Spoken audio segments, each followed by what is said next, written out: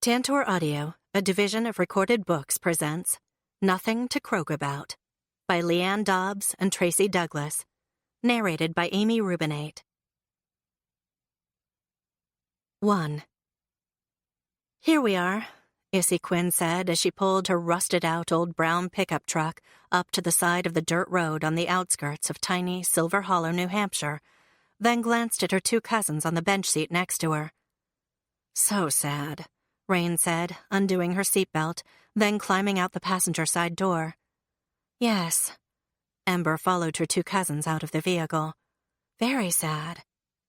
Issy walked around her vehicle, affectionately known as Brown Betty, to open the tailgate. Poor Adele.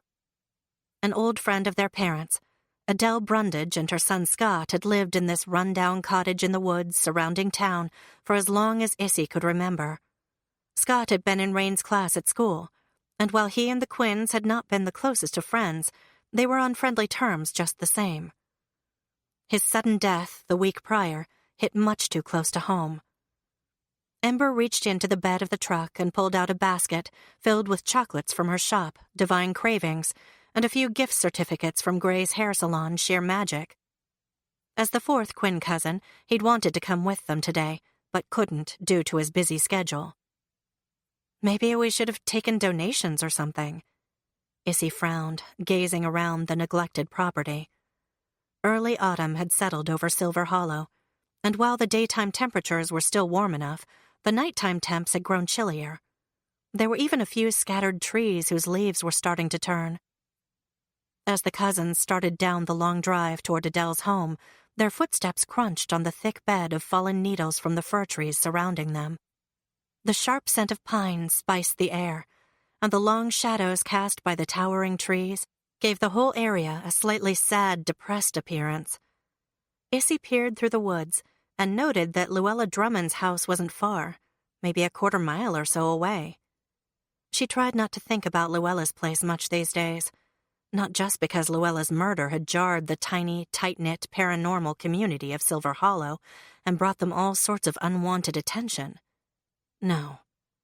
It was mainly due to a now permanent resident of the area by the name of Dex Nolan, who worked as an agent for the largest law enforcement group in the paranormal community, the FBPI, or the Federal Bureau of Paranormal Investigations.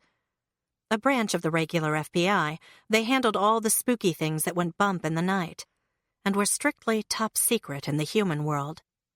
They weren't exactly welcome among paranormals either, considering they had a nasty reputation for carting any unfortunate paranormal they might take into custody to their also top-secret Area 59 compound, where all sorts of rumored, nefarious torture and testing practices took place.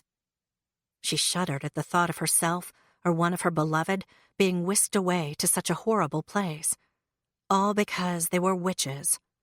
So unfair. Issy narrowed her gaze on a copse of trees far in the distance.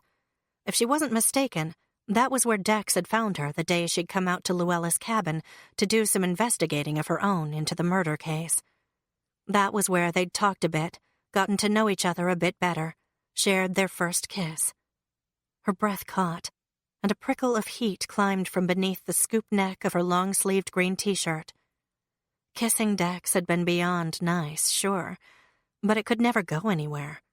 They were too different. She was a paranormal. He was a man who dedicated his career to bringing in people like her. Issy sighed and hurried to catch up with her cousins. "Why don't you just call him already?" Rain jostled against Issy as she adjusted her hold on one of two large blooming lily plants she'd brought for Adele. Rain's local landscaping business, Green Goddess Landscape and Florist, thrived because of her special gifts with plants. All she had to do was talk to them, show them a bit of special attention, and they grew year-round, despite the weather. "You know you want to see Dex again." Issy thought about playing dumb, but there didn't seem to be much point. She tried to brush the comment off instead. "I don't know what you're talking about." "Oh, come on." Ember nudged Issy's arm with her elbow. The afternoon sunshine glinted off Ember's auburn red curls and sparkled in her emerald eyes. Wearing one of her trademark blue gingham sundresses, She looked like a fairy tale princess come to life. I can tell by your dreamy expression that you're thinking about him. Not that I can blame you. Dex is a hunk, no way around it. Too bad he works for the enemy, since there was definitely something happening between the two of you that night at Enid's. The last thing Issy needed to think about right now was that disastrous evening at Enid Pettywood's last month. That had been a most unfortunate night, when a demon had poisoned Ember and injured Issy as she'd tried to save Dex's life. And poor Rain. Well, Issy was afraid Rain might never be the same after that incident.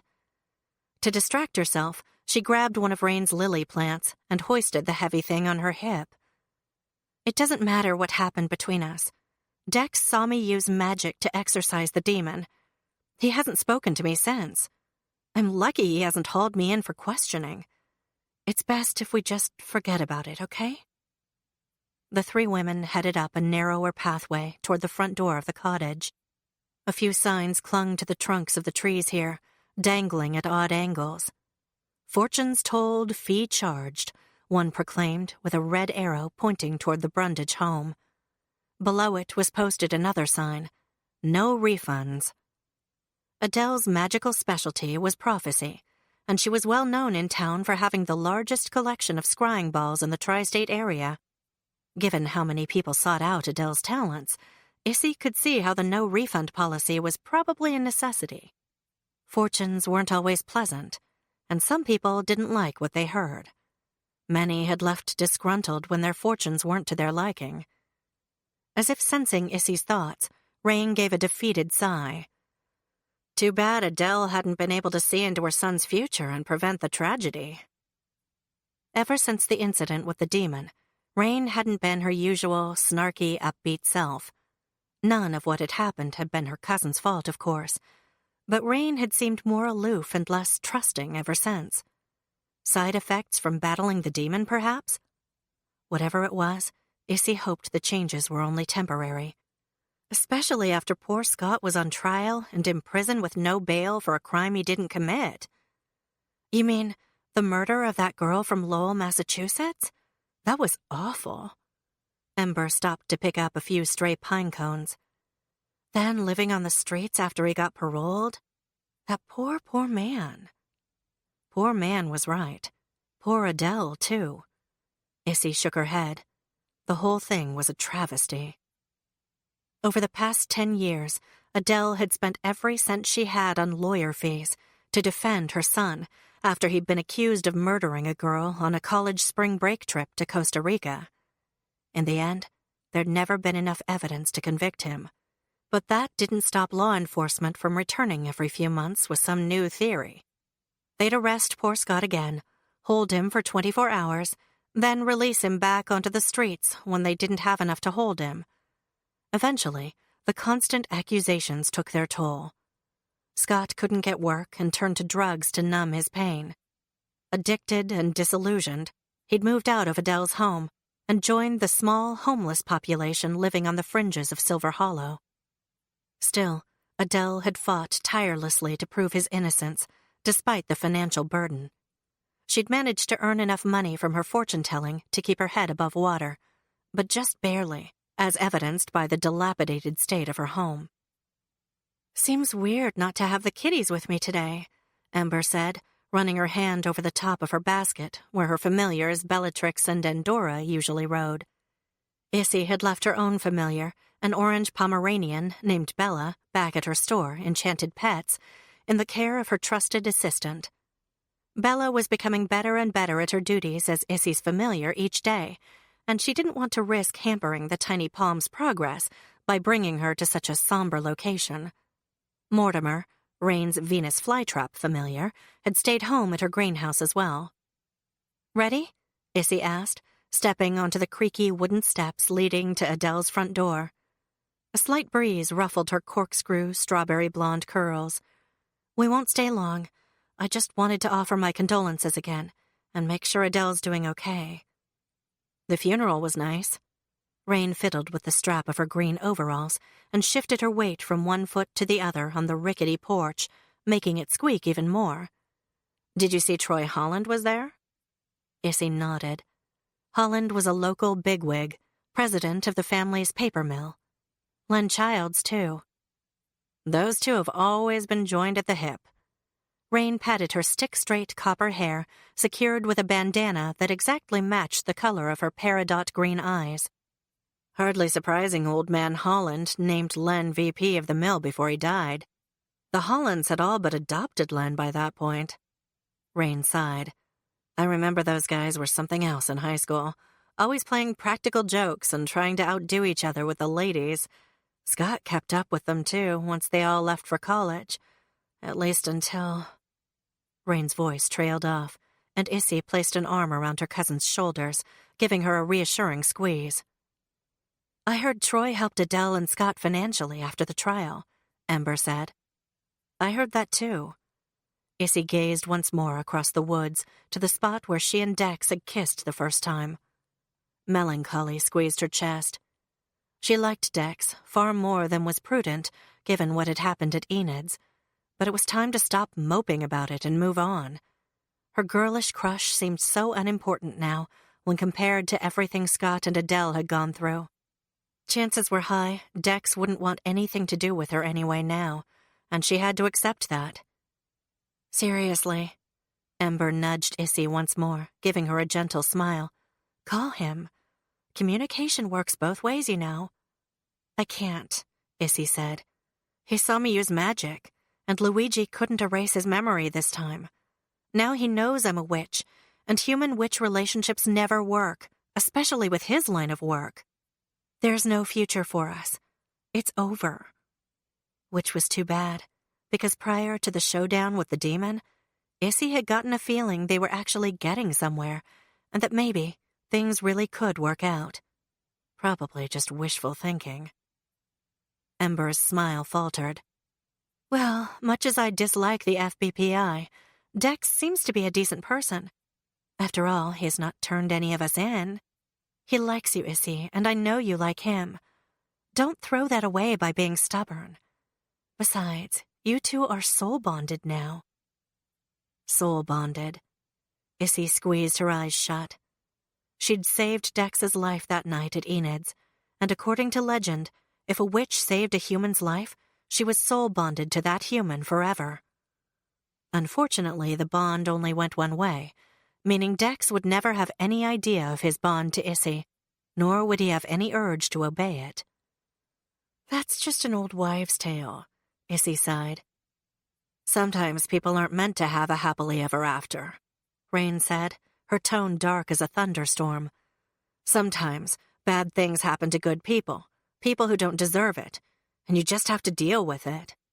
She shifted the huge Easter lily pot on her hip and rolled her eyes at Issy. Stop being such a Pollyanna, Em. I'm not being a Pollyanna. Ember frowned at Rain. Why are you so negative lately? Who's a Pollyanna? Brimstone trotted up onto the porch, his hellfire orange eyes glowing from his pudgy, charcoal gray face. He was the oldest and wisest familiar Issy had ever met. Not that she'd tell him that. The feline's ego was big enough as it was. Brimstone gazed around at the 3 Quinn cousins, then proceeded to take a seat and groom his front paws. Typical. Seems I'm the only familiar brave enough to hang out with you girls. Hey, Ember said, and Dora and Bellatrix are coming along just fine. So is Bella. Issy hugged her plant pot tighter. She's communicating with me telepathically now. How exciting, Brimstone said, his bland tone implying the exact opposite. What about Morty? Does he have root rot or something? No. Rain glared at the sarcastic cat. Mortimer's catching some afternoon rays today. He looked so content I didn't have the heart to move him, that's all. Sure. Brimstone sounded completely unconvinced. Well, are you ladies planning on actually going inside the house anytime soon? Issy gave him a side glance, then stepped up to Adele's front door. Except, when she raised her hand to knock, the door creaked open. She frowned and looked back at her cousins. That's weird. I better check things out. Brimstone slipped past Issy's ankles and into the house. "Brimstone," Issy hissed. "Get back here." No answer. She went ahead and knocked anyway to be polite, even though the door was now ajar. "Adele? It's Issy Quinn. I've got Ember and Rain with me. We stopped by to check on you and see how you were holding up." Nothing. "I've got a bad feeling about this," Rain whispered. "Me too," Ember agreed. Inside, Brimstone hissed loud. "Come on." Issy rushed inside, her cousins close on her heels and her pulse thundering in her ears. The small house was eerily quiet. Too quiet. They quickly searched the living room, then rushed down the short hall to check the 2 bedrooms. Adele was nowhere to be found. "Girls, get in here," Brimstone yelled from the kitchen. The Quinn cousins ran in to find the older lady sprawled on the scuffed linoleum floor, pale and unmoving. Issy pressed her trembling fingers to the side of Adele's neck and found a pulse, faint but present. "Stop it!" Brimstone cried. A whirling ball of energy chased him all around the kitchen. From what Issy could tell, it was a failed protection spell spinning out of control. Had Adele been attacked and tried to protect herself? "I'm calling 911. Rain pulled out her cell phone. Ember knelt on the other side of Adele and gently patted her cheek. "Adele, sweetie? Wake up. Can you speak to us?" Adele's eyes snapped open, and she gripped Issy's hand tight. "What happened, Adele?" Issy asked. "They hit me from behind," the older witch rasped. "Got me good, too." While Rain called for help, Issy carefully examined Adele's head. The hair near the back of her scalp was matted with blood. Given the small pool of crimson dried on the floor nearby, poor Adele must have been lying there injured for quite a while. "Who did this to you?" Issy said, her voice quivering. Adele's gray eyes clouded over and she coughed, the sound congested and desperate. "I didn't see them. I'm not long for this world, Isolde." She tugged Issy closer, surprisingly strong for a woman of her age, her expression fierce. "I won't go quiet, though. I want vengeance." "I think it's a bit premature for that." Issy's heart twisted as Adele's pale face turned even paler. "Hold on, the ambulance is coming." "It's too late," Adele rasped. Her eyes drilled into Issy's, holding her gaze like a magnet. Issy couldn't look away if she tried. "Someone did this to me, and I intend to make sure they pay. I curse a plague of toads on Silver Hollow until my killer is found." Before Issy could respond, Adele's body convulsed, and her head fell back as her last breath wheezed out of her. 2. "Police are on their way." Rain ended her call. "Oh, no." Issy said a quick blessing over Adele's body, then hung her head. "She's gone." Ember sniffed. "Who would have done something like this?" "No idea." Issy glanced over at Brimstone. "We need to neutralize that protection spell, though, before it drives our old friend crazy." The whirling ball of energy zipped after the cat, gathering momentum and small objects in its wake, bobby pins, a skein of yarn, a pot holder. Brimstone hissed, arching his back and batting at the thing. "Stop it!" "Adele must have cast the spell after she was hit to protect herself," Ember said. "In her dazed state, it didn't materialize correctly." Sirens wailed in the distance. Straightening, Issy pointed toward a cabinet hanging crookedly off the wall. "Get a bowl of water and some salt. Let's see if we can get rid of the spell before Owen and Dee Dee arrive." Once her cousins had done as she'd asked, Issy closed her eyes, took a deep breath, and clenched her fists tight before unfurling them at the whirling energy. "Novicio!" The glowing ball dissolved, the items contained in the tiny maelstrom falling to the floor, moments before Deputy Deidre Clausen raced into the room. Dee Dee took in the scene, then the 3 Quinn cousins, her expression suspicious. What's going on here, ladies? Brimstone yawned and stretched, giving his front paws a few more licks before heading calmly for the door, as if he hadn't just been chased by the miscast energy ball. Since you all have things under control, I'll just be going now. He darted outside before anyone could stop him. Silver Hollow Sheriff Owen Gleason charged inside, wearing one of his trademark Hawaiian shirts again, instead of his official uniform.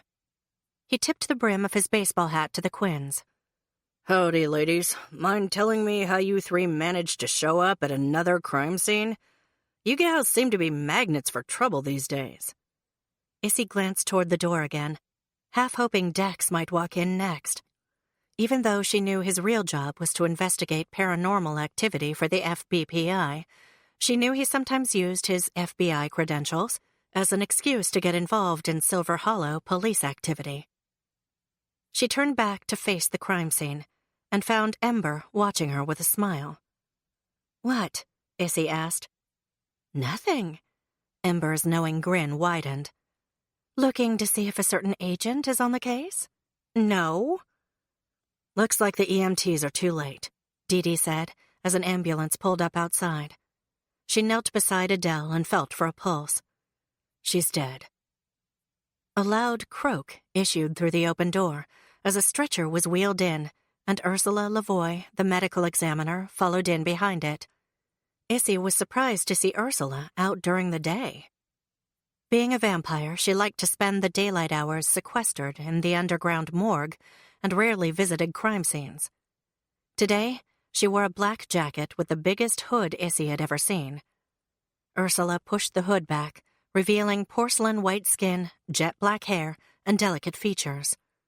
She nodded at Issy and her cousins, then bent down to inspect Adele. Dee Dee pulled the Quinns aside. Is there anything I need to keep from Owen? Their sheriff was human and had no idea about the paranormal community living under his jurisdiction. Issy glanced over at Adele as the EMTs gently loaded her onto the gurney, then back at the deputy. Dee Dee, a werewolf shifter, had made it her duty to keep Owen in the dark about all things paranormal. Ursula helped by neglecting to mention some of the more paranormal aspects of the various deaths. Not that they wanted paranormals to get away with murder, but the community just preferred to deal with them on their own. No, Issy said. We just stopped by to make sure she was okay. See? We brought gifts and everything, Rain added, pointing toward the plants and chocolates sitting on Adele's counter. What about all this stuff on the floor? Dee Dee nudged a bobby pin with the toe of her shoe. What's all this about? We think Adele tried to cast a protection spell after she'd been injured, Ember explained, her tone low. Because of her compromised state, the casting went awry and formed an energy ball that gathered all these things inside it like a mini tornado. Once I banished the spell, all the stuff fell out, Issy said. The EMTs wheeled Adele's body from the room, just as a second officer showed up. Issy hadn't seen the guy before, so he must have been new to the force. Given the recent rash of crime in the tiny village, it seemed the Silver Hollow Sheriff's Department was expanding. Owen walked over and held out a bunch of evidence bags to Dee Dee before snapping on a pair of latex gloves. Ursula says Ms. Brundage died from blunt force trauma to the head. You and Officer Dunlop process the crime scene initially until the CSIs get here. Make sure you dust all these knickknacks for fingerprints. He hiked a thumb toward the shelves full of crystal balls in the living room, then frowned at the items scattered on the kitchen floor by the energy ball. This place is a mess. Going to be hard to tell what's part of the struggle and what's just clutter. I'll have a look around and see if I can find the murder weapon. Yes, sir, Dee Dee called as Owen headed outside, then handed a pair of gloves and several evidence bags to her underling. Start in the living room, Dunlop. Got it, Deputy Clausen. The guy all but saluted before taking off into the other room. We've got to be careful around Owen, Dee Dee said once the guy was out of earshot. He's become way more dedicated ever since the Pettywood incident last month. Rain met Issy's gaze, then looked away fast. I found something, Owen yelled. He walked in with a heavy tree limb about the size and shape of a baseball bat. Dried blood caked one end of it. I'm guessing it came from her stash of walking sticks. There's a whole container of them by the front door. Issy looked to where he was pointing, and sure enough, there were walking sticks and what looked like regular tree limbs in a metal stand. She must have missed those in her haste to get inside earlier. How are you guys doing? Owen asked. I put Dunlop on the living room, sir, Dee Dee said. Okay then. Owen walked into the next room and stood, hands on hips, staring at the ransacked bookshelves lined with scrying balls. Issy gave Dee Dee a what-do-we-do-now look. Owen wrinkled his nose. Wasn't Adele some kind of fortune teller? Yes, Ember said before Issy could stop her. She used her crystal balls to tell someone's future. Issy gave her a stare. Oh, well, at least that's what she said. Right, Owen nodded. Yeah, I've heard folks around here talk.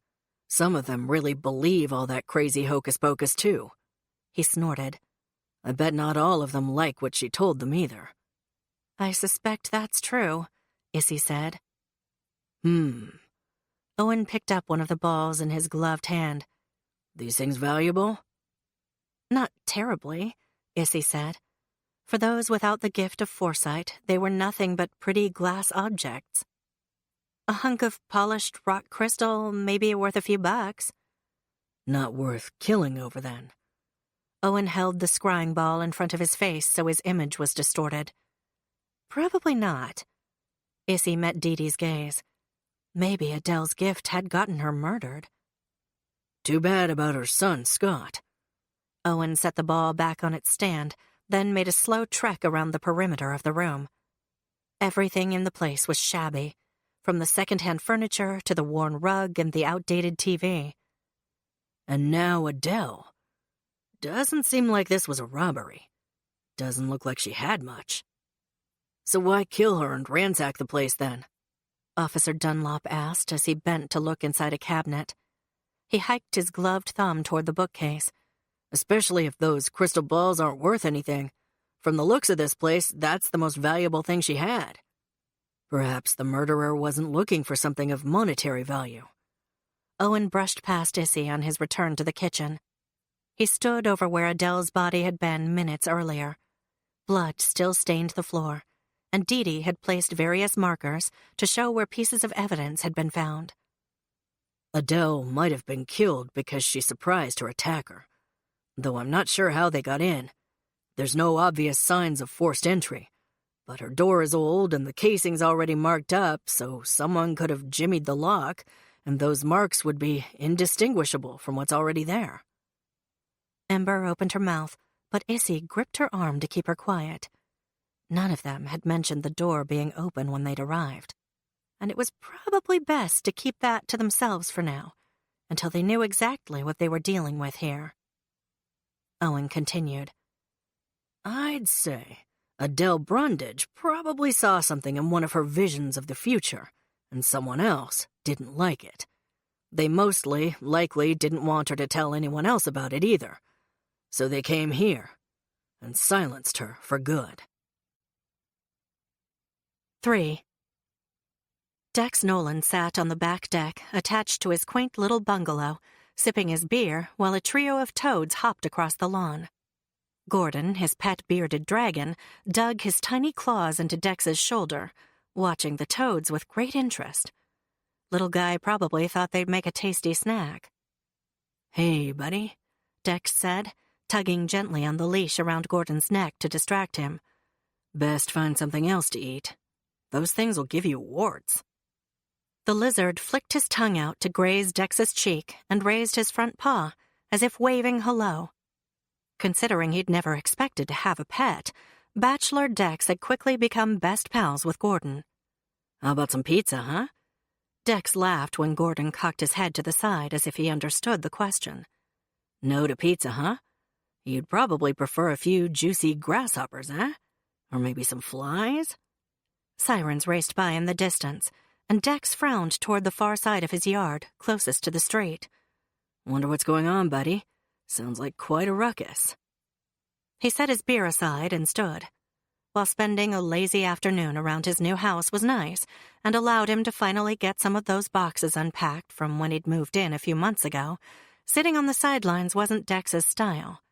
He preferred to be in the thick of things. It was why he'd taken this job in Silver Hollow, after all. Well, that and a certain feisty strawberry blonde who'd been ignoring him for the past 2 months. With a heavy sigh, Dex headed back inside and set Gordon on the perch in his vivarium. Honestly, he understood now why the FBPI would want an agent at this location full-time, given the strange occurrences around these parts. But that didn't help keep his mind off Issy Quinn or that weird night at Enid Pettywood's. Or maybe he should say miserable night. He'd failed to protect Issy from whatever the heck that thing had been that attacked her, so he couldn't blame her for not wanting to talk to him. Honestly, he'd gotten lucky that he'd only suffered the silent treatment. The last time he'd failed to protect someone put in his charge, a child had died. He walked into his kitchen and tossed his empty beer bottle into the recycle bin.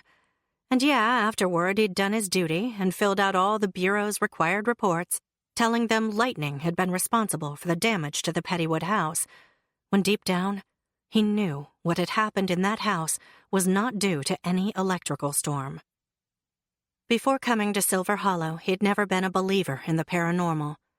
He'd taken the job with the FBPI mainly to assuage his guilt over that kid dying. Then, later, had decided to stay on to be closer to Issy.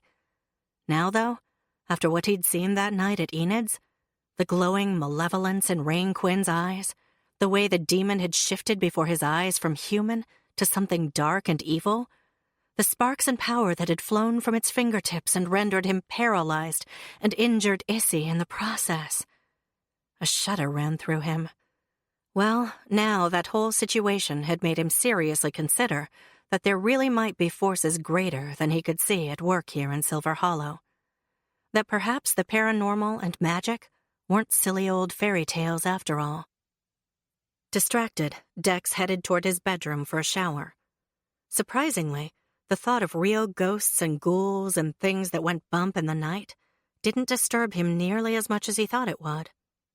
Maybe his time in the FBPI hadn't been a total waste after all. As he flipped on the shower and got out a towel from the linen closet by the door, he couldn't help but worry, though, about his sworn duty to bring in those he suspected of possessing these strange magical powers. Issy and her cousins hadn't just been there during the incident at Enid's. They'd been active participants in all the events and seemed to be mixed up in the paranormal happenings in the community. Which meant, eventually, Issy's and Dex's purposes would cross. Stepping under the steamy spray, his frown deepened. If it came down to it, could he arrest Issy or any of her cousins for suspected paranormal behavior? No, Dex didn't think he could. He'd met them, spent time with them, knew them all to be decent people. Arresting them seemed wrong. Dex soaped up and scrubbed down fast, then dried off and changed clothes, pulling on a fresh pair of jeans and a t-shirt, wanting to be comfortable on his day off. Then he padded back out to his kitchen to see what he might fix for dinner. Cooking, for one, was kind of a drag, but he did the best he could. While he stared into his fridge, the conflict between his personal feelings and the duties of his job circled in his mind.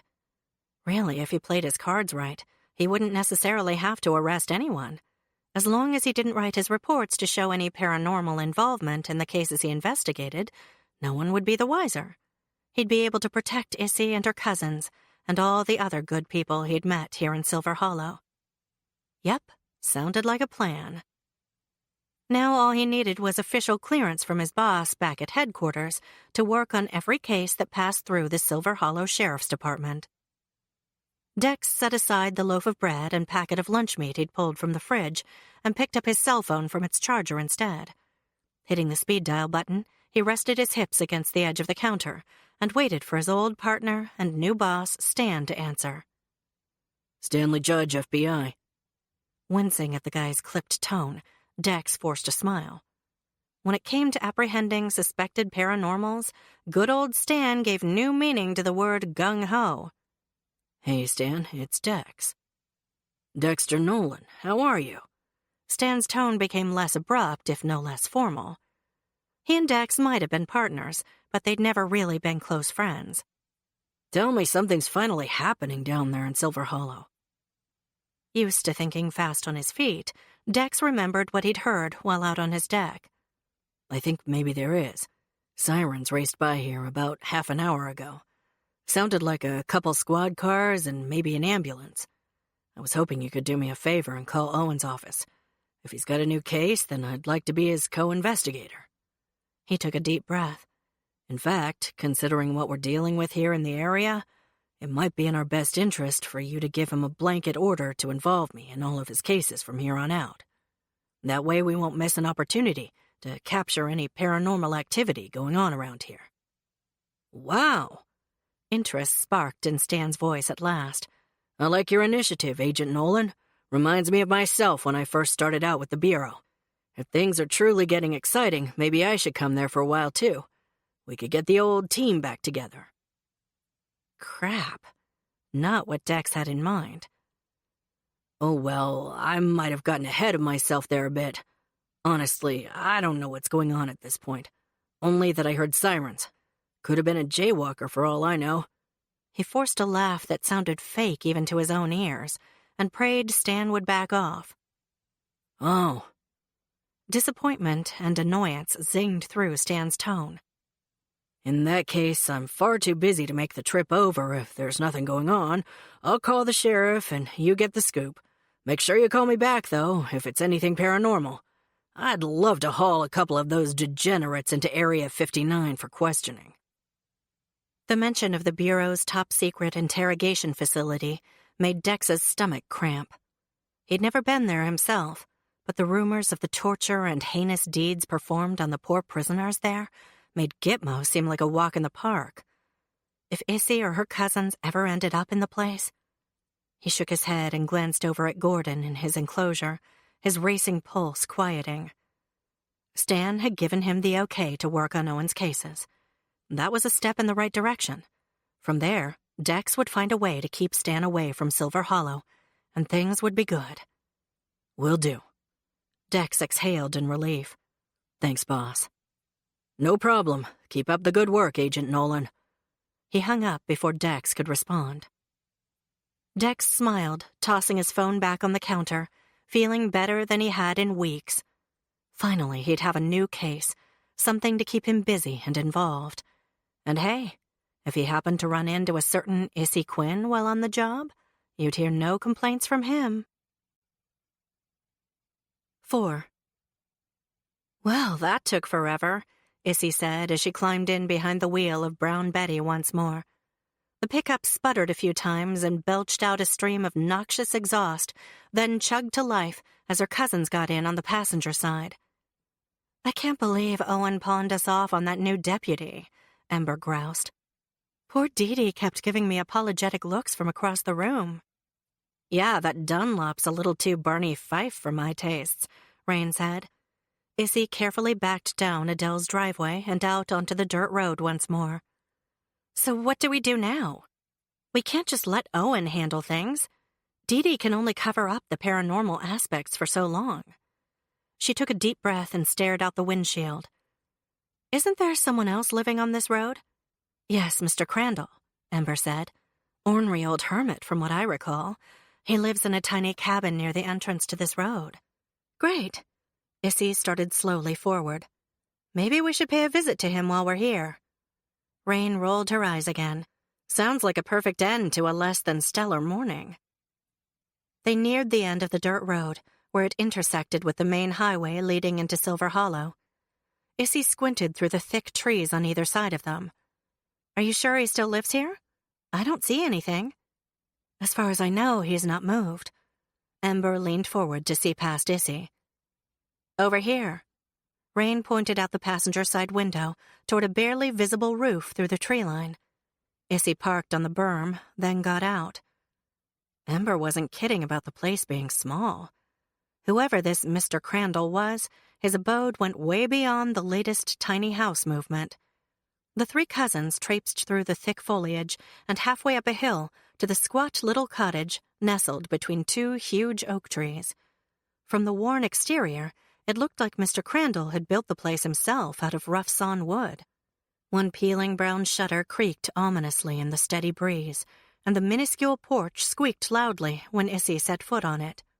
"Oh my!" Ember cried. "What's wrong?" Issy turned fast, her pulse tripping. "Toads!" Rain pointed to two of them skittering over the top of Em's cute white pumps. "Come on." Issy linked arms with Ember and pulled her up onto the porch. Rain trailed after them. "Let's see if Mr. Crandall's home." She knocked on his door, then took a step back, forcing a polite smile. No one answered. Huh. She tried again, but still nothing. Well, maybe he's not here right now. "Oh, he's home all right," Rain said, pointing toward an eyeball peering at them through the drapes of a nearby window. "Want me to wave at him?" "We should probably just go," Ember said. "Mr. Crandall is notoriously tight-lipped, from the rumors I've heard at my shop. I'm not surprised he won't let us in." "You could have mentioned that before we walked all the way up here." Issy stepped down off the porch, her cousins following. Guess they'd just have to find out what happened to Adele some other way. "What do you want?" a gruff male voice yelled from behind them. Issy whipped around and spotted a short older man with snow-white hair scowling at them through a small crack in his front door. "Mr. Crandall?" Issy flashed her friendliest smile and started back toward the tiny home. "My name is Issy. My cousins and I were hoping to talk to you about—" "We're here about Adele Brundage," Rain called to him. "I know who you are. You're the Quinns. Knew your parents. Remember seeing you all as babies." The old man looked at each of them, then back to Issy again, his brown gaze suspicious. "What do you want with Adele?" Stepping cautiously back up onto the porch, Issy was half scared the older man would slam the door in her face. "I'm so sorry to be the bearer of bad news, Mr. Crandall, but Adele Brundage was murdered." "The devil, you say?" Mr. Crandall eased open his front door a bit wider. He couldn't have stood more than 5 feet high, and his shoulders were permanently slumped with old age. Poor Adele. I knew something wasn't right when all those police cars came racing up earlier. And then that ambulance. Terrible, terrible thing." He shook his head and frowned. "Adele was a nice lady. Didn't deserve the lot she got." He started to go back inside and ease the door shut behind him, but Issy stepped forward and stuck her foot into the jamb to keep him from closing it all the way. "I'm sorry to bother you again, Mr. Crandall, but we were wondering if you might have seen anything strange going on at Adele's place recently." "Strange?" He glanced back at her over his shoulder. "No. I don't hear too good, and most of the time I just keep to myself and mind my own business, like most people should." His implicit tone wasn't lost on Issy. "Besides, with that fortune-telling business of hers, there was always a lot of cars and people coming and going." "You don't remember seeing anything odd or maybe someone lurking around her home?" "I really don't want to get involved," he said, starting to close the door again. "Wait." Ember raced up beside Issy. "I'm pretty sure I have an extra batch of that Panucci fudge you love so much back at my shop, Mr. Crandall." The door opened slightly wider again, and Mr. Crandall's expression brightened. "Oh, Panucci fudge. I've not had that in a coon's age." Ember smiled. "Well then, I might just remember to bring you some. Memory is a tricky thing, though, like you said. Sometimes you have to think hard to remember." Mr. Crandall narrowed his gaze. "I see. Yes, you're right. Now that I think about it, I did see something peculiar over at Adele's place. Not last night. Wasn't nobody there then, near as I could tell. Course, I can't see much from here. Trees are too thick. But when there's a ruckus, I look out. And yesterday afternoon, I saw Jerry Blaisdell come peeling down the road in that red Honda Civic of his. That boy was hell-bent for leather, I'm telling you." "About what time was that, Mr. Crandall?" Issy asked. "Early afternoon, about 2 or so, I'd say." "And you're sure he was at Adele Brundage's?" Rain asked. Mr. Crandall gave her an annoyed look. Where else would he be going, Missy? Ain't nobody else live out this way except me and her. With that, he shuffled back inside, turning to face Ember as he grasped the side of the door. Don't you forget my fudge now, you hear? Then he slammed the door shut in their faces. Okay, then. Issy blinked at the wooden door. Well, at least we got a bit of new information. Yes. Ember linked arms with them, and the 3 Quinn cousins stepped down off the porch together, heading back through the woods to Brown Betty. And all it cost us was a pound of fudge. I wonder when Adele was actually attacked. Couldn't have been that long ago. Certainly not yesterday afternoon when Jerry sped by. Rain held the door of the truck open for Ember. Crandall likely wouldn't have noticed any other cars driving by in the middle of the night. She might have been lying in the kitchen for a while, but the blood around her head was still sticky, Ember said. True. Issy fastened her seatbelt, then started the engine. But why would Jerry Blaisdell want to hurt Adele? Not sure. He has been acting strange lately, though, Ember said, straightening the skirt of her sundress. One of my customers told me the other day Jerry's emotions have been getting the better of him, and he's been casting spells by mistake. Really? Issy waited for traffic to pass on the highway, then turned out and headed back toward Silver Hollow. Do you think maybe Adele foretold his problems with her scrying ball, and he didn't want to risk her telling anyone? Or maybe he cast an illegal spell, Rain said. If Adele foresaw it, then she'd be honor-bound to report it to Luigi, and he'd have to bring it up to the committee for prosecution. The committee was the regional governing body for all the local covens and paranormal activity. They weren't nearly as bad as the FBPI when it came to punishments, but they could still make a paranormal's life miserable if necessary. As Issy passed the sign welcoming them to Silver Hollow, a black Cadillac passed them on the 2-lane highway. Issy glanced into her rearview mirror in time to see the car turn off down Adele's dirt road. Huh. Why would you think a fancy car like that would go to see Adele? She asked. Could be one of her clients who doesn't know she's dead, Ember said. Maybe. Issy checked both ways, then made a U-turn and headed back toward Adele's. She slowed as they passed the entrance to the dirt road and spotted Troy Holland and Len Childs getting out of the Cadillac. What are they doing here? Rain asked, crowding Ember to see out Issy's window. I can't imagine they'd have much use for Adele Brundage or her talents now. Let's find out. Issy turned back down the dirt road. Ahead, tall, blonde, handsome Troy straightened his preppy blazer, then said something to Len. Len, thinner and shorter than Troy, with glasses and pockmarked skin, laughed and slapped Troy on the back. Even back in school, Troy had always seemed like the leader of the two. Looked like nothing had changed. As she pulled to a stop behind Troy's Cadillac, a fat toad hopped in front of her car. Adele's curse ran through Issy's mind once more. A plague of toads on Silver Hollow until my killer is found. The 2 men stood just to the side of the road, staring at all the squad cars clogging Adele's dirt driveway. What's going on here? Troy asked, as Issy and her cousins approached. We came by early and found Adele dead inside her house, Rain said, standing slightly back from the group with her arms crossed. She's dead? Len asked, the color draining from his cheeks. Afraid so, Ember said. She was actually still alive when we found her, but passed away shortly afterward. How awful. Troy seemed genuinely sad. Did she say anything about what happened? Why would someone want to kill her? No, not a word. Issy watched the 2 men carefully. The police are investigating now. She was struck from behind in the back of the head, so she didn't see her attacker. A large, golden-eyed toad glared at Issy from the side of the road, urging her on. What are you guys doing here? Issy asked. Len looked from Issy to Troy, then back again. We stopped by to see how she was getting along too, same as you. We hadn't seen her since Scott's funeral. I didn't think you guys hung out together anymore, Rain said, her gaze narrowed.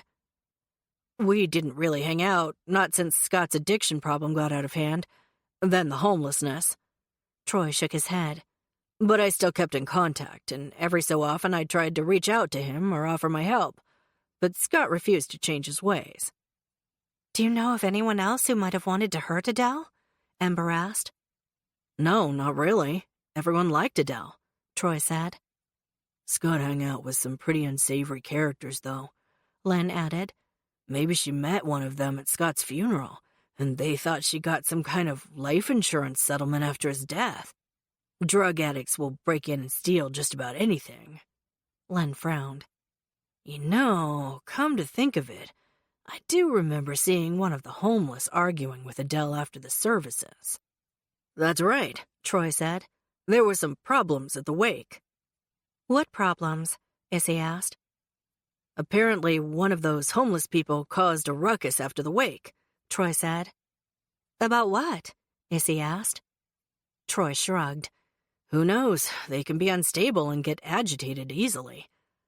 You said problems. What else happened? Rain asked. That guy used to work security at the mill for Dad. That one that was a camera buff. Troy glanced at Len, as if expecting him to refresh his memory on who it was. Jerry Blaisdell? Rain offered. Yes, Troy smiled. He pulled Adele aside, and it looked like they were arguing. What about? Issy scrunched her nose. Jerry might have been not quite himself lately, but she couldn't imagine the guy confronting someone like that at a funeral. Don't know. Troy shook his head. I wasn't close enough to hear, but the discussion looked very animated. It was before the wake started. Len and I helped Adele get set up. I didn't try to eavesdrop or anything. I did notice she was upset, though, when she came back into the room, but I didn't want to pry. He gave an angry snort. Can you imagine having the gall to argue with a woman at her own son's wake? Who would do that? 5. Later that night, all 4 Quinn cousins convened around their usual gathering spot, the fire pit behind Issy's house. The autumn air had turned cooler this evening. Add in a slight breeze blowing off the lake in the distance, and it forced them all to bundle up. It didn't stop them from eating, though, and they had their usual snacks of veggies with dip, chocolate bark from Divine Cravings, popcorn, and s'mores toasted over the fire around which they all sat. Despite the chill, toads croaked louder than usual in the night. Bella's doing so well with her lessons, Issy said, kissing her little Pomeranian familiar on the top of her furry head. I told Brimstone earlier she's communicating with me telepathically now. Some of her messages are still gibberish, but they get clearer every day. That's great, Ember said, pulling her 2 feline familiars, Endora and Bellatrix, from their basket. One kitten pure black, the other pure white, snuggled into the fleece blanket spread across her lap. The girls are getting more comfortable talking to me telepathically, too, though we've still got a way to go. Brimstone snorted from his spot at the end of one of the logs surrounding the fire pit. Gee, maybe one day they'll actually earn the title of familiar. Bella doesn't have to earn anything, Issy said, giving Brimstone a look before holding up the tiny palm and kissing her on the nose. You're Mommy's perfect little familiar, aren't you? The large charcoal-colored cat rolled his eyes and resumed his grooming. Morty looks good, Issy said to Rain while settling Bella on her lap again. And he's got a guest. Rain frowned down at her Venus flytrap familiar, then nudged a toad out of his large pot. Yes, he's back to his old self again after everything that happened. Her voice held a wistful tone, and Issy's heart ached a bit for her cousin, who'd been through so much over these past couple of months. In fact, he's grown so much in the past couple weeks I had to repot him yesterday. Brimstone hissed, then batted a toad away from his tail. I hope you find Adele's killer soon. All these toads are becoming a nuisance. Gray shook his head, and his white cockatoo familiar Cosmo flapped his wings to gain better purchase on Gray's muscular shoulder. Tell me again how Adele's death is related to this amphibian invasion? Issy sighed and tucked a strawberry blonde curl behind her ear. The last thing Adele uttered before she passed over was a curse on Silver Hollow. A plague of toads, to be precise. It won't expire until her killer is found. Marvelous. Gray wrinkled his nose and pushed a large toad aside with the toe of his boot. Any ideas on who her murderer might be? Jerry Blaisdell seems like a viable suspect, Rain said. We were talking earlier today about how erratic he's been acting lately, casting unintentional spells and having inappropriate emotional outbursts. That doesn't necessarily make him a killer, Issy said. He wasn't the only person visiting Adele for readings. A lot of people in town had regular appointments with her. Would she start readings again so soon after Scott's funeral? Ember asked. Maybe she wanted to get back into her routine. Gray shrugged, frowning into the fire. Lots of people use their jobs to help them forget about their troubles. True. Issy narrowed her gaze on the dancing flames. Motive-wise, Owen thinks Adele must have seen something in one of her scrying balls, and a client didn't want her to tell anyone. I'm not sure about that, Rain frowned. If she did see something, why wouldn't that person just kill her right away? Why wait? Good question. Ember stroked Endora's fur. Dee came into Divine Cravings this afternoon and told me Ursula thinks Adele was attacked early this morning, not during her normal business hours. Since when do witches have normal business hours? Brimstone asked with his usual snarky tone. Maybe her killer took time to think about what Adele saw. Maybe the more they thought about it, the more they realized they didn't want it getting around town. Then they came back later to do the deed, Gray offered. Well, if Ursula said she was attacked earlier this morning, then for Owen's theory to be right, it would have been a client she saw yesterday. Which leads us right back to Jerry Blaisdell, since he's the one person Mr. Crandall said he saw drive up to Adele's yesterday. I'm surprised Adele didn't keep some kind of appointment book for her clients. I use one at sheer magic, and most days, it's the only way I keep my sanity, Gray said. Better get a new one then, because I don't think the old one's working anymore, Brimstone said, his hellfire orange eyes holding a definite twinkle of amusement. Funny. Gray gave the cat a flat look, then fed Cosmo a Brazil nut. Not. The sound of a car engine, followed by the crunch of footsteps on Issy's gravel driveway, made the cousins tense. Expecting more company? Rain asked Issy. No. She scowled at the corner of her house. I can't imagine who that would be. Howdy, Quinns. Dee rounded the end of the house and walked up to their fire pit. Having a good evening, I hope? Fine. Ember scooted over to make room for their unexpected new arrival. What brings you here tonight, Deputy? I heard you talking about the case when I drove by and figured I'd pull in, she said, ignoring the question. The Quinns exchanged a look, and Dee chuckled. Don't worry, I wasn't eavesdropping, and I've got extra good hearing, too. Wolf shifter, remember? Issy exhaled, forcing her tense shoulders to relax slightly. One could never be too careful these days, but Dee was a friend. Anyway, I thought maybe we could save each other some trouble, Dee said. Yeah? Rain passed her a paper plate and bowl of fresh popcorn. How? We can make a trade. Dee piled her plate high with snacks from the table, threw on a pile of popcorn, and then handed the bowl to Gray. I saw you talking to Mr. Crandall after you left Adele's. We tried to question him too, but he wouldn't tell us anything. Owen wants to know what he said. So, you tell me your information, I'll tell you mine. Bella yipped, and Issy smiled. Mr. Crandall didn't tell us much either, unfortunately. Only that he saw Jerry Blaisdell at Adele's place yesterday afternoon for a reading appointment. Mr. Crandall said he didn't see anyone else come or go. No one else, huh? Nope, Issy said.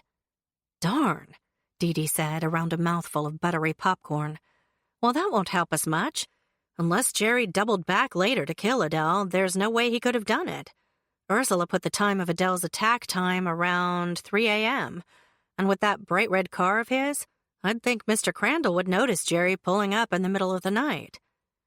I hate to bring this up, Issy said, but do you think it might have been one of the homeless people Scott associated with? Owen already thought of that, too. Sent officers out to question them about an hour ago. Dee finished the last of her popcorn, then set her empty plate aside. We looked for an appointment book, but didn't find one at her place. It was stolen? Gray asked. Most likely, Dee Dee said. We figure that's why the bookcase was ransacked. They were looking for it. Interesting, Issy said as Dee Dee stood to leave. Guess we'll have to find it then. Dee Dee stopped and turned back to Issy. Oh, one other thing. Dex Nolan is now officially working with us on the case. 6. The next morning, Dex stood in Owen's office at the Silver Hollow Sheriff's Department. Not nearly as impressive as it sounded. The offices were basically 1/4 of one floor of the Silver Hollow Municipal Building downtown. Owen had another one of his garish Hawaiian shirts on, and Dex had to wonder where exactly the guy managed to find the things in the northern woods of New Hampshire. Hard to believe someone would special order a blue and orange shirt festooned with palm trees and surfboards, but then again, to each his own, he supposed. What evidence have you collected so far from the murder scene? Dex asked, as Owen plunked down in his chair and kicked his boat shoe-covered feet up on his desk. Honestly, the guy looked way more like a surfer than any law enforcement officer Dex had ever seen. Any suspects in custody? Nope. Owen shook his head, sending his shaggy blonde hair dancing around his head. Not likely to bring any in soon, either. Why not? Dex frowned. I thought you found the murder weapon. I did. No fingerprints on the log, though. Appears it came from Adele's own house. Which supports my theory. The killer didn't go there to murder her. Dex leaned against the edge of Owen's cluttered desk. If it was premeditated, they would have brought a weapon. Not necessarily. Owen narrowed his gaze. Perhaps the killer did bring a weapon, but then they got into a fight with Adele. In the heat of the moment, they picked up whatever was handy, a heavy log, and hit her. Or maybe they were planning on murder and knew they could use the log as a weapon. It works better for the killer if we can't tie the log to them, right? Dex sighed. I guess it's possible. Either way, though, I'd say we're dealing with a person who's not an experienced killer, since they left the job unfinished. Poor Adele lingered for hours before she finally died. Just when help had finally arrived, too. Dee Dee walked in, waving to both men. Hey guys, just grabbing some paperwork. Don't let me disturb you. No problem, Deputy. Dex continued to ponder the case. What about your whole killer being a client theory? I'm not sure that's valid. What could Adele possibly have told her client that would be bad enough to kill for? She was basically running a fortune-telling scam out of her home. Everybody knows that stuff isn't real. Owen shrugged. Some people around here take that stuff really seriously, though. Right, Dee Dee? Right, boss? Dee Dee glanced from Owen to Dex, then back again. Now that he thought about it, Dex couldn't exactly write Adele off as a fraud altogether. Given the weird stuff he'd encountered in Silver Hollow thus far, maybe Adele Brundage really could see into the future with all her crystal balls. An unexpected pang of sadness filled him. Too bad Adele couldn't have foreseen her own demise. Dex looked up to see both Owen and Dee Dee watching him. Oops. He hadn't meant to say that last part out loud. Dee Dee gave him a kind smile. Unfortunately, it doesn't work like that, at least from what Adele told me. She said she never could see anything about herself or her family. She tried during Scott's trial. Hoped to get some information to clear him, but it never happened. What about her son's homeless friends? Dex asked. I don't think it was one of them. I had my officers go down there last night and they came up empty. Owen tucked his hands behind his head. Given Scott's history, he would have been my first suspect. But with him dead, that marks the guy off the list. He was accused of murder, right? Dex asked. Yeah, happened 10 years ago in Florida. You know how rowdy those spring break parties get. From the grin on Owen's face, Dex suspected Owen had first-hand experience with just how rowdy things got at those parties. Owen's grin dimmed. Anyway, things turned bad in this case. A girl was strangled and left naked on the beach. Scott and his friends were seen with the girl earlier that night, and the police pegged him as their #1 person of interest. Still, they never presented enough evidence to convict him, and he was acquitted. Poor guy always maintained his innocence, but his public image was forever tarnished. Owen shook his head. Things only went downhill from there for Scott. He got involved in drugs and lived on the streets for years until his overdose last week. Sad story. Dex straightened. Would you mind if I tried talking to some of Scott's friends myself? Not at all. Owen dropped his feet from the desk and stood. He was living with the homeless group just north of town on the riverbank under the old bridge. You can talk to Jerry Blaisdell, too, if you want. His name keeps coming up in relation to Adele. 7. That same morning, Issy unlocked the door to her shop, Enchanted Pets, and stepped inside, only to find 3 toads following her through the open doorway. Gently, she shooed them back outside, where they squatted on the curb and glared at her angrily as she shut the door in their faces. Sighing, she tossed her keys on the counter before switching on the lights. She'd noticed several more toads hopping around in her yard this morning, and again in the town green across from her shop. Not enough to cause widespread alarm amongst the good citizens of Silver Hollow yet, but enough to be worrisome. They needed to find Adele's killer, and fast. She and Gray had planned to go talk to Jerry Blaisdell around 11, which would hopefully give them time to catch the guy before he went to lunch.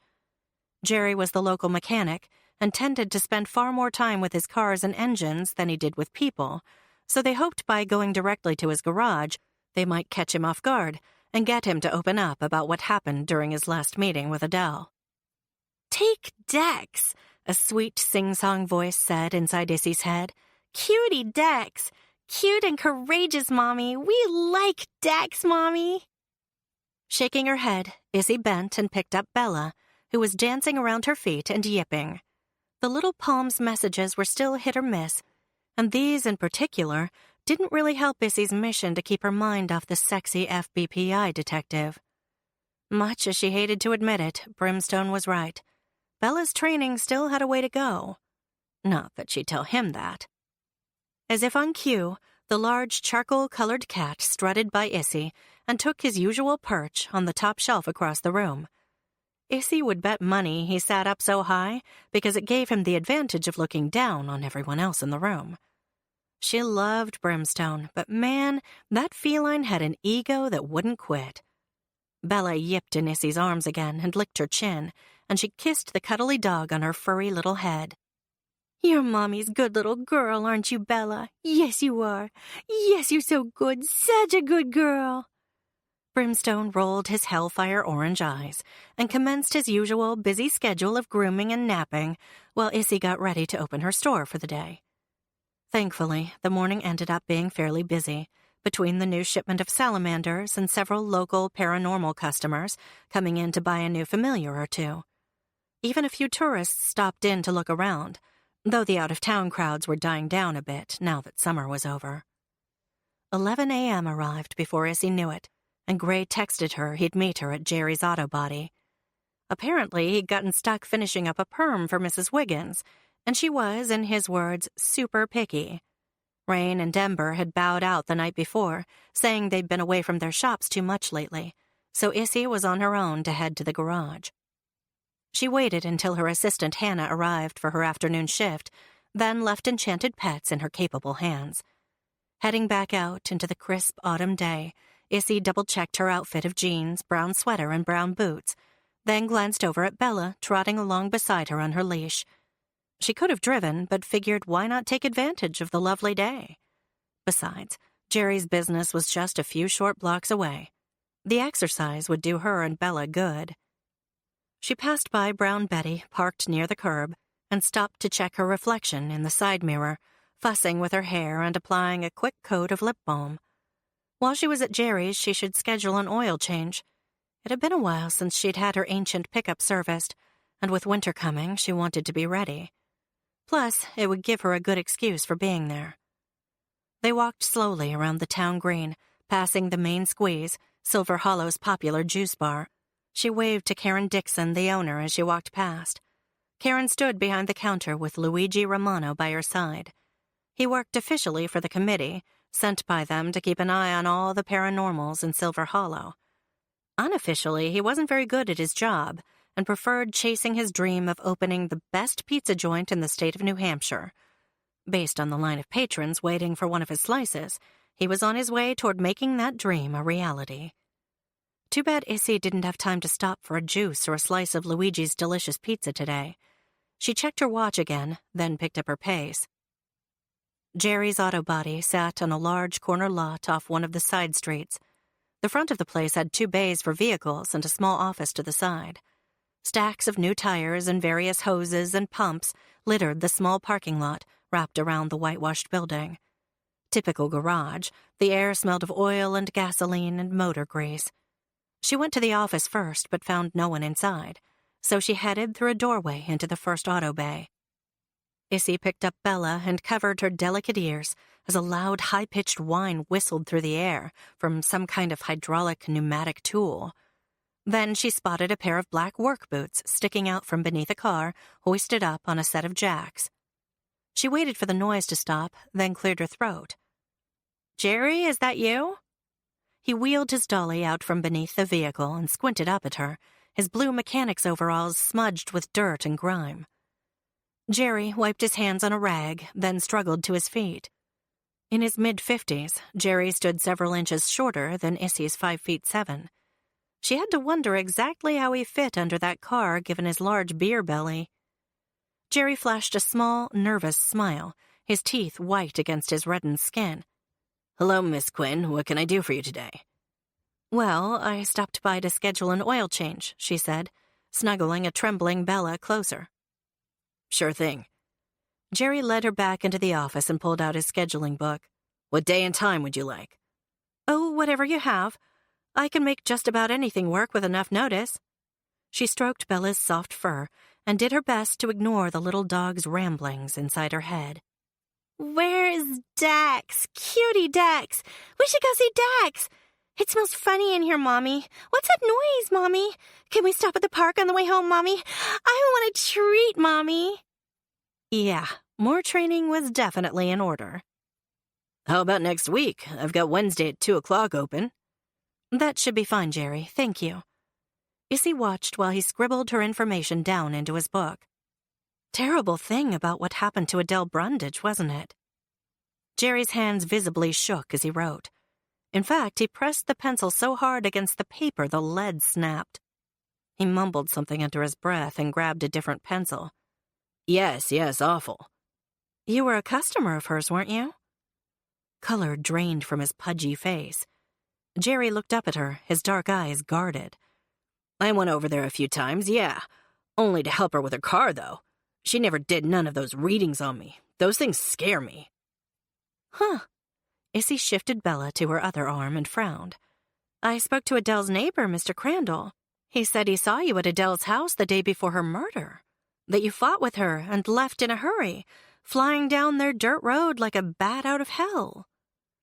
Expression darkening to a scowl, Jerry stepped back from his small, cluttered counter. "What? No, I never fought with Adele. I liked her. We got along just fine. We were friends. Why are you here asking all sorts of questions anyway, Miss Quinn? You working for the cops now or something?" "No, Jerry, I'm not with the police. I'm just trying to find out what happened to her." "Well, I don't have to answer your questions then." Jerry kept backing away, his arms flailing now, as his gestures became more animated. Every so often, tiny sparks would fly from his fingertips as errant spells were cast. One wave caused the coffee pot in the corner to explode. Another sent a set of wrenches in the auto bay clattering to the ground. The loud noises caused Bella to jump and twitch in Issy's arms, their mental bond going haywire the more nervous the little palm became. "What's happening, Mommy? I'm scared, Mommy. This man is angry, Mommy. Cutie Dax. I want to see Cutie Dax. Dax isn't scary, Mommy. We like Dax, Mommy." "I think you better go, Miss Quinn." Jerry advanced toward her now, his dark eyes wild. He waved his right arm, and the large potted ficus by the door disappeared in a poof. "I need to get back to work now." Jerry had her cornered, his arms flailing. She squeezed out from the corner and turned abruptly, running into a wall. No, not a wall. A man. She looked up into the handsome face of Dex Nolan, just as he put himself between Issy and Jerry, diffusing the tense situation. "Agent Dexter Nolan, FBI." Dex's calm tone was at odds with Jerry's dark frown. Is there a problem here? Jerry's expression shifted quickly to nervousness. No, sir, no problem at all. I was getting Miss Quinn here scheduled for an oil change next week. Good. Dex gave the smaller man a cool smile. Wait here for a moment, Mr. Blaisdell. I have some questions for you. But first I need to speak with Miss Quinn a moment. Sure. Dots of crimson returned to Jerry's pale cheeks, and he looked around, anywhere but at Issy. Still too stunned by the abrupt change in Jerry's demeanor when she'd brought up Adele, Issy remained rooted to the spot. Dex took her arm and gently guided her outside the office. Are you all right? Yes, I'm fine. She smoothed a hand down the front of her sweater, doing her best to keep a hold of Bella, who was attempting to leap into Dex's arms. Thank you for asking. He crossed his arms, watching her. The movement only served to highlight his beefy arms and broad chest. Issy was grateful he'd stepped in when he did with Jerry, but seeing him again gave her mixed emotions. Part of her wanted to grab him and kiss him silly. The other part of her remembered a relationship between a witch and a mortal would never, ever work. Torn, she stroked Bella and did her best to tune out her familiar's besotted ramblings. Cutie Dex! We want to cuddle Dex and snuggle him and stay with him. Can we, Mommy? So, Dex said, breaking the awkward silence. Involved in another murder, huh? He raised a dark brow, his expression curious. His voice was soft and smooth, and as inviting as black velvet. Her resolve to steer clear of him softened. Maybe he could eventually accept her as a witch after all. The kisses they'd shared had been beyond magical. This was not helping her situation. Not at all. She took a step back and squared her shoulders. Issy couldn't let Dex Nolan distract her. Not now. Not when her friend had been murdered and they had a potential toad apocalypse on the way. I'm here as a concerned citizen, that's all. I have every right to ask questions. Is that so? Dex's voice grew edgier, and he closed the distance between them once more. It's not safe, Issy. You need to stay away from potential killers. Issy inched backward again, only to smack up against the cinder block wall of the building. You don't know that Jerry killed Adele? Dex continued to move closer, until mere inches separated them. And you don't know that he didn't. Once more she was struck by the heat of him, the power of his muscles beneath his dark blue shirt, the scent of his cedar and sandalwood cologne. They were so close now, if she raised up on tiptoe she could kiss him again. Her lips tingled. As if drawn by an invisible cord, Issy leaned nearer, nearer. Sorry I'm late. Gray's deep baritone had her jumping away from Dex. Heat prickled up from beneath the neckline of her sweater, and Issy kept her gaze steadfastly on the toes of her brown boots. No problem, she managed to squeak past her constricted vocal cords. Dex remained silent. Gray stepped closer, his tone laced with interest now. Am I interrupting something? No, both she and Dex said in unison, each taking another step away for good measure. She forced herself to meet her cousin's gaze. I was making an appointment with Jerry, and Dex happened to show up at the same time, that's all. Right. Gray looked between the two of them, his expression quizzical. Sorry again about being late, Issy. Mrs. Wiggins changed her mind about her hair color, and It's fine. Issy grabbed Gray's arm and tugged him toward the parking lot. I was just leaving. Issy? Dex called from behind her. She turned back to face him again, then regretted it almost instantly. The concern on his face almost melted her heart. Be careful around those potential killers, okay?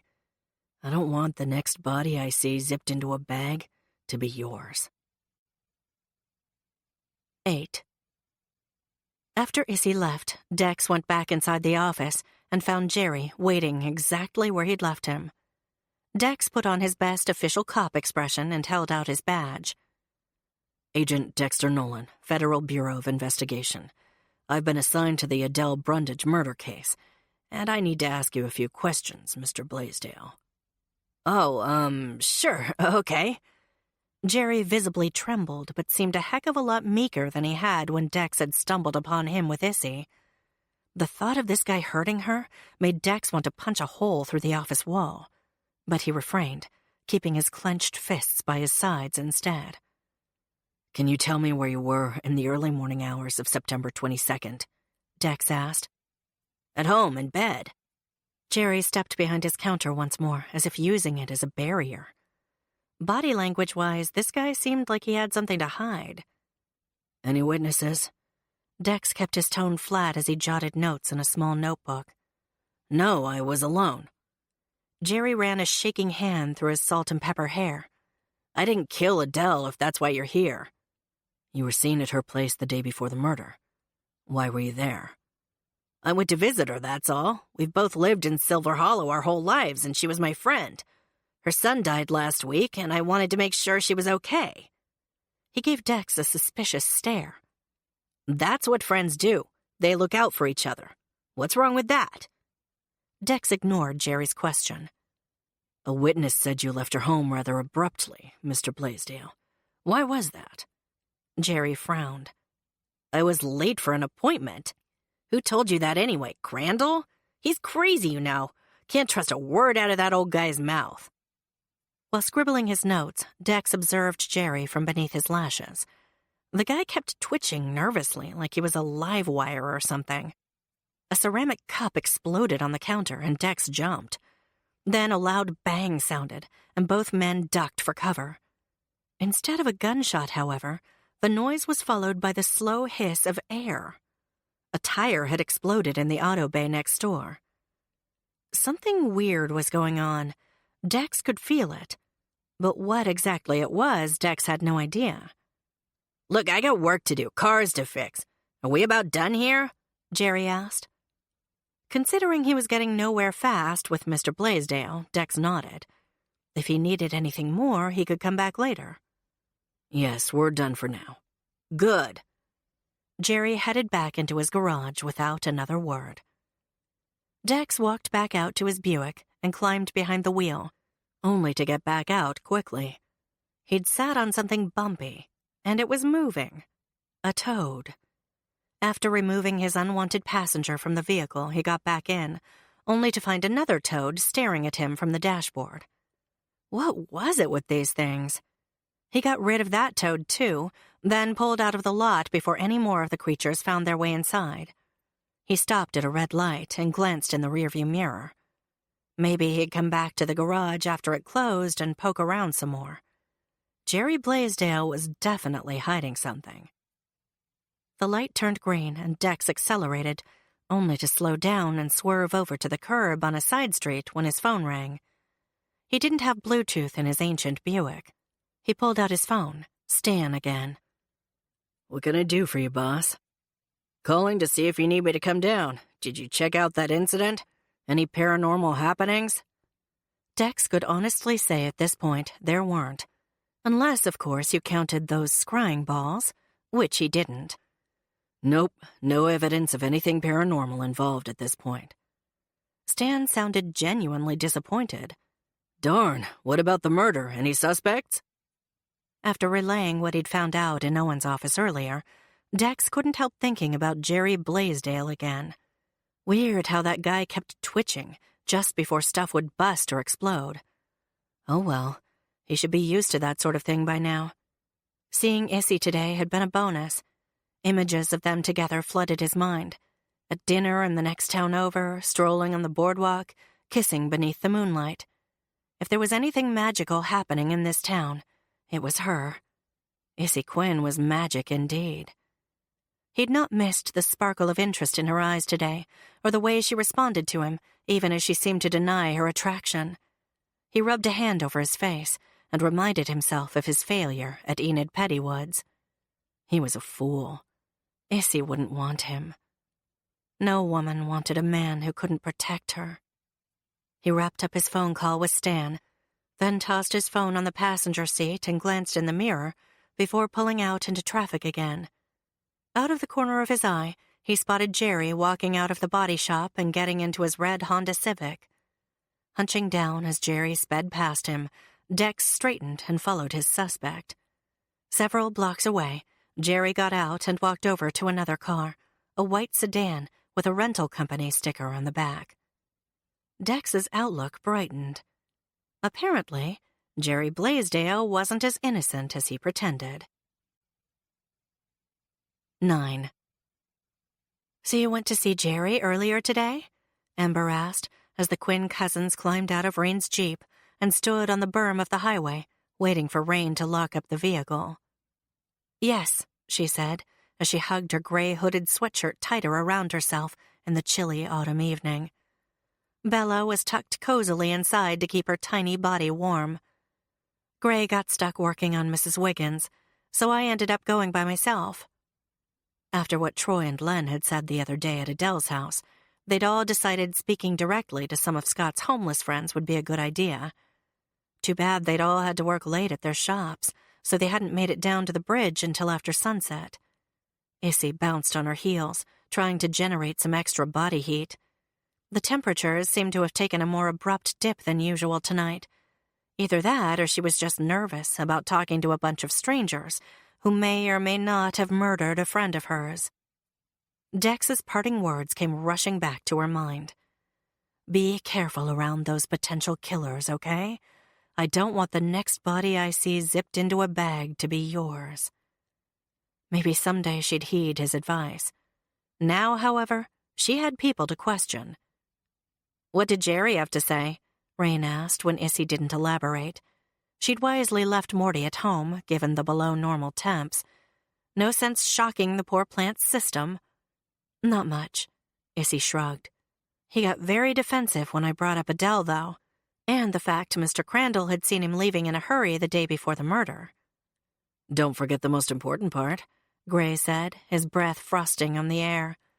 Cosmo squawked from his shoulder, doing a little cockatoo dance from leg to leg, as if he were trying to stay warm as well. What's that? Issy asked, frowning. Dex Nolan arrived to save the day. Gray grinned. Funny, but I couldn't seem to find his white horse anywhere. Stop it. Issy smacked her cousin playfully on the arm, though inside she was mortified. Was her infatuation with Dex so obvious? Or I'll start teasing you about a certain South Side witch that you seemed to be overly friendly with over the summer. Gray's jaw tightened, and his eyes turned steely at the mention of Starla Knight. A member of a rival coven, they'd had to cross paths with her when they were trying to vanquish the demon that summer. Issy had thought she'd sensed a spark, or something, between Gray and Starla. Judging by the look on Gray's face, that subject was taboo, so she continued on. Besides, Dex walked in as Jerry's little problem with his spells went crazy, and things started exploding all over the shop. I had to do something to distract him. Right. Gray looked totally unconvinced. And here I thought you were just about to kiss him when I walked up. What? Ember's pretty face lit with interest. Her kittens, Endora and Bellatrix, meowed softly from inside the fleece-lined basket over Ember's elbow. I knew you still liked him. Enough, guys, okay? Issy had no problem keeping her cheeks warm now. They felt like they were practically on fire with embarrassment. She shook her head, then started down the steep gravel embankment that led under the bridge. Let's get this over with so I can get home and snuggle under my blankets. I'm freezing. Maybe you can call Dex and have him keep you warm, Gray teased, following close behind her. Once they made it to the riverbank, Issy saw a group of about 20 people, men, women, children, all living in a cardboard shanty town, harbored against the cement pylons of the bridge. They had several fires going to heat the area, and the air smelt of burnt leaves and roasting potatoes. Issy and her cousins approached the group slowly and stopped several feet from the nearest fire, hoping for a friendly invitation to join them. Instead, their presence seemed to meet with wary glances and hushed whispers. At least the kids seemed to enjoy meeting their familiars. They rushed over to pet Bella and the kittens and coo to Cosmo, with their parents eventually joining them. What can we do for you folks? One man asked, taking a little boy by the hand. The guy looked about Issy's age, though it was hard to tell with his thick beard and straggly hair. He tugged the boy closer to his side as if to protect him. "You with the police?" "No," Issy reassured him. "My name's Isolde Quinn.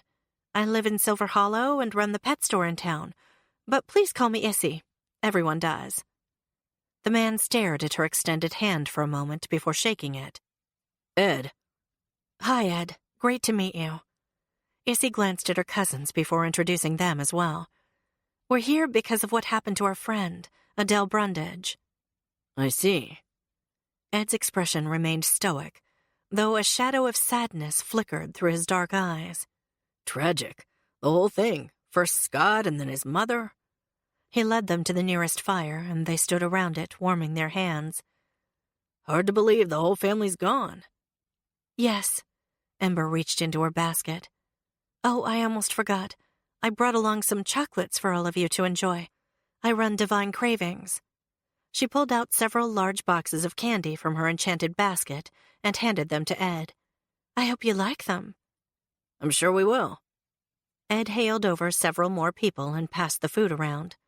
Soon the whole little homeless village was sitting around the fire, laughing and enjoying their rare treat. Issy couldn't help but smile, too. For people who had so little, they seemed like quite a happy bunch. Soon the conversation turned back toward Scott's death again, though, and the atmosphere took a decidedly sad tone. "Losing Scott was like losing a brother," Ed said. "Around here, we stayed close to our own to survive." "Were there any signs he was so distraught?" Issy asked gently. "No, not like that." Ed stared at the orange flames leaping out of the top of the metal trash can. "Except for that one day, he got all upset when that lady in the white car came to talk to him. Later, though, Scott's friend that comes here sometimes calmed him down. I thought he was good after that." Ed sniffed and looked away. "We found Scott dead the next morning." "That's so sad," Rain said, her shoulders hunched beneath her black hoodie. "I'm so sorry that happened to all of you." "Us too." Ed stood and gestured for the Quinns to follow him. He walked them over to the far corner of the makeshift village and showed them a memorial the folks had set up to honor Scott. "It's not much," he said, "but we wanted to do something to show how much he meant to us." "It's beautiful." Issy gazed at all the pretty glass beads and trinkets scattered over a large photo of Scott in the middle. "Where did you find all these things?" "The dumpster network," Ed said. "The what?" Gray asked, his expression puzzled. "The dumpster network." Ed picked up what looked like a small, hand-painted ceramic flower. "The homeless around Silver Hollow and a few other nearby towns trade and sell items they find in dumpsters or discarded on the street." They walked back over to the fire and took their seats. Issy kept close to her cousins, not because she was afraid, but for the body heat. "This whole dumpster network sounds really interesting," Issy said. "I never knew that existed." "Even homeless people need to get new things. Don't got no money for shopping," a man wearing a green army jacket several sizes too big for him said. Something Ed had said niggled at Issy. "You said someone came here to talk to Scott?" "Yeah, lots of people coming here. You people, the cops. It's been like Grand Central Station here with visitors," a woman said from the other side of her. She looked younger, maybe early 20s, and had a pretty face beneath the smudges of dirt and the ratty old knit cap on her head. This drew several snickers and nods of agreement from the other homeless. Issy glanced at her cousins, thinking this might be a good lead into the case. "Really? Who else has been here?" The young woman shrugged.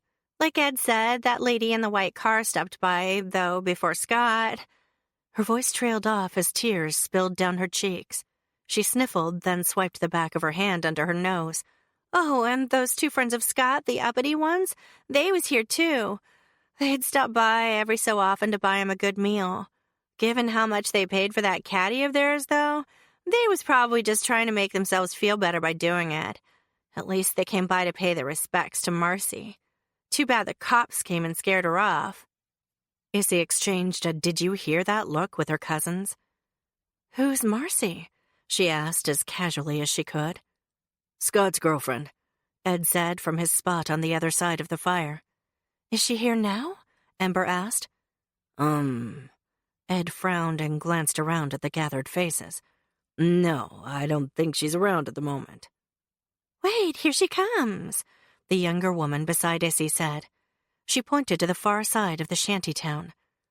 A thin woman with long, scraggly hair and a navy blue hoodie with a thick white stripe down the left sleeve was walking toward them past another trash can fire. She looked up and saw everyone pointing at her and froze in place, eyes wide and posture tense. Issy stood slowly, hoping to speak with her. But before she could take a step, the woman panicked and ran off into the night. Gray took off down the riverbank after her, but returned moments later empty-handed. He hunkered down beside the fire again and held his hands out to warm them. She took off into the woods. Marcy's been acting kind of spooked since Scott died, Ed said. I'm sorry. Gray frowned. I didn't mean to scare her. We only wanted to talk to her. What do you think spooked her? Issy asked. Not sure. Ed shrugged. Do you think she might have seen something she shouldn't have where Scott was concerned? Issy glanced at her cousins, then back at Ed. If so, it was the first good new lead they'd gotten. Could be, Ed said. Hard telling with her sometimes. Well, Issy stood and gestured for her cousins to do the same. Thanks so much for letting us share your fire tonight. She pulled a business card from her pocket and handed it to Ed. Not that she expected him to call her. The people here didn't exactly have phones, but maybe the card would remind him to visit her in town. If Marcy comes back, or if you think of anything else that might help us figure out who might have done this to poor Adele, will you let me know? You're welcome at my pet store any time. Sure thing. Ed walked them back to the embankment, then turned to Ember. Thanks again for the chocolate. That was a real treat for the kids. My pleasure. They walked back up the hill to the Jeep, and Rain started the engine and cranked the heat while the others climbed in. Ed closed the passenger door for Issy and smiled. You folks come back any time. Thanks. Ember pushed her head through from the back seat to talk to Ed. I'll be sure to send more chocolates over next week. That would be great. Ed thumped the side of the car and looked back at Issy. I'll be sure to get in touch if we see anything else. 10. The next morning, Dex was at yet another meeting in Owen's office. He pulled up a chair to the sheriff's desk. At least he'd thought to stop and bring donuts this time. He sipped his steaming hot black coffee and slumped back in his seat. So what's new on the Brundage case? Dee Dee took a seat at her desk across from Owen's and pulled out her notebook. I traced the license plate of that white car you saw yesterday, Dex. Seems it was rented to a woman named Linda Brewer. She's a private investigator. I'm running a complete background check now. A PI, huh? Owen said around a huge bite of glazed donut. Why would Jerry be talking to a private investigator? Maybe Adele hired her to look into Scott's death and something came up about Jerry? Dex offered. He was glad he'd gotten the extra-large coffee today, both for the added caffeine kick and for the steady warmth it provided to his hands. Last night, temperatures had dropped lower than he'd expected this time of year. Though this far north, nights could be colder than he was used to. He took another gulp of coffee, then grabbed a donut for himself. What about Jerry's background check? Anything pop up there? Not really. Dee Dee thumbed through the document. Looks like he was actually a cop himself for a few years back in the day. Then he left the force to work as a security guard at Bi-Mart for a year or two. Worked security at the old applesauce plant, too, then the paper mill, and the mall over in Franklin before he opened his body shop about 9 years ago. Huh. Dex finished his donut, then wiped his mouth with one of the paper napkins the bakery had provided. Think maybe he's trying to get back into the security business? That might explain why he met with the PI. Not sure. Owen finished the last of his coffee and tossed his empty cup into the trash can beside his desk. I asked around town yesterday, trying to find out who saw Adele recently for a reading.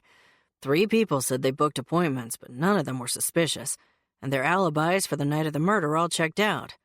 A couple of others said they wanted to make an appointment with her, but Adele had turned them away. Said she wasn't taking on new customers since her son's death. So it seems like that angle is a dead end.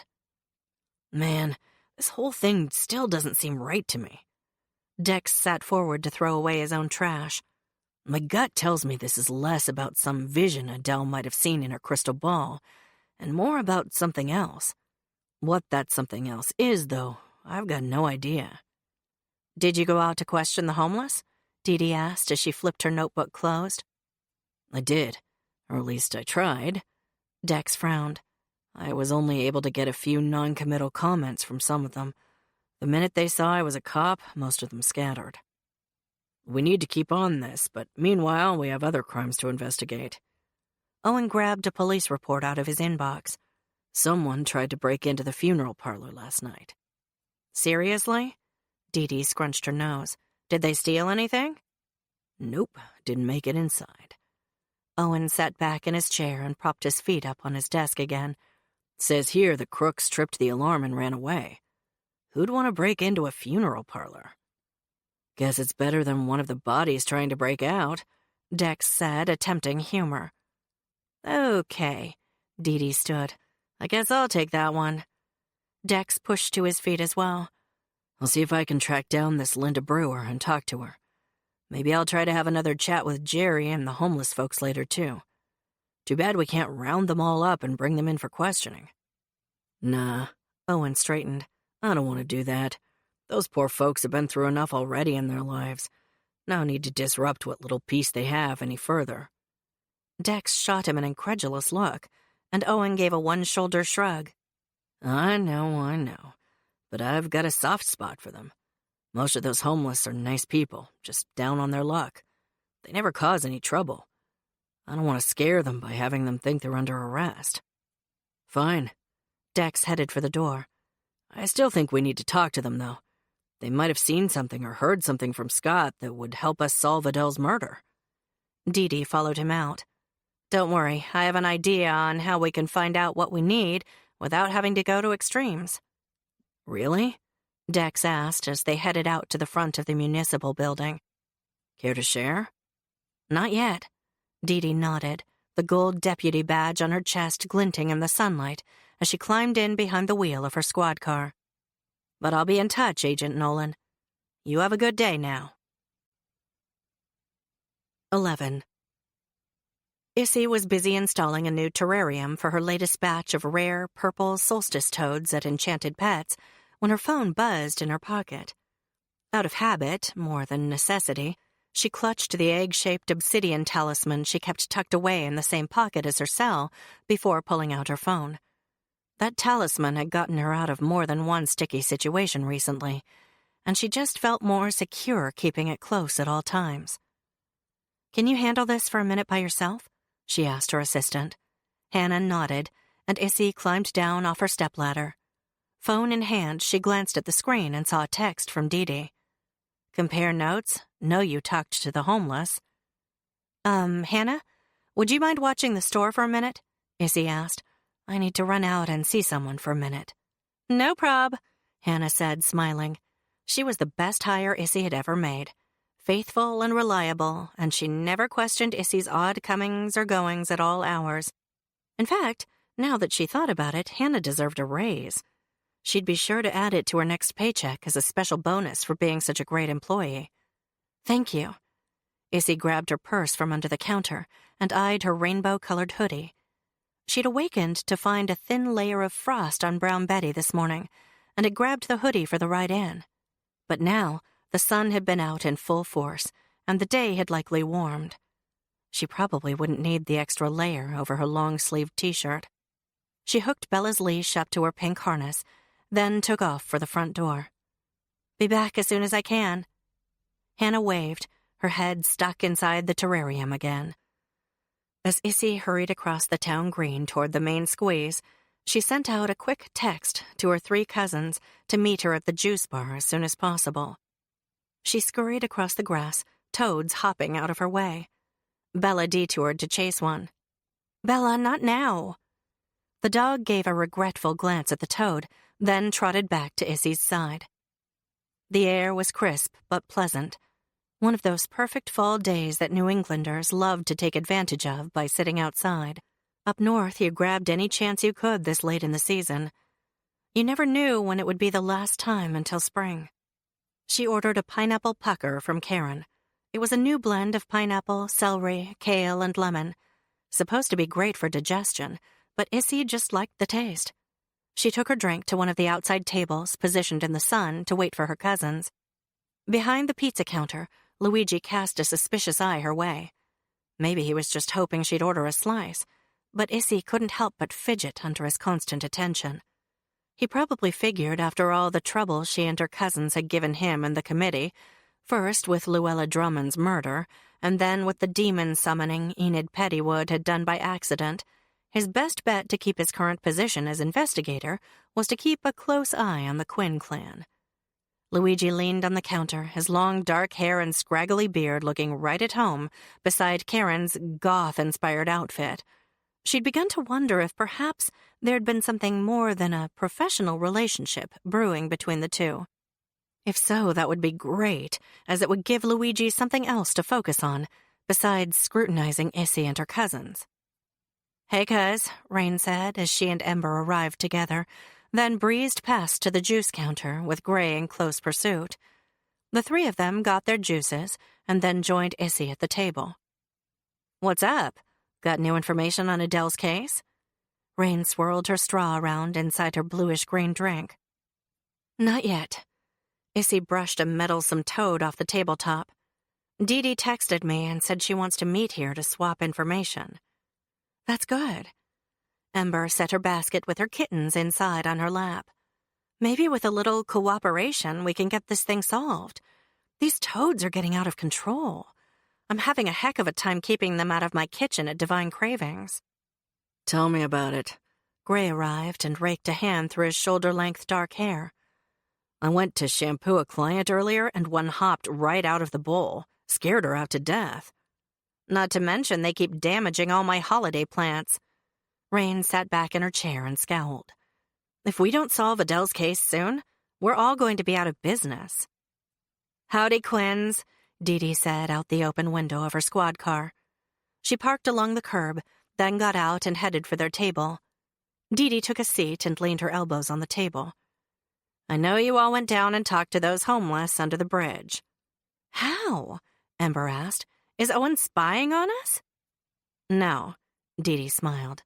"I happened to drive by and saw Brown Betty parked near the berm. There's no other reason to go down there at that time of night, so I put two and two together. Did you find out anything useful?" "A bit." Issy nodded. "Scott had a girlfriend." "Really? Who?" Dee Dee asked. "A homeless girl by the name of Marcy," Gray said. "I tried to catch her to ask her some questions, but she ran away into the woods before I could talk to her." "You seem to have that effect on women, don't you, buddy?" Dee Dee teased, nudging Gray in the arm with her elbow. "Kidding. I wonder why she'd run, though, if she wasn't guilty of something." "Was she at Scott's funeral?" Rain asked. "I don't remember seeing her," Issy said. "But there were a lot of people, and I didn't know who they were. She could have been there, and I wouldn't remember. Maybe she was involved in that altercation at the wake, though. Troy mentioned Adele was fighting with one of the homeless." "Huh." Dee Dee frowned and pulled out her small notebook, scribbling Troy's name down in it. "Looks like I'll be making another trip to Holland Mills to talk to Troy then. He failed to mention that to me during my initial questioning. Wonder what else he hasn't told me. Did you hear anything else?" "The homeless guy we spoke with, his name is Ed," Gray said. "He mentioned Troy and Len stopping down to talk to Scott a few times, and them buying him a meal every so often." "No surprise there," Dee Dee shook her head. "Those three were always good friends through school." "True." Gray's dark brows drew together. "But Ed also mentioned a woman in a white car coming to see Scott, and Scott being really upset afterward." "Ah, I know who she is." Dee Dee flipped back a few pages in her notebook. "Had a meeting with Owen and Dex this morning, and that white car is apparently being rented by a woman named Linda Brewer. She's a private investigator. I'm getting more background on her now." "Seriously?" Rain snorted. "Why would a PI be in Silver Hollow talking to homeless people?" Don't know yet. Dee Dee closed her notebook. She was also seen meeting with Jerry Blaisdell. Jerry? Do you think she's investigating him too? Dee Dee shrugged and sat back, pushing a toad aside with the toe of her black work boot. We did a background check on Jerry. Did you guys know he was a cop for a while after high school? Worked in security, too, for a couple of places in the area. Owen thought maybe he wanted to get back into the security business, seeing as how the auto repair business can't be all that lucrative. Huh. Or maybe he's up to something else, Issy said. She glanced inside and spotted Luigi behind the counter again, a long line of customers in front of him waiting to place their orders. Good. That should keep him busy for a while. Like what? Ember asked, cuddling Endora under her chin while Bellatrix hogged the basket. You said he was acting weird when you talked to him, right, Issy? Weird how? Dee Dee leaned forward again, her gaze narrowed. Issy took a deep breath. She didn't like to think about that day at the garage, because those thoughts led to what had occurred outside afterward. The way Dex had cornered her against the wall, and they'd almost shared another kiss. The way he smelled like her favorite woods after a misty rainfall. The way the heat of him surrounded her and warmed her all the way to her bones. The way... Ember cleared her throat and shot Issy a knowing grin. Everyone else at the table stared at her with expectant expressions. Right. Time to focus on solving Adele's murder and forget about Dex. She gathered her thoughts before answering. Well, when I asked Jerry about Adele, he got nervous and agitated. Then his magic seemed to go wonky, and he started casting off strange charms and hexes without meaning to. Things around his office were shaking and exploding. Ember told me her customers have been talking for a while about his spells going haywire. Has anyone complained about anything strange when he's around, Dee Dee? All the recent complaints we've received have been about the overabundance of toads. As if on cue, several more of the creatures jumped up on their table, croaking loudly. Unless you count an attempted break-in at the funeral parlor last night. Ew. Rain scrunched her nose and shoved the toads off the table. Why would anyone break into a funeral parlor? That's exactly what I asked, Dee Dee said. Then I got to thinking on the way over here. That's where Adele's body is being held, isn't it? The Quinn cousins all locked gazes. Issy glanced toward Luigi once more, who was still inside serving up slices of pizza, then lowered her voice. The man might not be adept at investigating the paranormal around here, but that didn't mean he couldn't cast a simple spell to hear their conversations. Do you think Jerry's trying to raise the dead with some kind of dark magic? Maybe Adele wanted him to revive Scott or something, and now he's in there trying to do the same for her. He told me they used to be friends. Grace shuddered. First of all, that's just creepy. Second, we can't go around spouting off wild accusations about dark magic until we're absolutely sure that's what's involved. Remember what happened with Luella's case? It won't do anyone any good if Luigi gets wind of the information, then goes sticking his nose into things again. We've already got enough people investigating this case. And besides, why would Jerry want to do that? Good point. Issy glanced inside the juice bar and caught Luigi watching them again, his expression suspicious. She waved, hoping to distract him. He returned the gesture but continued to stare at their table anyway. For a man who was supposedly not very good at his job as watcher, he was sure being persistent today. She shook off her reservations and refocused on their conversation at hand. Sorry. Ember put Endora back in the basket and picked up Bellatrix to cuddle instead. I still don't understand how this PI lady fits into all of this. It would help to know why this Linda Brewer is here in Silver Hollow and who she's investigating, Issy said. Pretty sure your Dex is working on that now. He planned on going to talk to her later today, I think. Dee Dee checked her notebook yet again, grinning at Issy over the top. If you hurry, you might run into him. He's not my Dex, Issy said, doing her best to keep the irritation from her tone and failing miserably if her cousin's smirks were any indication. Besides, I wouldn't want to bother him while he's working. I'm sure it would be no bother at all, cuz. Rain winked. Heat warmed Issy's cheeks and her lips tightened. I told you guys things would never work out between us. Leave it alone already. Aw, that's too bad. Dee Dee looked up at Issy, her smile widening. Dex has seemed kind of lonely lately. I always thought there seemed to be a spark between the two of you. If that's the case, Issy, you shouldn't pass that up. Dee Dee's amused expression turned serious. Remember, not everyone is lucky enough to have the choice of who they want to marry. Issy winced. How are things going with your father's arrangement? Arranged marriage, you mean? Dee Dee shook her head, her perfectly coiffed auburn locks, a la Gray, dancing around her head. Not good. Dad's on a retreat up north with his new wife, so they're out of communication range. But they've moved up the date for the wolf packs to merge.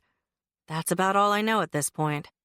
Other than my single days are coming to an end in January. I'm sorry.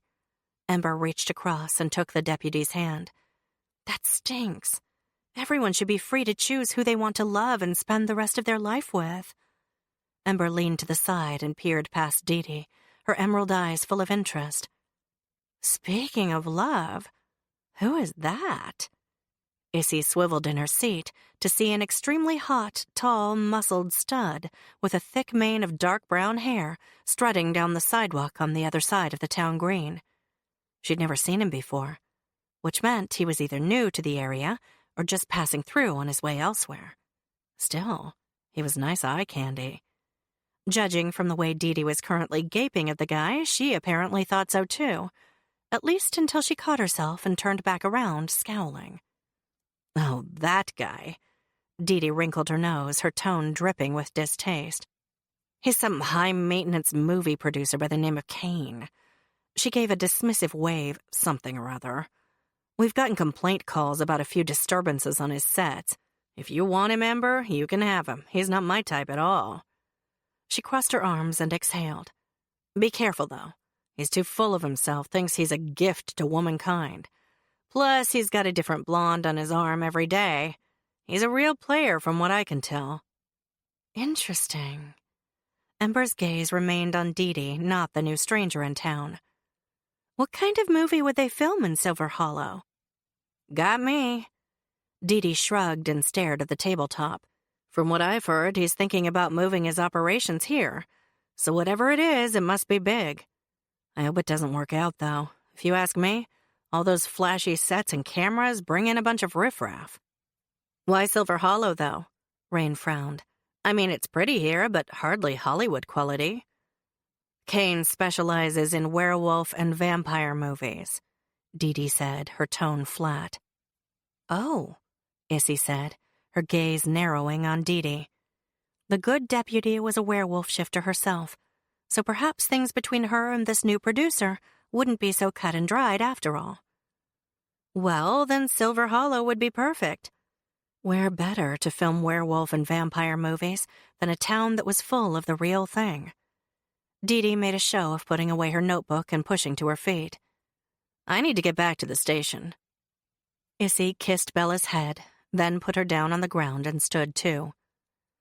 Anyone else have anything to add? Nope. Ember tucked Bellatrix back into the basket beside Endora, then slipped her sunglasses back on. I need to whip up a new batch of fudge this afternoon, so I best get back to my shop. I've got a new shipment of pansy orchids due in today I need to enchant with relaxing magic. Rain followed Ember out onto the sidewalk. Need to make sure I'm toad-free before they arrive. Gray stood as well, Cosmo squawking on his shoulder. We'll wait to hear more from you about this Linda person, eh, Dee Dee? Yeah. Dee Dee slipped on her aviator shades. Try not to get more involved in Adele's case than you already are, Quinns. Things could get dangerous. 12. After Dee Dee left, Issy headed back to Enchanted Pets with Bella and Gray by her side. She couldn't help scratching Cosmo on his head as they walked down the sidewalk. Who's a good birdie, huh? Cosmo is. Yes, sir. Cosmo is such a handsome boy. The bird did a little dance on Gray's shoulder, then preened his lovely crown of yellow feathers. Issy laughed. I figured you had another busy afternoon at Sheer Magic. I do. He walked her across the street. But it won't kill me to take a little break and get out in the fresh air for a minute with my cousin. Okay. They walked into the grass on the town green so Bella could chase another toad. I wonder where that PI Dee Dee mentioned is staying. Good question. Gray tilted his head and whispered something to Cosmo, then released the bird to fly high over their heads. I told him to keep a lookout for any unfamiliar white cars in the area. If we find her, maybe Rain can lend us one of those relaxing orchids. Issy shifted her weight while Bella started to sniff the ground and twirl in endless circles. Dabbling in illegal magic these days? Gray asked, cocking a dark brow. No. Issy gave him an exasperated stare. I don't mean enough to make the woman do anything against her will or anything, just enough to relax her and get her to open up about why she's here. Cosmo returned a few minutes later, swooping back down onto Gray's broad shoulder in an elegant arc. The bird leaned over and nuzzled Gray's ear, then began preening again. Gray nodded, then smiled. He says she's staying over at the Route 9 motel. Issy grimaced. The Route 9 was out of the way, built in a swampy area on the outskirts of Silver Hollow. Not exactly the nicest accommodations around. No, but that could work in our favor. Gray cooed to his pet, then narrowed his gaze on Issy. You in a hurry to get back to work? She checked her watch. My assistant Hannah's scheduled until 3. Why? Want to go see this Linda Brewer now? If her car is at the motel, then our chances are good she's there too. What about Rain's orchid plant? We can swing by her place on the way over. Sounds good. Let's take my car. Issy fished her keys out of her pocket and led the way to Brown Betty. Pulling out into traffic with Cosmo sitting on Gray's shoulder right in her line of vision was tricky, but somehow she managed. On the way, they passed Jerry's auto body. No cars were in the lot. The windows were dark. Wonder what that's all about, Gray asked. Maybe he got spooked with all the questions yesterday, Issy said. Gray twisted in his seat, his eyes fixed on the auto body shop. Maybe. You did say he was acting nervous. If he is the killer, he might have hightailed it out of town. Maybe Linda Brewer will be able to tell us something about him. Issy pulled up in front of Rain's shop, and Gray hopped out to collect the plant. 20 minutes later, they were chugging down the highway, heading toward the Route 9 motel. Weak sunshine streamed through the overcast sky, and with each mile they traveled, the air thickened with the smell of stagnant water and decaying plants as they neared the swamp. More toads than ever hopped out onto the roadway in front of Issy's pickup, and she had to swerve several times to avoid squishing them flat. At last, they pulled into the parking lot and got out, leaving Bella and Cosmo to wait inside the truck. A white rental sedan was parked out front of room 127. Gray held Rain's enchanted orchid beneath his arm as they walked up to the door and knocked. A woman in her late 20s answered, her gaze suspicious as she peeked at them from around the security chain. "What do you want?" Issy forced her brightest smile. "Hello. My name's Isolde Quinn, and this is my cousin, Gray Quinn. We're business owners here in Silver Hollow, and we were hoping we might talk to you for a moment." The woman squinted at Issy, then eyed the plant under Gray's arm. "What's that for?" "Oh," Gray said, then held out the orchid. The purple markings in the center of the 5 white petals gave the impression of a happy face waving in the slight breeze. "It's a welcome gift for you." "I don't want any gifts. I didn't move here, just passing through." She tried to close the door, but Issy wedged her toe inside. "Please, Ms. Brewer," Issy said, crossing her fingers behind her back. "We're friends of Jerry Blaisdell." The door opened a bit wider again. "How did you know my name?" Fingers still crossed, Issy glanced at Gray, then told another small fib. "Jerry told us." A few tense moments passed in silence. Then a metallic swish sounded as Linda slid the security chain free, allowing them into the motel room. "Where is Jerry?" Linda asked. "What do you mean?" Issy exchanged a concerned look with Gray, then followed him inside. Gray set the enchanted orchid on the dresser. "We thought he was still here in town, but his shop was closed when we drove by." "He told me he was going on vacation." Linda took a seat on the edge of the olive and orange floral-covered queen-sized bed near the dresser. The sweet scent of the orchid soon drifted around the small motel room, and Linda's shoulders visibly relaxed. Issy and Gray exchanged a relieved look. It was all rather sudden. He didn't tell me where he was going, and I really need to talk to him. Are you with the police? No. Issy took a seat in one of 2 chairs in the room. We aren't with the police. Why should I talk to you then? Linda asked, her tone less edgy than before. I already talked to one cop earlier. Nice-looking guy, too. His name was Dex. Gray winked at Issy, and she bit the inside of her cheek to keep from smacking him. We know things the police don't, Issy said. We might be able to help you find Jerry. Linda seemed to mull this over for a moment, then stood and walked over to the dresser. She opened the top drawer and pulled out a folder before bending and sniffing the orchid deeply. This plant smells wonderful. What kind of orchid did you say it was? Pansy, Gray said, meeting Issy's gaze again. We're glad you like it, Ms. Brewer. Oh, it's lovely. Thanks again for bringing it over. Such a nice gift. And please call me Linda. She took a seat on the bed again, and Issy moved her chair closer, while Gray grabbed the other chair and placed it beside Issy's. So, Issy said, what's in the folder? Ah. Linda flipped open the file and pulled out several documents which she handed to Issy. These are the court transcripts from the trial where Scott Brundage was accused of murdering Sarah Landers. I never believed Scott was guilty, and now I'm here to prove it. Issy frowned. This happened a decade ago. Why are you so interested now? Linda flinched and looked away. I just like to see justice done. Issy glanced at Gray. The woman was hiding something, but she didn't want to press her. Pressing her might get them kicked out before they got a look at the documents. Anyway, Linda shrugged, you're right. It was a long time ago, but back when it happened, I was fascinated with the case. I lived around here then, and it was big news. I guess maybe I was always meant to be a PI because something about the whole business seemed off. Then some things they brought up at the trial didn't make sense, and I started to suspect some of the evidence was suppressed, or people had been paid off to lie about Scott. His acquittal only helped to prove my point. All of the evidence was too contradictory, too circumstantial. And once I got my PI license, I could see there was nothing that conclusively proved Scott Brundage was the real killer. Why come to Silver Hollow now, though, after all this time? Issy asked.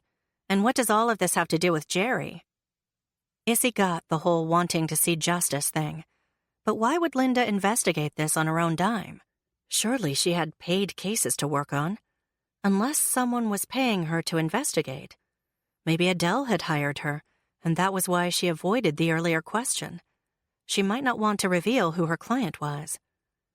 Over the years, I've made some contacts with the police departments involved in the original case, Linda said. One of the departments recently gave me access to some of the evidence in the case I wasn't allowed to see earlier. In one of the bags were old photos from the last day Sarah spent at the beach.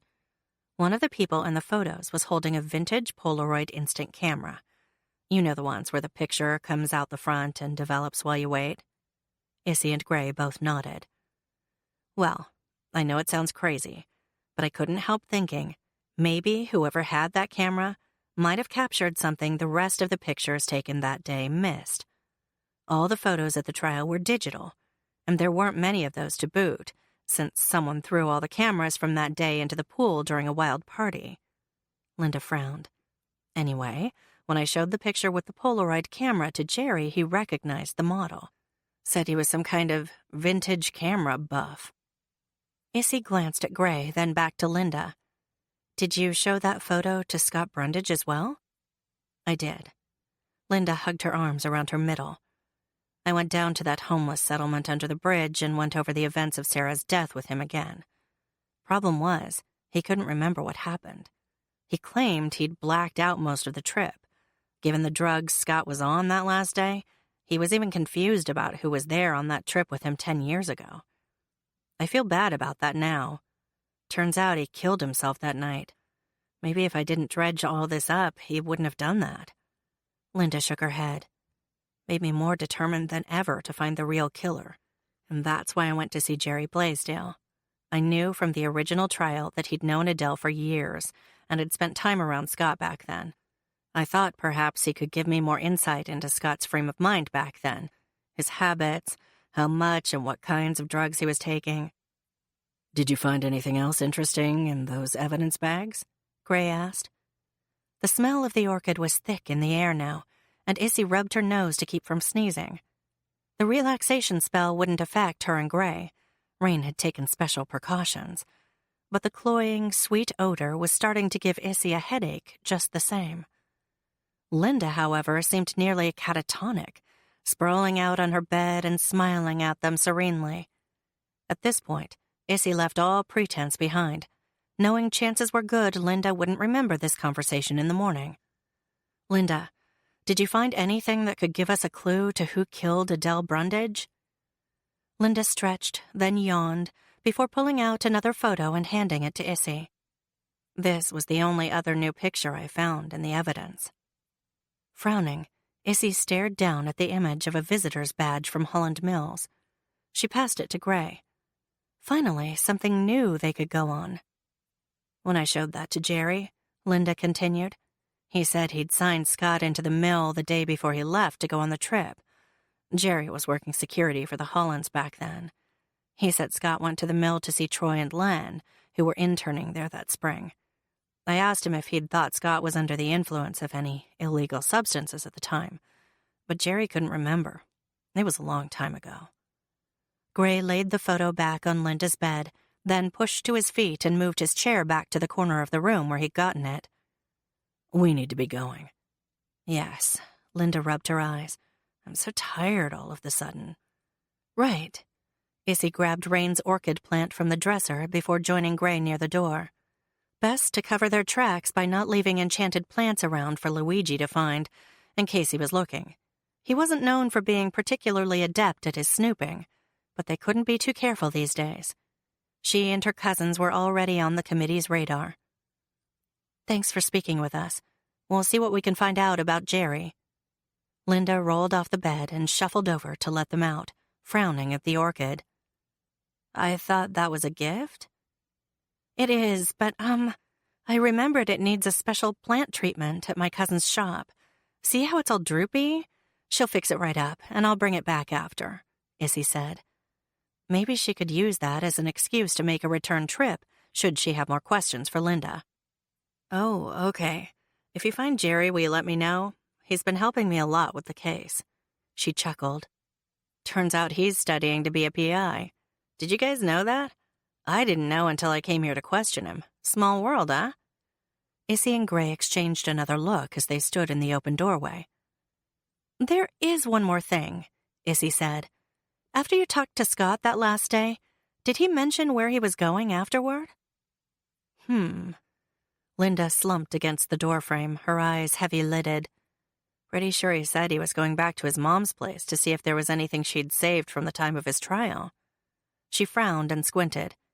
Yeah, I remember now. He said he knew Adele had kept stuff in boxes from when he was a kid, all the way through his high school and college days. He said his mom would be surprised to see him since he didn't go home much anymore. Too ashamed of being a homeless drug addict and all. Then he died. She hugged herself tight again. So sad how that all turned out. Very sad, Issy said, her chest aching for Scott and Adele. I stuck around to see if I could speak to Adele after the funeral. I was waiting a respectable period of time. I wanted to see if she'd let me look through those boxes Scott said she kept. Now that she's been murdered, I'm guessing whatever's in them must have been pretty important. Important enough to kill for, it seems. 13. Wait, Rain said. So Jerry's studying to be a PI too? Yep. Gray leaned his shoulder against the cinder block wall of the greenhouse. They'd stopped by to drop off her orchid plant. That's what Linda Brewer said, anyway. She said Adele was holding some information back from the days of Scott's trial. My guess is whoever ransacked Adele's bookcases was looking for whatever was in those boxes. Issy took a deep breath, glad to smell fresh air and dirt again after the thick floral fragrance in Linda's motel room. And that means Adele's murder might have had nothing to do with her scrying balls or something she told a client. I can't imagine what kind of evidence she would have had, though. Do you think the killer actually found it? Or is it still at the house somewhere? Don't know. Gray frowned. The fact Jerry suddenly left town doesn't look good. Especially since he'd spoken to Linda and knew that stuff was probably hidden somewhere in Adele's house. Too bad we have no idea where he went. Can we even trust what Linda told us? Issy asked. She was obviously hiding something. And why would she be interested in this old case now anyway? Gray pressed his lips together. Good question. She looked about the same age as Scott. You don't think she might have been involved back then? Rain asked. Gray shrugged. I don't know. What other reason would she have to be looking into it? Issy turned to Rain.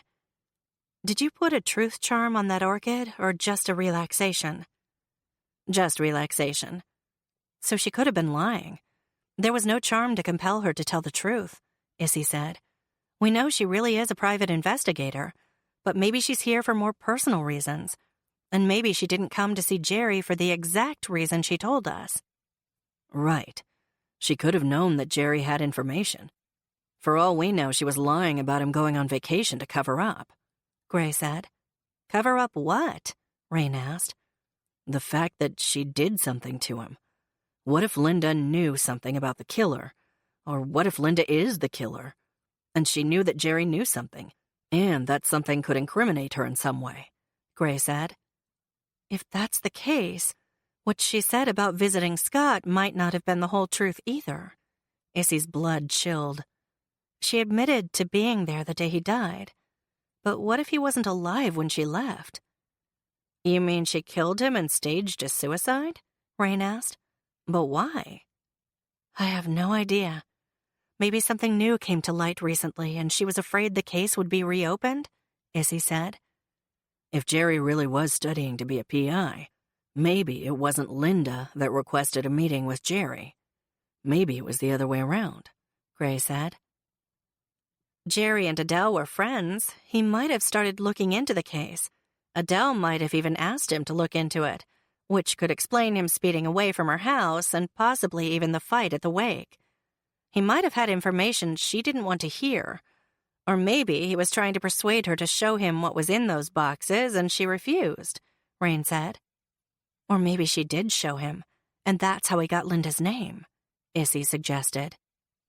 But why would Linda come all the way out here? Wouldn't she just blow him off if he contacted her about the murder? Rain asked. Not if she thought he might have evidence against her, Gray said. She'd come out here and try to get rid of it. And with her PI skills, it wouldn't be that hard. Then again, Linda could be on the up and up, and Jerry could have been involved in that death somehow and has skipped town now that he knows Linda is looking into it, Issy said. He was acting awfully suspicious when I talked to him. Either way, we need to look into Jerry's disappearance, Gray said. I'm pretty sure Ember has friends who work at the airport. Rain frowned. I'll call her, and maybe she can check around and find out where Jerry went and if he's really on vacation. Good idea. Issy checked her watch. I need to get back to my shop. Poor Hannah's working overtime as it is. Yeah, me too. Gray scrunched his nose. Mrs. Wiggins is coming back in this afternoon for a color adjustment. Do you guys want to get together later and check out Adele's place for ourselves? See if we can find this supposed evidence? Rain asked. For the first time since the whole demon possession mess, excitement sparkled in her eyes, and Issy's hopes soared. The thought her beloved cousin might finally be emerging from her fog of sorrow and depression made her set her cautious instincts aside. If digging deeper into Adele Brundage's murder case brought Rain back to her old self again, Issy would gladly risk anything. Sounds good. Say right after closing at 6:30 tonight? They all went their separate ways. By the time 5:50 rolled around, however, Bella was sending urgent telepathic messages Issy's way, saying they needed to get to Adele Brundage's. Her cousins weren't due to close their shops for another 40 minutes, but from the way her little palm was scampering around Issy's feet, this couldn't wait. Hurry, Mommy! Adele's now! Hurry, hurry! With a sigh, Issy picked up Bella, then grabbed her bag from beneath the counter. It wouldn't hurt anything to close a little early, and business had been slow this afternoon anyway. Besides, she'd been working with Bella on her communication skills. To ignore her familiar's messages now wouldn't help her training at all. Brimstone stretched lazily from his usual perch on the top shelf, then jumped down to join Issy by the front door. Leaving early, are we? Bella says we need to go to Adele's house now to investigate. Issy held the door for Brimstone, then followed him out of Enchanted Pets, turning to lock the door behind them. I don't want her to think her messages aren't important. The cat gave an imperious sniff, then slowly walked away, nose high in the air. Considering it's the first time that little pup has done anything of any value, I must say I agree. Issy watched Brimstone walk away, shaking her head, before heading to the old pickup and securing Bella inside. Don't listen to him, sweetie. Mommy's very proud. Yes, she is. She kissed the little Pom's head before closing the passenger side door and jogging around the front of the truck to climb behind the wheel. Off to Adele's we go. The drive didn't take long, but the sun set early these days and the woods looked ominous. She turned down the old dirt road and traveled deeper into the forest, the gathering gloom making the whole area seem more scary and spooky than she remembered. Bella sat in the passenger seat, looking out the window and panting excitedly, her running commentary full of eagerness. Tall, dark, good! Tall, dark, good! Tall, dark, good! She'd done the same thing a few weeks earlier when Luigi had been around, Issy recalled. At least Issy had thought it had been in conjunction with Luigi, since he was tall and dark. The good part was still up for debate. Still, that didn't make much sense now. Why would Luigi Romano be at Adele's house? The murder case didn't have anything to do with him. Or maybe the little dog was commenting on the looming pine trees surrounding them. It was hard to tell these days, since the only subject her familiar seemed to home in on with any clarity was Dex. And he was the last thing she needed to focus on right now. After switching on her headlights, Issy quickly pulled into the long dirt drive leading to Adele's place and parked Brown Betty. There were no other cars around, which was a good sign. Even better, another indication there was no Luigi either. She cut the engine and climbed out, then walked around to get Bella, ignoring the Pom's stream of telepathic nonsense words. The little dog immediately began pulling on her leash, seeming desperate to get inside Adele's door. After locking the truck, Issy walked up onto the porch and tried the knob. Locked, of course.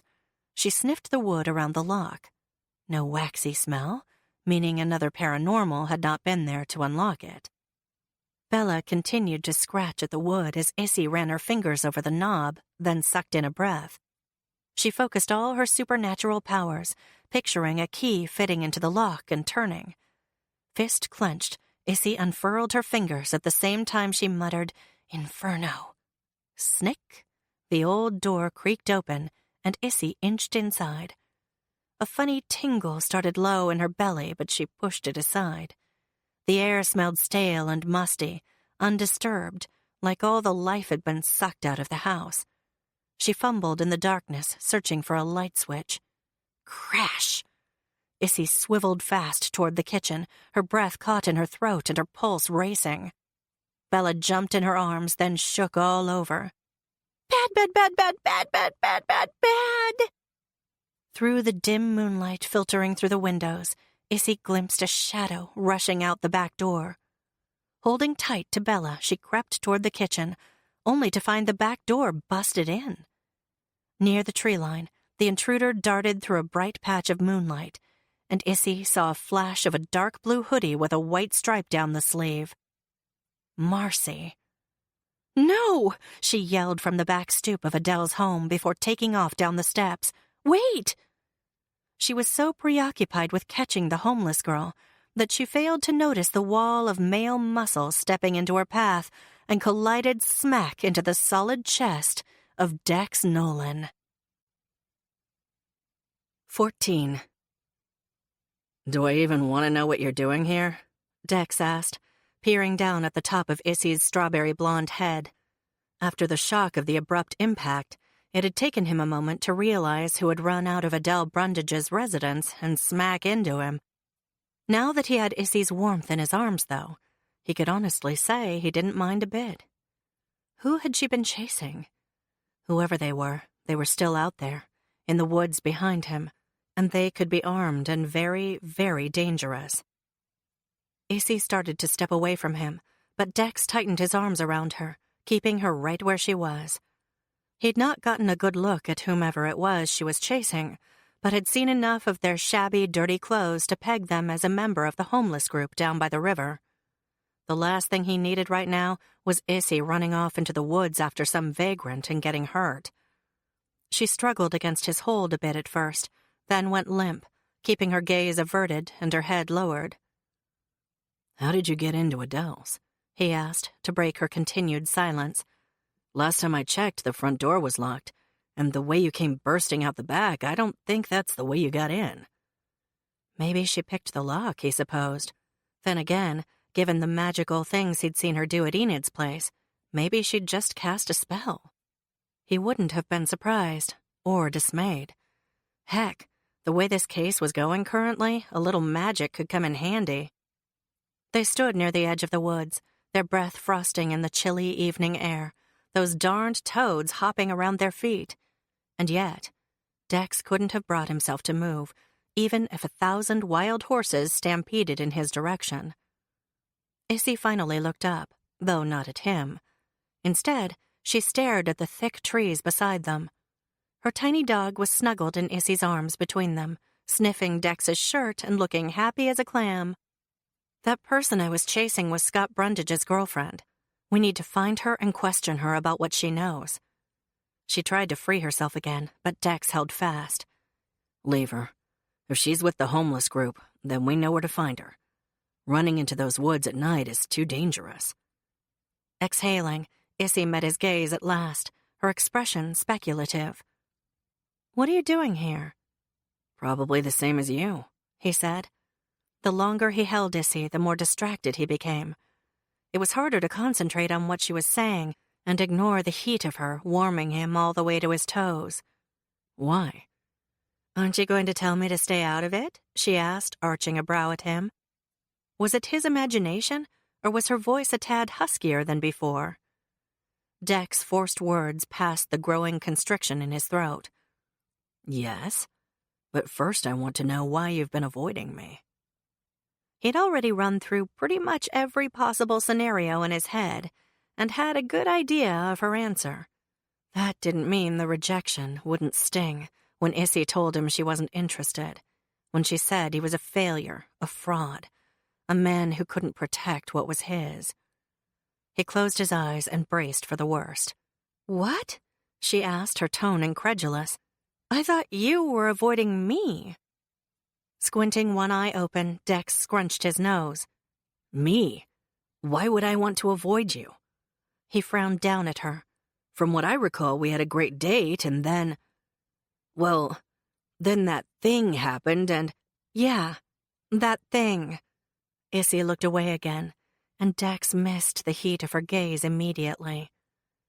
"You saw what I am that night, Dex. A witch, a paranormal. Why haven't you taken me in yet?" "In?" Stunned, he loosened his hold on her slightly. "You mean to Area 59? I wouldn't do that. That place is nasty." "Right." Issy stepped back, and this time he let her go. "You know what, Dex? Let's just be honest with each other.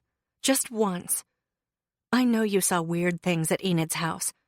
I know you're here as an FBPI agent, and your job is to report all things paranormal. We both know you remember what happened. So why haven't you performed your sworn duty and reported what you saw?" Dex crossed his arms and scowled at Issy in the moonlight, a small muscle ticking near his clenched jaw. "Maybe, because I don't want them doing a bunch of crazy testing on you, or any of the other paranormals around here. I told you the real reason I joined the division that night at the restaurant. About that child, the kidnapping victim who died because of me. Because of my failure to solve the case in time. I will never fail to protect those in my charge like that again. Ever. And if that means keeping a bunch of innocent paranormals from being dragged into Area 59 simply because of who and what they are, then so be it. Issy blinked at him, eyes wide. I thought you didn't believe in paranormals. I don't. Well, I didn't. But now, after seeing what you and your cousins can do, I can hardly deny it, can I? They stared at each other across the brief expanse of space separating them. Finally, Issy exhaled slowly, her beautiful gaze earnest. So that's why you weren't going to turn us in? That. Dex reached for her and pulled her close once more, his lips mere millimeters from hers as he whispered, And this. Stunned, Issy just stood there, enjoying the feel of Dex's soft, warm lips. She forgot all about Adele's case, forgot about all her protests that witch-human relationships never worked, forgot about everything, really, except the feel of Dex's strong arms holding her close, and the smell of his sandalwood cologne drifting around her, making her feel safe and secure and wanted. Time lost all meaning as Issy slowly twined one hand around Dex's neck, sinking her fingers into the soft, dark curls at the nape of his neck. Honestly, she could have stood there all night just kissing him and been perfectly content. Even the constant low croak of the toads didn't bother her. In fact, it all seemed rather comforting. "There you are," Rain said, walking up to them. "Gray and I have been looking all over for you, cuz." Issy and Dex flew apart fast, each looking around at anything but each other. Rain's gaze flickered between them, and her smile deepened. She shifted Morty's pot from under one arm to the other, then called toward the back door of Adele's house. "Gray, Em, they're out here near the tree line." Who's they? Gray said, pounding down the back stoop with a scowl on his handsome face. Ember trailed out after him, and Dora and Bellatrix peeking wide-eyed at the scene from over the top of their basket. In Gray's hand was one of Adele's walking sticks, which he brandished like a weapon. The back door is busted out. He squinted at Issy. Surely you didn't do that. Of course not.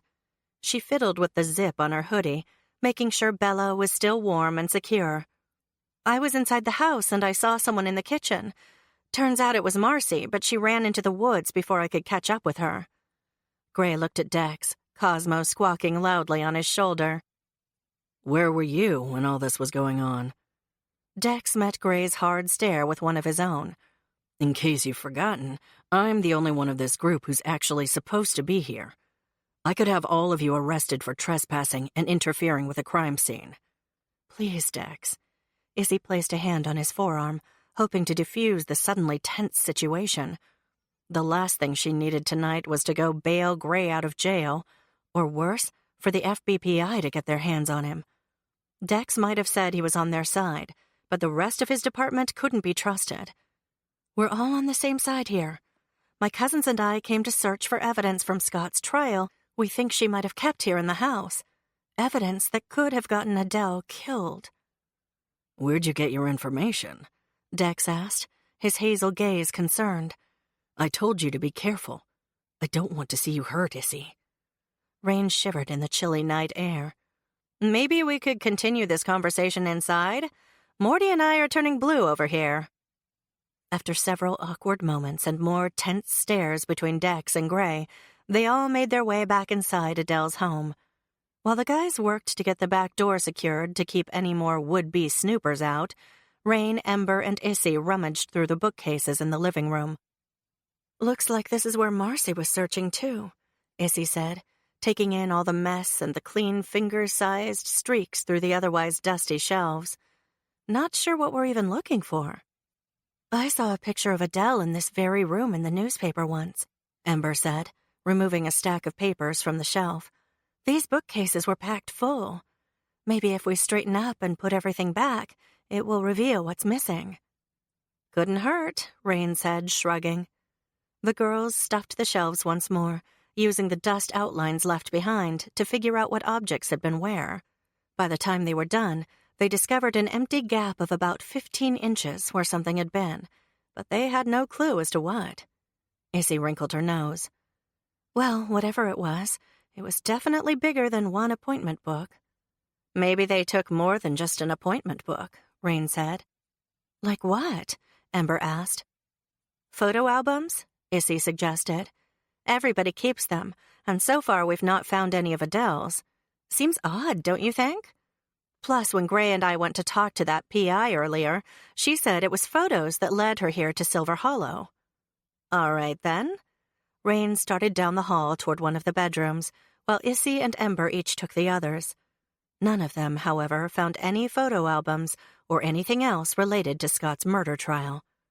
Bella kept squirming inside Issy's hoodie, so finally she pulled the small palm out and put her on the floor. Instead of staying near Issy, however, the little dog scampered out the door and headed straight for the kitchen. By the time Issy found her, the tiny palm was flopped down at Dex's feet and begging for his attention. Issy tried calling Bella back as discreetly as she could, but her familiar refused to budge. Just sat there, panting and staring up adoringly at Dex. Every so often, Bella would shoot Issy approving looks in between. Seemed her dog had as bad of a crush for Dex as Issy did. Spectacular. Shaking her head, Issy caught Dex's gaze briefly across the expanse of the open kitchen and hall before ducking back inside the relative safety of the bedroom. The fizzy tingle that had started inside her during their kiss outside now bubbled through her bloodstream, making her both giddy and anxious. She leaned back against the wall and closed her eyes, taking a deep, calming breath. "Find anything, cuz?" Rain asked, sticking her head around the door. "You okay?" "I'm fine." Issy forced a bright smile. "Nothing in here. How about you?" "Nope, nothing for me either." There was a knowing glint in Rain's eye that made Issy wary as they joined Ember out in the hall, then made their way back to the living room, where the guys were now waiting. Dex had taken a seat in one of Adele's old armchairs, and Bella had made herself right at home in his lap while he scratched her behind the ears and smiled. Lucky dog. Issy shook her head and took a seat on the arm of the sofa beside her cousins. "Did you tell Dex about the PI, Gray?" "I didn't have to." Gray leaned over so Cosmo could climb off his shoulder and walk the length of the back of the couch. "He said he talked to her too." "You did?" Issy frowned at Dex. "When?" "Right before I came here." He stopped petting Bella, which was apparently unacceptable because the little dog batted his hand with her paw to get his attention again. He chuckled and scratched her again. "She didn't have much to tell me. Showed me the files she'd brought with the pictures, said she thought Adele might have had more evidence here at the house. So I came over to check it out." "That's what she told us, too," Issy said, "but I'm not sure we can trust her." "Yeah, I got a funny vibe from her, too," Dex said. "I need to do more investigating on her." "I still don't get how Jerry's involved in all this, though," Rain said. "Linda told us he was studying to be a PI, and Dee Dee said earlier at the juice bar he'd worked as a cop for a while in his early years, so maybe he's reopening Scott's old case as a trial run for future work," Issy said. "I don't know." Dex put Bella down, then rubbed his hand over his face. "The fact the guy disappeared so suddenly doesn't look good for him." "Oh," Ember smiled. "I tried to get a hold of my friend at the airport to ask about where Jerry went on his vacation, but the guy's not on duty until tomorrow. He's supposed to call me first thing in the morning, so I'll let you all know what I find out then." I called in a few favors at the bureau as well, to see if they could trace his ticket numbers and find out his destination. But so far, nothing's come through the regular police channels. "Huh." Issy gave him a small wink. "Guess sometimes it pays to do things unofficially, then." The heat in his golden hazel eyes set her belly tingling anew. His full lips quirked into a small half-smile. "Yeah, I guess it does." "Well, there's nothing more we can do here tonight." Gray held out his arm so Cosmo could climb back onto his shoulder again before he pushed to his feet and yawned. "I'm going home." Dex sat forward, resting his forearms on his knees, his expression serious. "Wait, I have a question." The Quinn cousins turned to him. If you're all witches, why can't you conjure up the missing stuff from Adele's shelves? Gray met Issy's gaze, shocked. He knows the truth? I knew there was something going on between the two of you. Ember clapped, her tone triumphant. You're not going to haul us in for arrest, are you, Dex? Rain asked, her expression guarded. That wouldn't be very nice, especially since you're dating my cousin now. We're not dating, Issy said, the words sounding hollow. She avoided Dex's gaze, though she could feel the weight of his stare. Heat prickled her cheeks as she sought the right words to explain what had happened. After what he'd seen at Enid's, he was bound to figure it out sooner or later, especially after Luigi couldn't erase his memory like the first time. Wait, what first time? Dex scowled. Somebody erased my memory? Issy ignored his question and spoke to her cousins instead. Don't worry, he's promised not to turn us in. He's on our side. Is he now? Gray said, sounding unconvinced. I am. Dex looked up and met Gray's gaze. After a few minutes, a silent understanding seemed to pass between the two men. They each gave a curt nod, and Gray sat back down. Dex tried again. First, tell me who erased my memory and why. And second, explain to me why you guys can't just make this stuff appear. I want to understand. It doesn't work that way, Gray said, though life would be a lot easier if things worked like they did on Bewitched. And your memory was cleaned after the Luella Drummond case by order of our local witch committee. They couldn't risk having a human running around, especially one who worked for the FBPI, after having seen all that magic out in the woods that night. I don't remember any of that, Dex said, obviously confused. Exactly, Gray grinned. I wish things were as easy as Bewitched, Rain laughed. I'd love to be able to conjure myself a new wardrobe whenever I wanted one. Or snap my fingers and transport myself to Paris for the day, Ember said, snuggling her kittens. We'd love to see the Eiffel Tower again. Honestly, Dex, your original question would take far longer than one night to answer, Issy said. Suffice it to say, magic isn't about making things appear and disappear, so much as it is about controlling the energy around us and using that energy to manifest what's already there. And intention. Always intention. Huh. Yeah, that sort of makes sense, I guess. Dex looked thoughtful. We'll have to discuss it more someday, though, when we have the time. Hope flared anew inside Issy, that maybe, just maybe, things between her and Dex might work out after all. He'd not balked at her explanation of magic. In fact, if his statement was any indication, he seemed more intrigued than ever. And the promise of them talking more in the future was a bonus, especially if that talking led to more kissing like it had tonight. Hey, Dex, Rain said, her grin devilish. I just got a new shipment of Chinese lantern plants in yesterday at the greenhouse. Don't bearded dragons love those as treats? I'm not sure, to be honest. He glanced at Issy, who nodded. I guess they do. Perfect. Rain stood. The company sent way more than I ordered, so I have extras. I'll drop some off by your house tomorrow. Yes. Ember pushed to her feet as well. And I made a special fruit concoction that's safe for bearded dragons to eat. I'm sure little Gordon would love it. I'll bring some over along with Rain. She smiled serenely, then winked at Issy. You might as well come along, say around 11. That way our assistants can cover the lunch crowd. Oh, I don't know. Issy glanced at Dex uncertainly. Things seemed to be going well between them tonight, and she didn't want to press her luck too far. Plus, she got the distinct impression her cousins were up to something. I'm sure Dex is busy tomorrow and— Actually, Dex said, standing and pulling out his phone, his smile amused. I will be home tomorrow morning. The cable guy is coming to fix something. I'd love to show off my new bungalow to someone other than Gordon. He jotted down his address, then handed it to Issy, along with a key to Adele's house. She grabbed the paper with his address, but he pulled back the key before she could grab it. Issy gave him a confused look, but he just grinned. On second thought, I'll keep the key. You guys don't need this, right? He headed for the door, pausing on the threshold. Just use your magical abilities to lock up before you leave, okay? 15. Hey, cuz. Rain bustled into Enchanted Pets the next morning, her arms loaded down with Chinese lantern plants.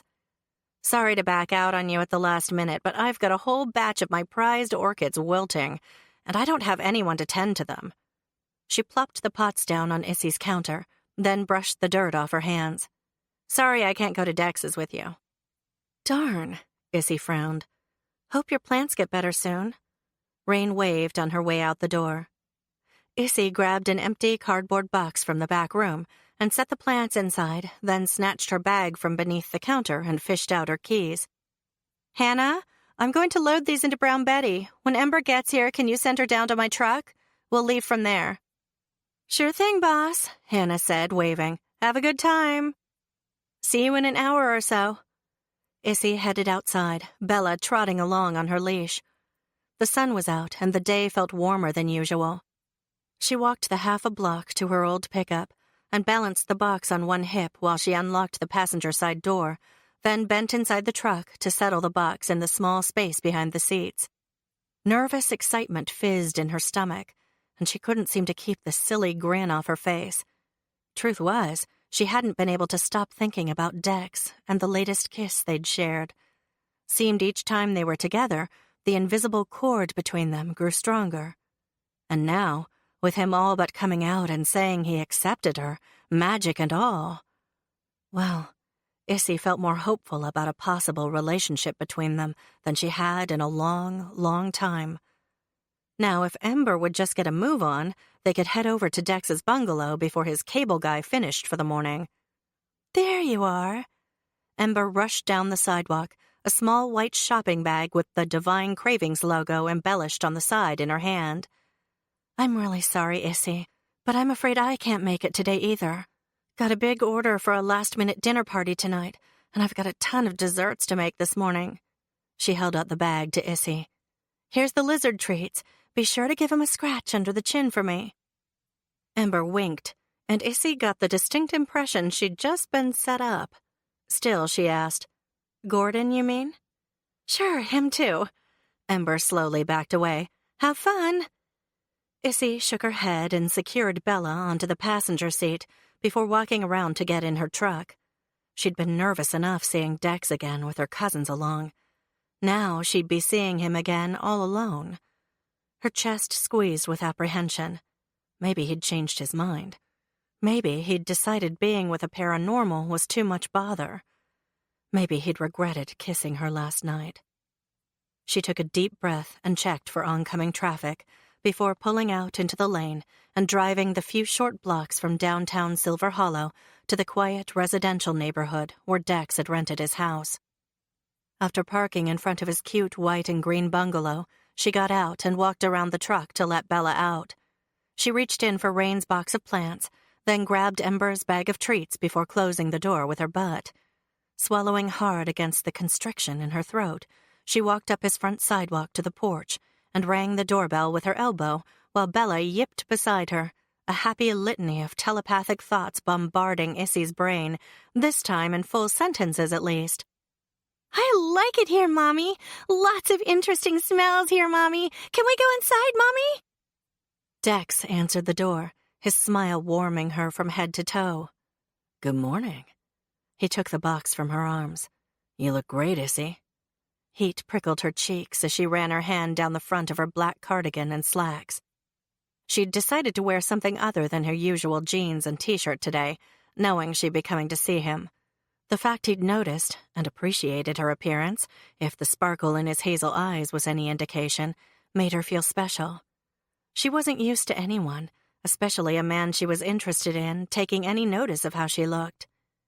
Come on in. Dex waved her inside his home. The cable guy is still here working in the den, so please excuse the mess. Thank you.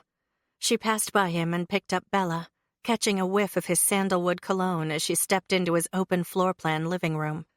Her heels clacked on the gleaming hardwood floors, and the overstuffed furniture and warm paint tones made the giant space feel homey and comfortable. She stood there for a minute, just gazing around, before remembering what was in her hand. "Oh, here, the treats Ember made for Gordon." He took the bag and set it on the counter beside the box of plants. Thanks. Where are your cousins? I thought they were coming too. "They couldn't make it. Sorry, things at work." Ah. One side of his full lips quirked up into a small smile as he took a step toward her. Guess that means it's just you and me this morning then, huh? "Yeah." Issy stared at the toes of her black pumps, tucking a stray strawberry blonde curl behind her ear with a shaking hand, suddenly shy. "I guess so." You can put the dog down if you want. "Great." Issy unclipped Bella's leash and set her on the floor. The small palm's nails scrabbled against the polished floor as she ran over to Gordon's vivarium in the corner of the living room. The little lizard raised his front foot in a wave, and Issy smiled. "How's my little green buddy doing?" He's great. Dex reached past her to pull out one of Ember's treats, and Issy did her best to suppress a shudder at his nearness. Together, they walked over to the bearded dragon's enclosure. Want to try one of these, buddy? Issy giggled as Gordon snatched the treat from Dex and gobbled it up like it was going out of style. "He seems to like those." Yes, he does. Dex stood close enough that his shoulder brushed against hers. So? Dex rocked back on his heels. We're alone then. She caught his eye and blinked. "We are." Bella yipped as if in protest, and Gordon waved once more. "Okay," Issy grinned. "Maybe not all alone." No, not all alone. He reached out and hooked his finger beneath Issy's chin. I missed you. "You just saw me last night." Her words husked out of her suddenly dry throat. I know. His warm breath ghosted over her skin as his soft lips met hers in a feather-light kiss. Those same sparks, brilliant and incandescent, danced between them like fireflies, and she sighed, inching closer to him, her hand resting on Dex's chest, right over his pounding heart. Issy's own pulse thundered in her ears. Dex slipped his arms around her waist to pull her even closer, and she realized the world could stop turning right here and now, and she'd die a happy woman. All right, sir. The cable guy walked into the living room and set his toolkit down on the hardwood floor with a clatter. Issy jumped away from Dex before he could catch her. I'll need your signature here on the dotted line, then I'll be out of your hair. The cable guy looked up from his clipboard and glanced from Dex to Issy, then back again. Hope I wasn't interrupting anything. Issy shook her head and moved to the far side of the living room, not trusting her voice to speak, while Dex took care of business with the cable guy. By the time the repairman left, she'd almost gotten her rapid breath under control. Almost. Dex closed the door, then ran a hand through his dark hair, dots of crimson lining his high cheekbones. If Issy didn't know better, she'd think he was as affected as she was by their brief kiss. He took a deep breath, then looked at her again, those sparks flaring brightly between them. Dex headed over to where she stood by the window, his expression intent. Issy, I think we... Frowning, Dex stopped several feet away from her and pulled out his phone. Sorry, hang on, I need to take this. She stared at his retreating back as he headed toward the kitchen area. Knees still a bit wobbly, Issy took a seat on the sofa in the living room and reached down to scratch Bella behind the ears. "Do you like him, Mommy? I like him a lot, Mommy. Can we stay here, Mommy?" Sorry about that. Dex returned a few moments later. He shut off his phone and shoved the device back in his pocket. Let me show you around the place. Sure, great. Issy stood, Bella in her arms, and followed him down a short hallway. This is a nice home. Thanks. He glanced back at her over his shoulder, and her heart stumbled. I haven't been here long enough to do much with it yet. You should hang up some pictures, maybe get some curtains, personalize it a bit more. She followed him into an empty guest bedroom. Make it feel more like a home. There's a nice shop in the next town over that specializes in home decor. Last time I was there, they had these mission-style lamps that would work perfectly in your living room. He showed her 2 more bedrooms and a guest bathroom before walking her back into the living room again. Well, that's it. Very nice. And a great neighborhood, too. Lots of families and kids. Yeah, I like it here so far. They both looked anywhere but at each other as awkwardness descended again. Can I get you something to drink? He asked, heading for the kitchen.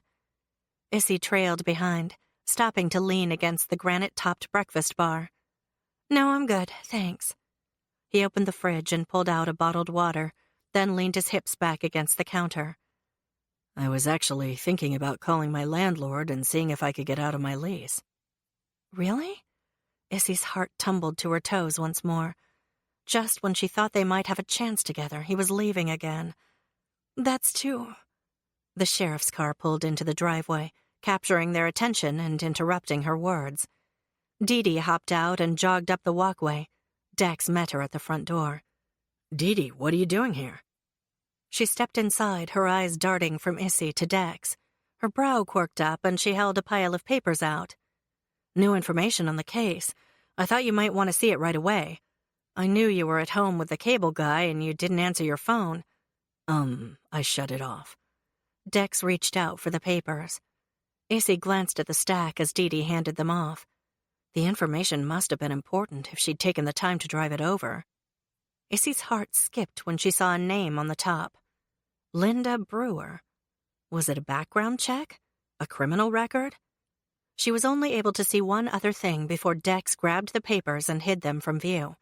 Linda Brewer lived in Lowell, Massachusetts, the same town Sarah Landers had been from. I hope I didn't interrupt anything, Dee Dee smirked. Issy glanced at Dex, heat burning her cheeks. Oh no, I was just leaving. Issy reluctantly picked up Bella. Even though Dex's kiss still had her all twisted up, she had more important things on her mind now. She needed to convey this new information to her cousins right away. Besides, Dex was breaking his lease. He was leaving town. So what was the point in carrying on with him anyway? See you later. She tossed the words casually over her shoulder as she skipped out the door and all but ran to Brown Betty. 16. Issy texted her cousins for an emergency meeting, and they decided to convene at Rain's shop. Inside, the place was lush with tropical plants. The humidity was stifling, and Issy shrugged out of her jacket, tossing it behind the counter. It was as if she'd been transported to a tropical island, right down to the tinkling sound of a waterfall in the back and the scent of gardenias that hung like a cloud in the air. So what's up? Gray leaned against the counter next to Mortimer, who angled his toothy petals toward them as if listening in on the conversation. Issy didn't doubt that he was listening. Rain often left Morty at suspects' homes or places of business to eavesdrop on conversations. They had a special telepathic link, and he could transmit images or ideas that only Rain could interpret. Sometimes he'd wilt or perk up, depending on what he'd overheard.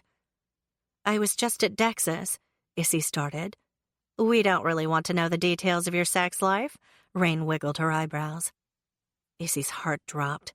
Before she'd left Dex's, he'd told her he was getting out of his lease. At least he'd been honest and let her know that anything with him would be short-lived. When he'd taken the keys and told her to lock up with magic the night before, she'd taken it as an acceptance of her magic. But he must have changed his mind, and now he was leaving town, dashing her hopes that they could be one of the rare witch-human relationships that worked out. But she didn't want her cousins to know how devastated that made her, so she made a playful face at Rain. Not that. While I was there, Dee Dee came by with important information, a sheet on Linda Brewer. And guess where Linda Brewer is from? Where? Lowell, Massachusetts. The same exact place Sarah Landers was from. That is interesting. Do you think Linda was somehow mixed up in this case 10 years ago? Is that really why she's here? Ember played with the stunning pink and green striped leaves of a watermelon coleus plant. It's possible, Issy said. She was about the same age as Scott. She could have been at that spring break. She could have known Sarah Landers. But if she knew Sarah and she knew something about the murder, why wouldn't she have come forward back then? Gray asked. She wouldn't come forward if she was the killer, or was protecting the killer, Rain suggested. But when we visited her in the motel, she had all the case files. She was clearly investigating it, and she wouldn't need to do that if she was the killer, right? Gray said. She looked like she was investigating it, Issy corrected. But what if she was really here trying to cover things up? She might have gotten new information just like she said. If she was the killer, it makes sense that she'd try to keep track of the case. The spell Rain put on the orchid was just a relaxing spell, not a truth spell. Even though she gave up a lot of information, she could have been tweaking it to make it look like she was investigating, when in fact she had come here to cover things up. So then where does Jerry fit in? Ember asked. He's easily manipulated, and he was around back then. Maybe he knows more than he thinks. She might be trying to figure out what he knows, and if he knew too much, she might have gotten rid of him too. That could be why his shop is closed. And she could have lied about him being on vacation to throw us off track. That vacation seems awfully sudden to me, and he didn't mention anything about that when we talked to him the other day, Issy said. Rain pressed her lips together and stroked the back of one of Morty's glossy leaves. I don't like the way this is shaping up. Something isn't right here. I agree, Issy said. Looks like we need to beef up that spell on your pansy orchid and pay Linda Brewer another visit. 17. 15 minutes later, Issy was inside Brown Betty, rushing toward the Route 9 motel. Rain was seated beside her with a quivering pansy orchid balanced on her lap. This thing is juiced up with the super truth serum. There's no way Linda is going to lie to us while Prudence is there. Prudence? Issy glanced at Rain. The plant. Issy swerved hard right to avoid a big fat toad in the middle of the road. I hope we get some answers. I'm getting sick of these toads everywhere. You'd think the cold would drive them underground. I agree. 5 families of toads have taken refuge inside my Easter lilies in the back of the shop. These things have to go. We need to solve this case soon. Issy pulled into a parking spot near room 127. They hopped out of the car and headed toward Linda's room. Rain slowed as they approached the door. Uh-oh, this doesn't look good. She pointed at the slight gap in the door, which indicated it wasn't closed all the way. Maybe she forgot to close it. Issy tapped her knuckles on the door. Linda, it's Issy Quinn. I came back with the plant like I said I would. No answer. Issy and Rain exchanged a glance. Linda? Issy yelled louder. Still nothing. Maybe she's in the shower? Rain ventured. With the door ajar? Issy pushed down the panic that rose in her chest and nudged the door open slowly. The room was a mess. Papers strewn everywhere, the maple floor lamp lying on the gold shag carpet, its shade cockeyed. But the worst part was on the floor next to the bed. Linda Brewer's bloody body. Smash! Issy whirled around to see Rain standing open-mouthed in the doorway, the plant smashed at her feet. Prudence! Rain threw herself on the ground, scooping the dirt into a pile and trying to put the pieces of the smashed pot back together to stuff the plant back in. Issy had other priorities. She ran into the motel room and crouched beside Linda. She could still be alive and need her help. But Linda's glazed eyes staring up at the ceiling told her otherwise. She pressed her fingertips to her neck anyway. No pulse. Is she dead? Rain stood just outside the door, the pieced-together broken pot encircled in her arms, plant quivering out of the top. Issy backed carefully out of the room, her stomach churning. I'm afraid so. She stumbled a few feet down the sidewalk, pulled out her phone, and called the police. Dex careened into the Route 9 motel parking lot, his heart twisting at the sight of Issy sitting on the curb, her knees pulled up to her chest, her face ashen. Relief mixed with self-recrimination flooded through him. When the call had come in, and Dee Dee had said there was a murder and Issy was here, he'd gone half mad with worry. Now he was relieved to see she was okay, but his relief was tempered with the sinking sensation of failure. Once again, he hadn't been able to protect her. Then again, the woman was a murder magnet. How could he possibly protect her all the time? He couldn't. He didn't know if he could handle Issy's frequent bouts with danger, especially when he couldn't be around to keep her safe all the time. Would she even want him if he couldn't? Maybe things wouldn't work out between them the way he was hoping, after all.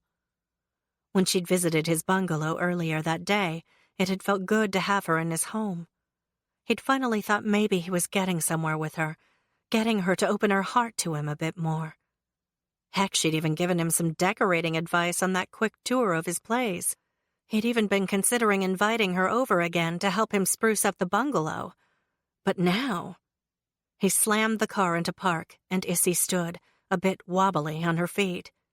He should have tended to the crime scene first, but the hell with it. He rushed to her side. Are you okay? He wrapped his arms around her. She melted into him as if she belonged there, making his doubts about their budding relationship vanish, at least temporarily. He pushed her to arm's length, just to make sure she wasn't hurt. "I'm fine," she said. "Me too," Rain waved from beside Issy. Had she been there the whole time? Dex had only had eyes for Issy. He took a deep breath and stepped away. What happened? "We came to talk to Linda and found her in there." Issy nodded toward the motel room. "Dead." Dee Dee squealed to a stop a few parking spots away from Dex and walked over to join them. Refocusing his attention on work, Dex reluctantly left Issy and led the way into the motel room. More squad cars arrived, and soon clusters of cops and detectives stood around the scene, talking or keeping away rubberneckers. Someone set up police lights, and soon the gruesome scene was lit up like a Broadway play. Linda Brewer was sprawled on the floor beside the bed, a growing crimson stain spreading across the front of her shirt from her bullet wound. Glass littered the floor where the thief had smashed the mirror above the dresser. The victim's belongings were strewn all over the place. The coppery smell of death mixed with mildew. Did anyone see what happened? Dex asked. "They're still rounding up witnesses." Dee Dee scanned the area, frowning. From the way they trashed this place, though, I'd say whoever killed her was definitely looking for something. Adele's place was trashed, too. Dex narrowed his gaze. Maybe whoever killed Adele didn't find what they were looking for at her place and came here instead. Or maybe Linda stumbled onto something she shouldn't have, Issy said, venturing into the room and straight to Dex's side. Who would do such an awful thing? Dee Dee leaned in closer and whispered, "You were both here the other day. Do either of you notice anything missing? Something that might give us a lead?" Dex looked around, but with all the crap everywhere, it was hard to tell. Issy walked over to the dresser, then to the bathroom, and finally to the closet before she returned to Dex's side. "The file she had is gone. When Gray and I came here, she showed us the folders she'd been gathering on the murder. She said she was getting closer to proving Scott was innocent once and for all. She said she came here to talk to Jerry, to get the whole picture of what Scott was like before he went on that vacation to Florida. But I think she was lying about something. I don't see the folder anywhere around here now." "Makes sense the killer would take it," Dex agreed. "If there was something incriminating in those files, they'd want that information hidden. But what was she hiding? I felt like she wasn't being straight with me either." "The only thing I could think of is that she was involved in the murder," Issy said. Dee Dee paused from her task and squinted up at Issy. "I don't think so. Not after what the background check revealed." "What was that?" Linda must have known Sarah, but what else had been on that paper that would make Dee Dee so sure that she wasn't her killer? Linda Brewer was Sarah Landers' sister. Issy stared at Dee Dee. "So that's why she's from the same town." Dee Dee narrowed her gaze. "How'd you know that?" I did some research. No wonder she was out here looking for the killer. That's why she'd followed the case all these years. I guess she was telling the truth. She really did find new evidence." "Yeah, too bad the killer must have figured that out," Dex said. "But who would have known that she had the new evidence?" Issy asked. "Good question. We might find the answer in the missing paperwork," Dex said. "Right, well, this kind of speculation is baseless. We need facts," Dee Dee sighed. "Too bad the killer could have done anything with that paperwork by now. That doesn't leave us much to go on here." "Wait." Issy leaned closer to the bed, her gaze narrowed on Linda's corpse. "There's something in her hand." Dee moved in as well and squinted. You're right. Dex pulled Issy close to his side once more. Part of him wanted to carry her out of here and shield her from all this carnage, to keep her safe and secure and near him forever. The other part of him was duty-bound to stand guard over the victim and make sure justice was done. If the good deputy noticed him holding Issy's hand, she didn't say a word. Dee hailed over one of the crime scene techs and got a pair of gloves to remove the evidence from Linda's hand to prevent contamination. Nose wrinkled, she held up the crinkled object. Looks like a photograph. Issy clutched Dex's forearm tightly. Even under the current circumstances, awareness zinged over his skin from their point of contact. I've seen that picture before, Issy said. When Gray and I were here, Linda showed us that one. It's of the plastic visitor's badge Jerry gave Scott at the paper mill before he left on his Florida trip. What do you think this means? Dee asked. Could be Jerry cooperating with Linda had less to do with him studying to be a PI, and more so he could keep an eye on her and see exactly what kind of evidence she'd uncovered. Dex scowled. Maybe Linda's trying to tell us the identity of her murderer. Jerry? Dee said. Jerry can't be the killer. He's out of town on vacation, remember? Issy straightened. Or maybe Jerry just tried to make it look like he was out of town so he'd have an alibi. Dex remembered how squirrely the guy had acted at his body shop the other day and squeezed Issy's fingers reassuringly. If Dex hadn't shown up when he did, there was no telling what Jerry might have done to Issy. Which put the guy at the top spot on Dex's most wanted list. Well, either way, Dee slipped the tattered photo into an evidence bag held by one of the techs, then snapped off her gloves. I'd say we need to locate Jerry Blaisdell and bring him in for questioning.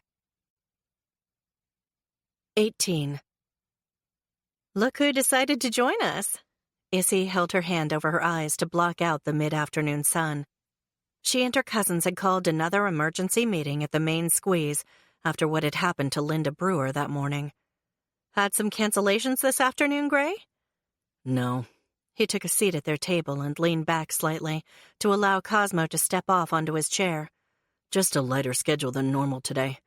So, catch me up on what I've missed. Well, I was just telling them what I found out from my friend at the airport, Ember said. My friend is pretty sure Jerry got on that plane, or at least someone who looked exactly like him did. How are they so sure? Issy asked, then took a sip of her pumpkin perfection spiced juice blend. Owing to the cooler weather, the owner of the juice bar, Karen Dixon, had changed up her menu and was trying out some new seasonal promotions. The flavors of cinnamon and cloves filled her mouth and tickled her nose. Security footage at boarding, Ember said. That's what I'm saying. Rain wrinkled her nose at the green concoction in her cup, a green goblin surprise according to the menu board nearby. With all the security checks these days, it would be hard to impersonate someone else. Not to mention the steep fines and possible jail time if you got caught. Seems like an awful lot of trouble and risk for Jerry to have someone impersonate him. I'll have my friend double-check the tapes again to be sure, Ember said, kissing the top of Endora's furry black head. Then she bent to do the same to Bellatrix's white coat, stopping and squinting at the next table over. Hey, isn't that the guy Dee was talking about the other day, the movie producer? Gray leaned slightly to peer past Issy. Looks like him, yeah. Must be one of his out-of-town blonde babes sitting with him. I've not seen her in my shop. Issy glanced over as discreetly as she could, then turned back to her cousins, a familiar tingle starting deep inside her. He's paranormal. They're drinking pomegranate passions, too. And you know the effect those things have on us. Aw, man. Rain shook her head and pushed her cup away, grimacing with distaste. I was trying to ignore that tingle for Dee's sake. The last thing she needs right now is more paranormals to look after, especially now that the poor thing is being forced into a marriage with a virtual stranger. Sounds crazy to me. Not so crazy. Ember rubbed her chin on the top of Bellatrix's head. Silver Hollow is a mecca for our kind, so I'm betting it's no coincidence. Not with the kind of movies Dee said he makes. Maybe he's looking to find some fresh talent for his next picture. Whatever he's doing here, he better watch himself. Gray cocked his head toward the interior of the juice bar, and the Hagrid-on-acid-looking guy glaring out the front window. Looks like Luigi's got Mr. Hollywood on his radar already. Glancing inside, Issy spotted Luigi behind the counter as usual, selling slices of his pizza. While he was waiting on customers, he was giving the town's newest arrival some seriously skeptical side-eye. She shook her head and gazed out toward the sidewalk again, only to see Brimstone trotting by. He gave the movie producer a feline stare of disapproval. Seems no one wanted the new filmmaker to come to Silver Hollow. So what else do we know about Jerry? Gray asked, sipping his saffron sunrise. That's too bad about what happened to Linda Brewer, by the way. I guess our previous assumption that she might be the killer was wrong. Issy, Ember, and Rain exchanged a glance. How'd you hear about that already? I just left the scene right before I came here and told Ember and Rain before you arrived. Myra Bell was in to get her hair done. Issy nodded. Myra was the receptionist for the sheriff's department and could be fairly loose-lipped with the intel when it suited her purposes. Then again, with the miracles of beauty worked in Gray's enchanted salon, every woman was susceptible to persuasion. It was one of the things that made sheer magic so successful. Well, that and the fact Gray looked like he walked right off the pages of some male fashion magazine, with his long dark hair and piercing blue eyes. All the ladies went gaga for him, including Myra, it seemed. Exhaling slowly, Issy forced her mind back to the task at hand. Now they had 2 murders to solve. She suppressed a shudder as images of Linda Brewer, lying face down on the blood-soaked bed, flooded her thoughts. Dex wondered if Jerry working with Linda Brewer had less to do with him studying to be a PI and more to do with him being involved in that murder 10 years ago. Interesting theory. Rain rubbed Mortimer's leaves gently, her gaze narrowed. Was Jerry down in Florida during spring break then? That would be odd, Ember said. He would have been a lot older than the college kids. Gray shrugged. Wouldn't be the first time some older guy liked dating younger girls. Ew. Issy shuddered anew. What if he's some kind of paranormal serial killer? Icky. Well, Rain stood and tossed her barely touched drink into a nearby trash can, then tucked Morty's pot under her arm. I need to get back to my greenhouse. We should probably go talk to someone at Holland Mills and find out if Jerry took time off during spring break 10 years ago. Good idea. Ember settled Endora and Bellatrix in their basket, then pushed to her feet as well. I can whip up a batch of chocolates infused with a loose tongue charm for my friend Gladys, who works in the office over there. The dear woman has to be pushing 90 by now. If anyone would know, it would be her. Gray settled back, while Cosmo danced and cawed on the back of the chair. She's worked for the Hollands forever. At least 50 years, Ember said, waving as she followed Rain down the sidewalk. Issy, text me when you're ready to head over and I'll go with you. Will do. Issy kissed the top of Bella's head, then put her down and wrapped the little dog's pink and rhinestone leash around her hand. I need to get back to Enchanted Pets. Hannah will be wondering where I am. Are you staying? I don't have another client for an hour, so I figured I'd soak up some sun and enjoy my rare free time. Gray winked. Have fun at the paper mill later. Thanks. Issy gave Cosmo a goodbye scratch on the head, then led Bella back toward the pet store. I'll let you know what we find out. 19. That's confirmed? Dex asked as he waited on the corner for the light to change. It seemed weird to be walking downtown in Silver Hollow without his best bud Gordon perched on his shoulder, but he hadn't had a chance to stop at home after he'd left the crime scene at the motel. Jerry Blaisdell was accounted for on that flight yesterday? Yep, Dee Dee said through the phone line. On his way to Bermuda. I also verified he checked into his hotel down there, and I found out something interesting from the Route 9 motel manager. What? She said she chased off someone wearing a dark hoodie with a white stripe down one arm a few hours before Linda's body was discovered. Scott's girlfriend, Marcy. I think so. Motel manager said she had long, scraggly hair. Seems that girl is turning up everywhere, and that's no coincidence. She might have something to do with both deaths. And since Linda is dead and Jerry is in Bermuda, It's looking like neither of them did, so I say we move Marcy up on the suspect list. I don't know. Dex followed the small crowd of locals and tourists across the street.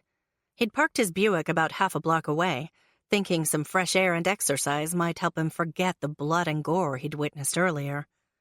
Balancing his cell phone between his shoulder and jaw, he searched his pockets for paper and a pen. Why would she kill Adele? Maybe she was upset after Scott died and wanted some mementos.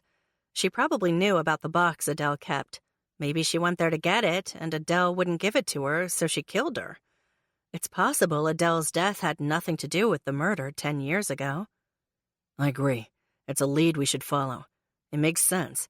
Marcy might have killed Adele by mistake when they were arguing and run off into the woods. That's why the neighbor didn't see her.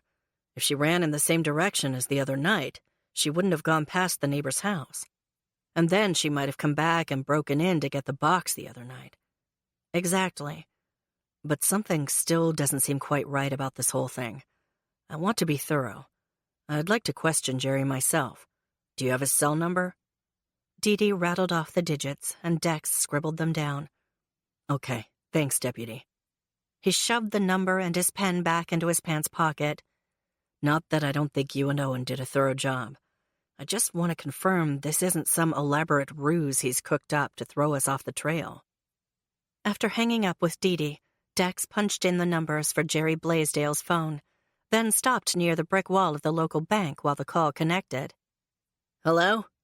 Jerry picked up on the third ring, his tone a blend of nerves and confusion. Who is this?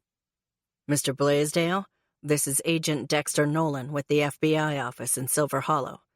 We spoke the other day at your body shop. I'm sorry to bother you on your vacation, but I've got some additional questions I need to ask you. I've already told you everything I know about Adele Brundage, Jerry said. This isn't about Adele, I'm afraid.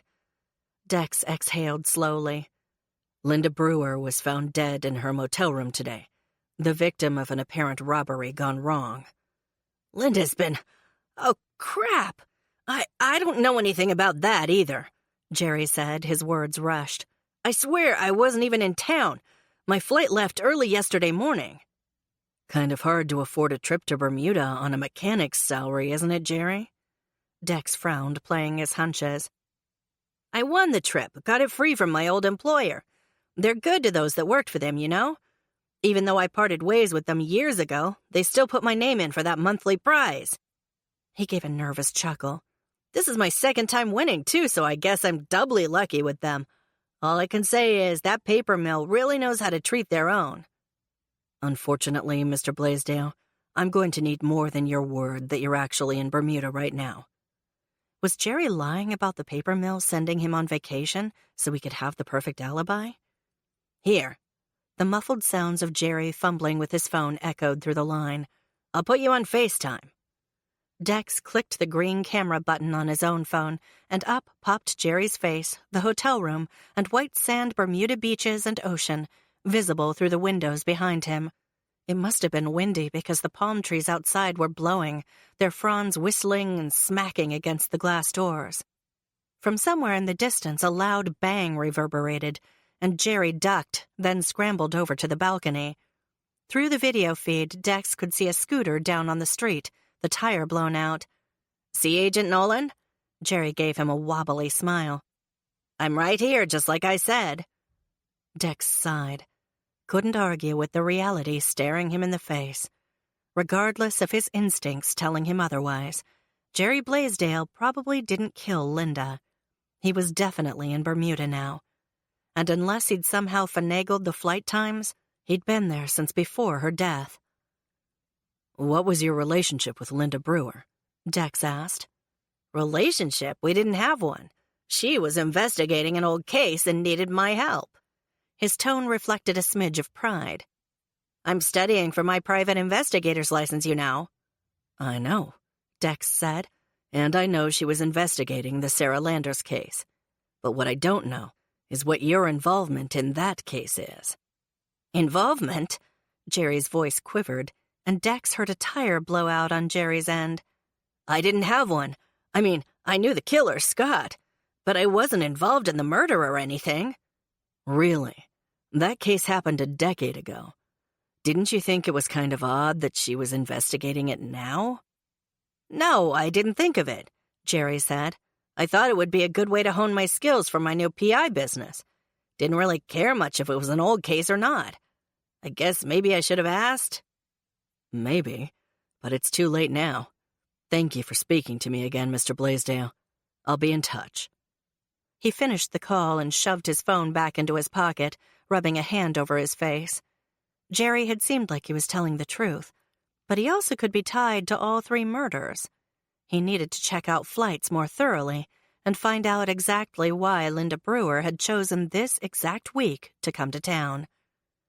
He wasn't ready to go back to the office, yet he didn't want to go home for lunch and sit alone at his kitchen table either. Dex glanced over and saw the main squeeze nearby. He'd heard good things about their juices and the pizza sold inside. Maybe he'd try that today instead. Dex? A voice called. A guy waved, and it took Dex a minute to squint through the sun to see Issy's cousin Gray, seated at one of the outdoor tables, motioning him over. Dex hesitated. He didn't exactly get the impression that Gray liked him, but if he intended to continue to spend time with Issy, he'd have to get on the guy's good side sometime. Besides, some company might do him good right now, after what he'd dealt with this morning, even if the guy was a hairdresser. Dex still wasn't sure what to make of that profession, but hey, company was company. Good to see you again, Dex said, walking up and shaking Gray's hand. Let me run inside and grab a slice and a drink, and I'll be right back. You want anything? No, I'm good, thanks. Gray sat back to coo to his pet bird, while Dex headed inside the juice bar. The interior was modern, yet held on to its original roots by keeping many of the exposed beams and brick and the industrial pipes overhead. He got 2 slices of deluxe pizza from that huge bearded guy, Luigi, then grabbed a saffron sunrise before heading back outside to join Gray at his table. The sun was shining, and it was warmer than usual, making Dex glad he had an opportunity to enjoy the outdoors while he still could.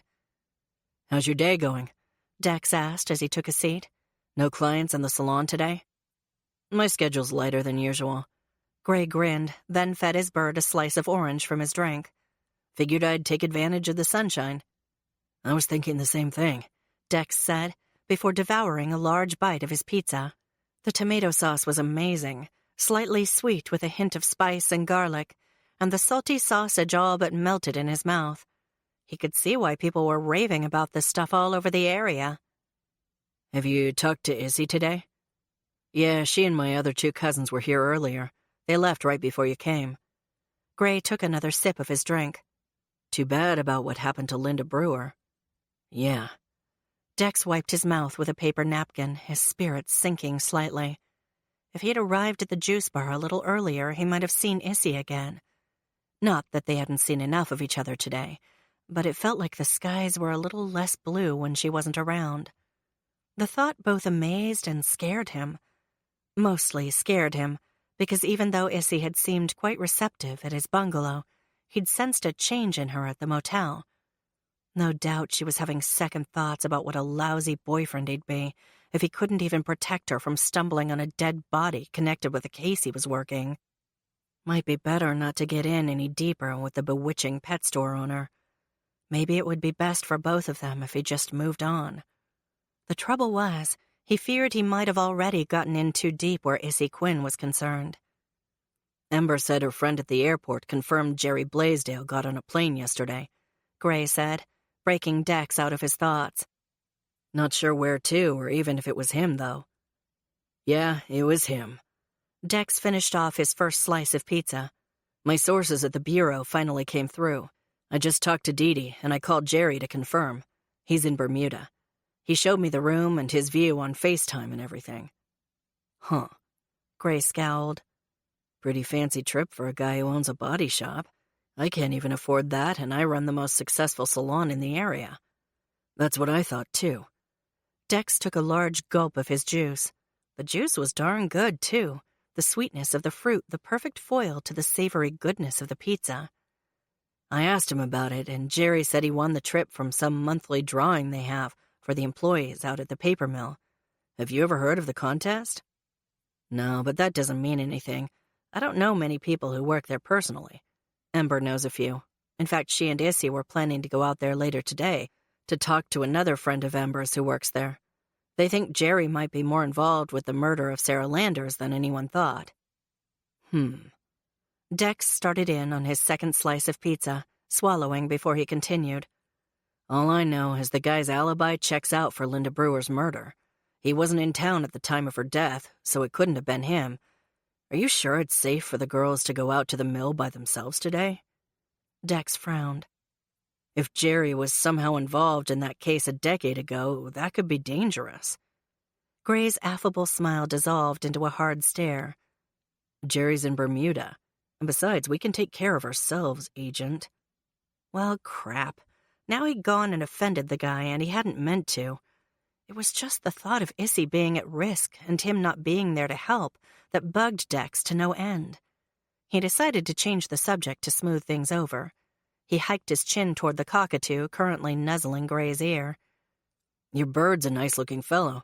Reminds me of that one on TV back in the 70s. This is Cosmo. Gray tapped the table and the bird flew over. With his yellow plume feathers raised cautiously, the cockatoo slowly made his way over to Dex.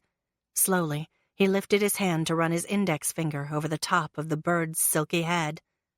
Before he knew what was happening, Cosmo had climbed up on his forearm, then quickly sidestepped his way up to his shoulder, where he preened Dex's hair with his beak. Friendly, isn't he? He likes you, Gray said, his smile returning. That's a good sign.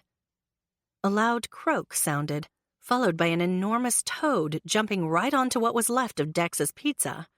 Nose wrinkled, he pushed the food away. Guess I'm done with that. The toads are terrible. Gray shoved another two aside who'd hopped up onto the table. And they won't be getting better until... Gray stopped and looked at Dex, only then realizing what he was saying. Until what? Dex asked. Oh, Gray said, looking away. Until their mating season is over. That's why they're so plentiful right now. They come out for a few weeks like this, but they'll be gone soon. The slight rise in the guy's tone told Dex that story wasn't entirely true, but he had too many other things on his mind right now to worry about the local toad population. Dex just shrugged and chuckled again as Cosmo tickled his ear. You should cut the sides shorter, Gray said. Excuse me? Your hair. The next time you get it cut, tell whoever does it that you want the sides shorter and to leave the top longer. Dex snorted. I'll be sure to let my barber know. He just takes the scissors and snip, snip, I'm done. Whatever. Gray sniffed, then gazed out over the town green. So the FBPI, huh? Bet you've got some pretty strong views on magic and witchcraft. Not really. He narrowed his gaze on the guy across from him. Gray seemed like a nice enough person, and knowing how close Issy was with her cousins, he was probably just looking out for her, since he'd seen her and Dex kissing. It was nice, him being protective of Issy. Dex shrugged. Live and let live, I say. Gray looked at him again. Even after what happened that night at Enid's? Cutting to the chase, Dex leaned forward and rested his hands on the wrought iron tabletop. Listen, I know about the paranormal population here in Silver Hollow. I know you and your cousins are a part of it, and there's a lot of magic going on in the area. As long as everyone stays safe and abides by the law, I'm okay with it. Gray's stern expression wavered, and Dex glimpsed a fleeting loneliness in the guy that matched his own. Hard to believe he'd be lonely when the ladies obviously fawned all over him, but there it was. Not that Dex spent a lot of time thinking about stuff like that, but it did spark his own determination to move things along with Issy.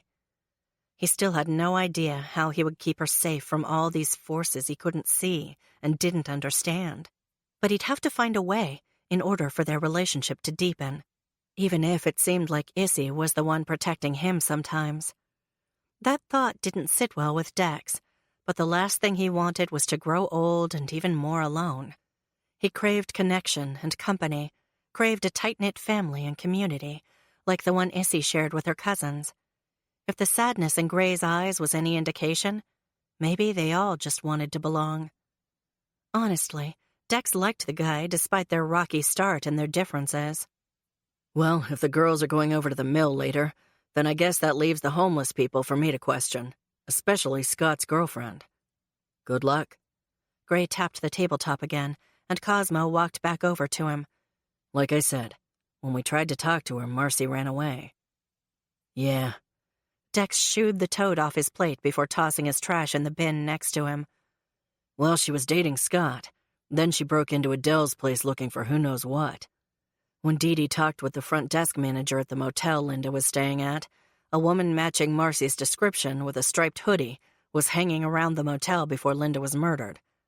This girl needs to be questioned, and it needs to happen sooner rather than later. Agreed. Gray stood and threw his empty drink cup away. Hey, whatever happened with the break-in at the funeral home? That whole thing was weird, too. How'd you know about that? Gray shrugged. News travels fast in the Hollow. Another loose end I need to tie up. Dex pushed to his feet as well. I hate loose ends. Me too. Gray grinned. Unless they're teased and sprayed and arranged just so. See you around, man. See ya. Dex raised his hand as Gray walked away, then pulled his buzzing phone from his pocket. A new text from his landlord flashed on screen. Open to canceling 6-month term. He hadn't expected to change his plans about staying in Silver Hollow so soon after arriving, but sometimes things just don't turn out like you planned. 20. Do you have the chocolates? Issy asked as she and Ember walked up the front steps to the entrance of Holland Mills. The afternoon sun glinted off the large golden letters above the door, and the warm earth-toned brick facade all but screamed wealth and privilege. Issy double-checked her hair and the shiny brass dedication plaque beside the glass front doors, wondering again if she should have changed before coming here. Ember, of course, looked lovely as always in her dark brown wool circle skirt and matching russet-colored cashmere sweater. How her cousin managed to look so good and stay so serene while working in a hot kitchen all day, Issy would never know. Even magic had its limits. Heck, most days Issy felt lucky just to stay one step ahead of the constant influx of animals into and out of her busy shop. Got the candy right here, Ember said, smoothing a hand down the front of her perfectly pressed skirt. Ready to go inside? If I remember correctly, Gladys's desk should be straight ahead through the lobby. Issy nodded, and they proceeded up to the top of the steps, where a uniformed security guard let them into the airy expanse of the lobby atrium. Sunlight filtered through the air, and lush tropical plants of all descriptions from Rain's greenhouse thrived in the temperature-controlled environment. Their heels clacked on the gleaming tile floor as they walked toward a large, modern oak receptionist's desk. The woman behind it was small and wrinkled, and looked like some fantasy version of everyone's favorite grandmother. Her silver-white hair sparkled in the bright sunshine, and her blue eyes were shining and alert behind her horn-rimmed glasses. Gladys Moorstein might be pushing 100 years old, but her mind and memory were still sharp as tacks. A large white banner above Gladys's desk proclaimed the 100th anniversary of Holland Mills, and off to one side were life-sized cardboard cutouts of Troy Holland and Len Childs, glad-handing with local civic leaders and charity organizations beneath the headline, Holland Mills, Giving Back to the Silver Hollow Community. There were also posters scattered about, showing Troy and Len volunteering in various locations, where Holland Mills offered scholarships and internships to disadvantaged students. "My stars," Gladys said, lowering her glasses down her nose to stare at Issy and Ember over the top. "If it isn't the Quinn girls! Why, it's been at least 3 years since I've seen you both.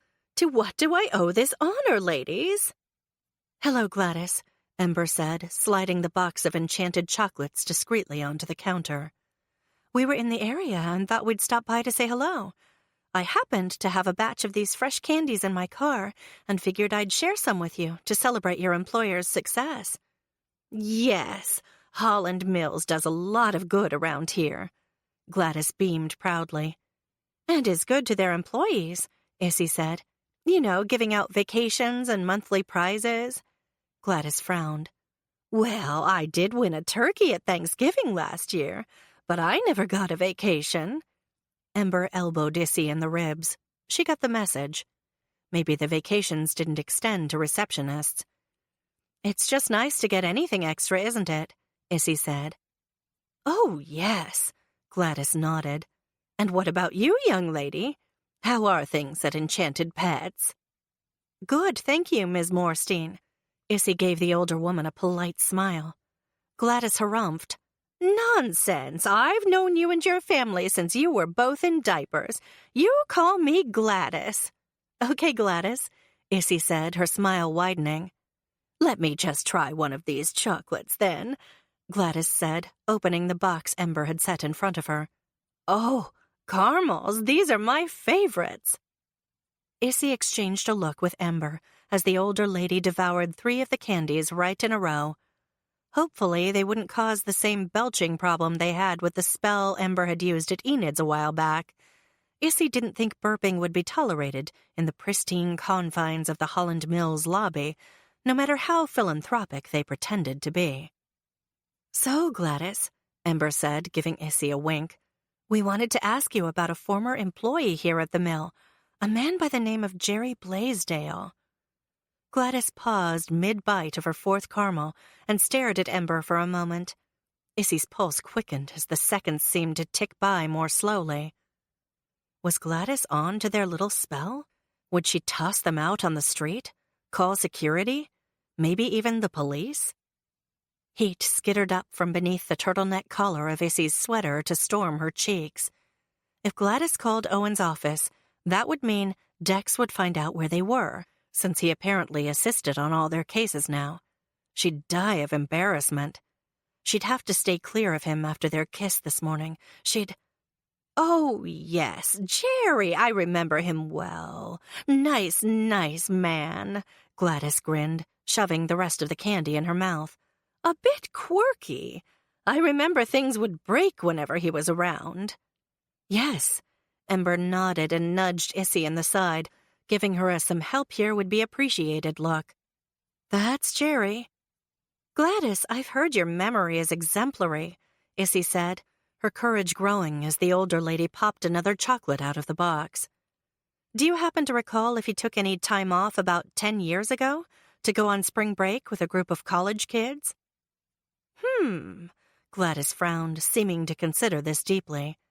"When you mention spring break, the first thing that comes to mind is that horrible murder that nice Scott Brundage was accused of down in Florida. Terrible, terrible thing, that." "Yes, it was awful." Issy glanced sideways at Ember. "What else do you remember about that time, Gladys?" "Well, I'll tell you." The older lady leaned forward, her expression serious. "The elder Mr. Holland, Troy's father, was pretty darned upset about that whole episode. He didn't like his family name or business linked to that kind of scandal. I remember him telling Troy he'd never become president of the company if he was linked to such a salacious event." Gladys shook her head and sat back, her thin arms crossed. "Even refused to let the poor boy see Scott after that. They'd been close friends, too. Of course, Troy was always so soft-hearted. He found ways to help Scott behind his father's back. Not that Troy and his father still didn't get into it something fierce sometimes. They tried to keep those fights behind closed doors, but in a place like this, the walls have ears." "Was Jerry around during these fights?" Issy asked. "Sure, but I'm telling you, Jerry couldn't have had anything to do with that scandal. In fact, you asked if he took time off over spring break that year, and no, he didn't. He was here at the mill that whole time, helping with the internships. He didn't go on vacation until afterwards." Ember nudged Issy again, then walked with her over to a wall of photos behind Gladys's desk. "Are these pictures of the Holland family?" Gladys stood and joined them, pointing to one particular photo. "Yes, see this photo right here? That's Jerry right there, with that summer's 7 internship recipients. John, Max, Sally, Jane, Bob, Neil, and Carol." "Wow." Issy smiled down at the shorter woman. I'm impressed you still remember all their names. I have trouble remembering what I ate for breakfast some days. Oh, Gladys gave Issy a coy wink. I remember all sorts of things, ladies. I bet you do, Ember grinned.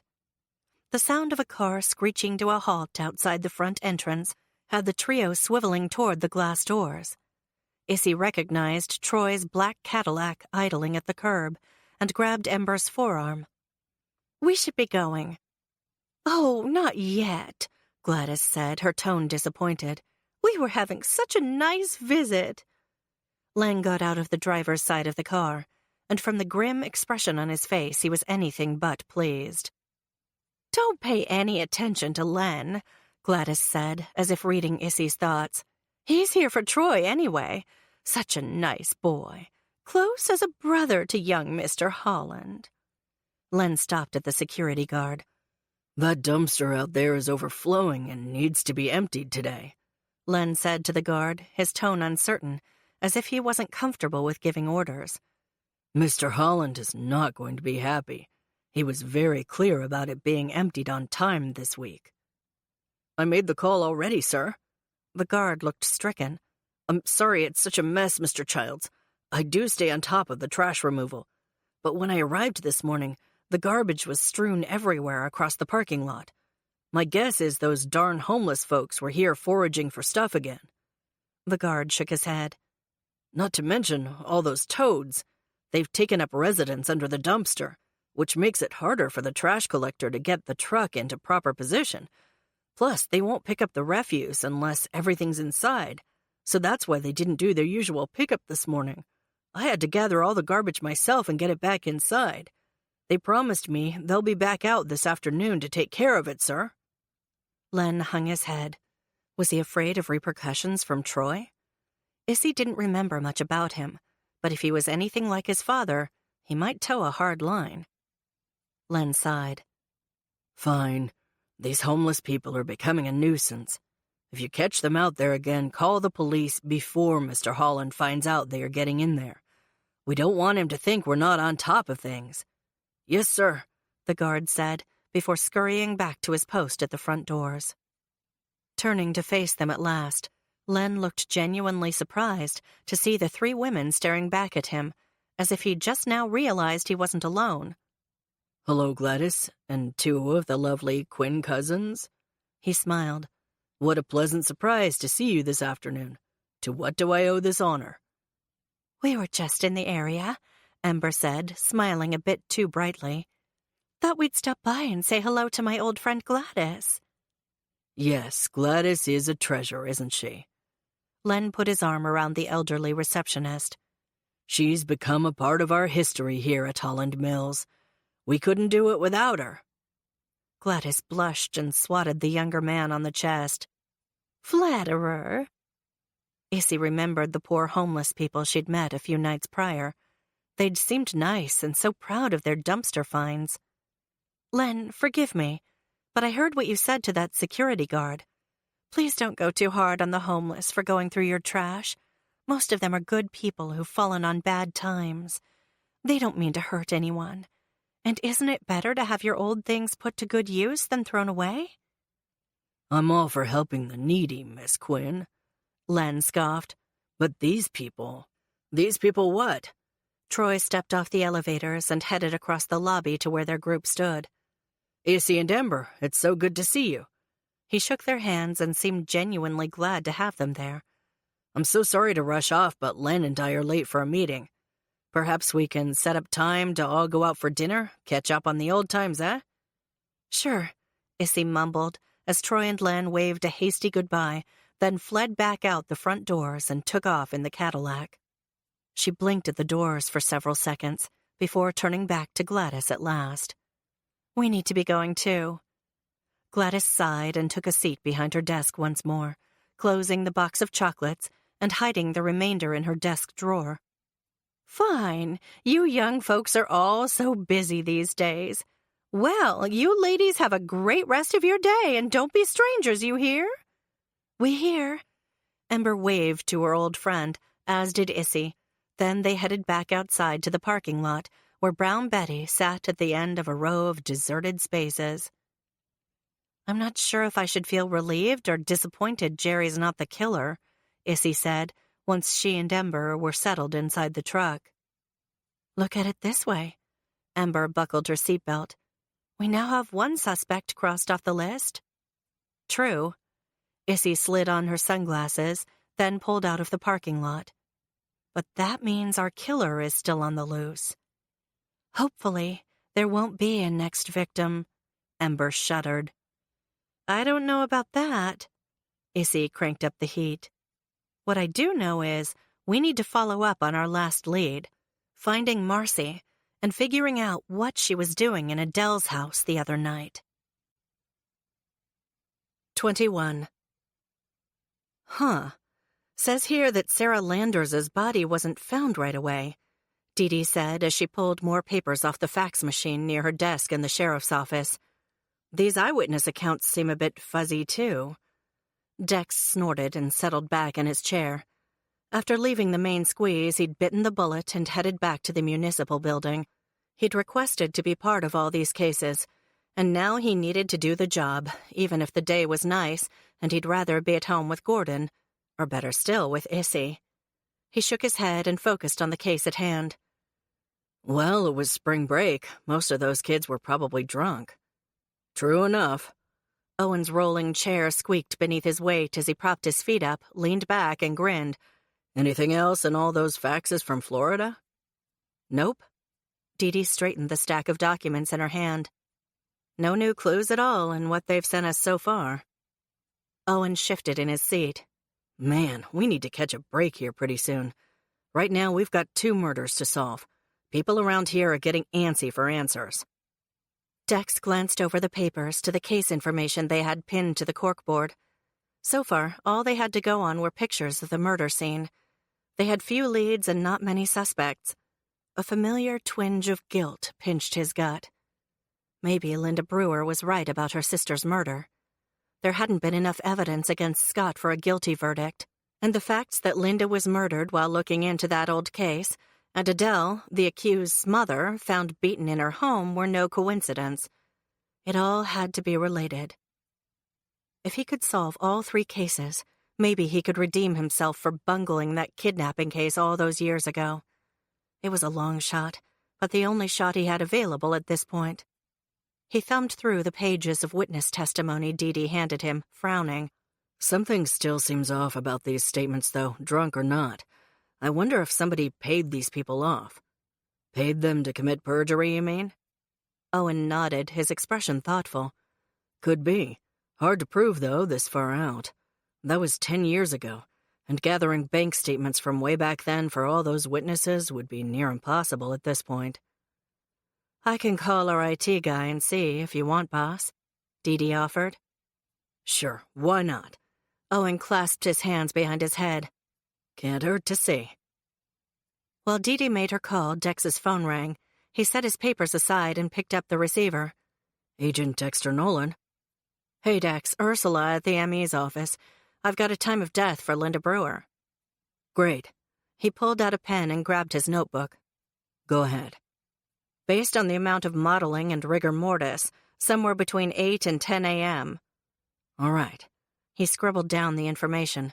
"Thanks, Ursula." After hanging up, Dex waited until Dee Dee was off the phone, then shared the information with her and Owen. Dee Dee frowned. "Pretty sure there's some surveillance cameras at that gas station down the street from the motel. Want me to have them pull the tapes from that morning, boss?" "Yep." Owen dropped his feet to the floor and straightened, narrowing his gaze on Dex. "You ready to go talk to this Marcy gal?" "Ready when you are." Dex stood and slipped on his leather jacket.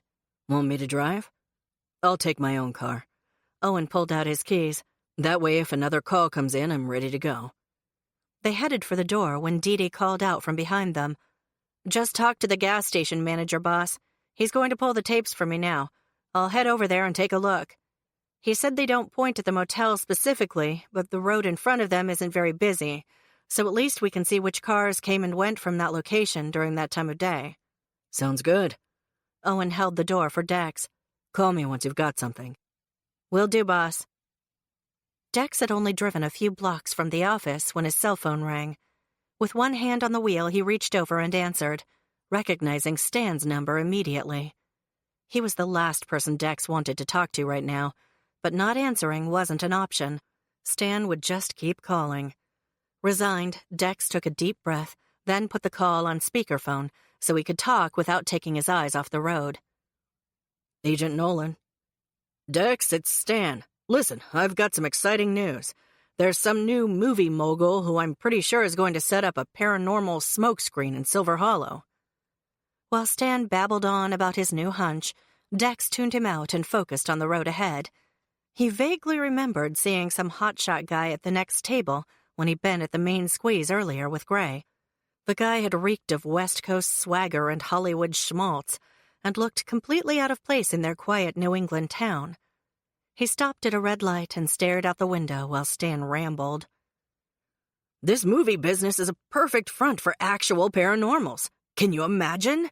Stan said, his voice more animated than Dex could ever remember. And yeah, he could imagine paranormals. One paranormal, to be exact. A woman with seafoam green eyes and bouncy strawberry blonde curls and a smile that could light up the whole universe. The light turned green, and the driver behind Dex honked. He waved in the rearview mirror and accelerated. The guy makes movies about werewolves and vampires, Dex. Think about it. No wonder he's moving to Silver Hollow, this little out-of-the-way town, so he can have actual real werewolves and vampires in his films. Dex shook his head and turned down the road that led toward the bridge where the homeless lived. He could see Owen's squad car in the distance already waiting. Tension cramped his gut as he pulled up to the berm behind Owen's car. Stan could very well be right about this movie guy coming to town for the paranormals, especially given what Dex now knew about the place. But he'd sworn his allegiance to protecting these people, and he'd rather die than see any of them taken into Area 59 for questioning, which was exactly what Stan wanted. With a sigh, he picked up his phone and took the call off speaker. Hey, Stan, this all sounds super fascinating, but I need to go. I'm with Owen, and we're going to question a suspect in the town's latest murder case. I'll definitely look into this movie guy, though, once my schedule lightens. Right now, I'm knee-deep in this murder case. I'll talk to you later, okay? Owen got out of his squad car and waved. Dex waved back, using the first excuse that popped into his mind to end the call with Stan. I don't want the local cops to get suspicious I'm not following through on this case, like a regular FBI agent would. Talk to you soon. 22. Hey, isn't that Dex's Buick? Ember pointed out the windshield of Brown Betty as Issy pulled over to the berm of the road near the bridge. They'd decided to put in a concerted Quinn family effort into finally finding and questioning Marcy. And that looks like Owen's squad car, too. They must be here working on the case. Issy cut the engine and got out of the truck, just as Rain pulled her Jeep in behind her. She got out, too, along with Gray, who rode with her from the greenhouse, and began to unload the plants she'd brought for the homeless people. Issy and Ember walked over to help carry them all. Did you have a chance to enchant these? Sure did. Rain grinned over the top of the plant in her arms. Guaranteed to make folks more talkative. These are nice. Gray hoisted 2 huge pots beneath each of his beefy arms. Those poor folks down there could use something to cheer them up. Agreed. Ember grabbed another, smaller plant from the back of the Jeep. Plus, Issy will get to see her favorite man crush, too. He's not my man crush. Issy had to tamp down the rush of excitement that sizzled through her at the prospect of seeing Dex again. We're just friends. Sure you are, Rain winked. What are you Quinns doing here? Owen said, climbing up the embankment from the riverbed below. This is official police business. Civilians shouldn't be here. It could be dangerous. Hey, Issy, Dex said, rushing up beside Owen. His eager grin and the spark of heat in his hazel eyes chased away Owen's chilly greeting. He cocked his chin toward the plants in her arms. Are you guys bringing those for the homeless? What? Issy blinked at him for a moment, unable to concentrate on anything besides his handsome face. Her vow to keep him at arm's length because it looked like he was leaving town dissolved. Ember nudged her in the ribs and gave her a keep up look, jarring Issy from her daydreams of her and Dex in a bungalow all their own. Oh, yeah, we thought they'd make a nice gift, something to brighten their day. Come on, Owen, you know these people aren't dangerous. Rain frowned at Owen over the top of the plant in her arms. Just down on their luck. And you should be glad we're here. They like us. We've built a rapport with them. How many of your questions did they answer, huh? Owen gave an exasperated sigh and looked away. None. That's good then, Issy said, her gaze still stuck on Dex. They're more apt to talk if we're here. She's got a point, Dex said, moving to stand beside Issy. The Quinns got far more information out of them the other night than we did today. Maybe if we go back down there with them along, they'll see that we're only there to help, and they'll open up to us. Owen shook his head and exhaled loudly. Fine, but I still don't think we should be letting civilians into our investigation. Cool.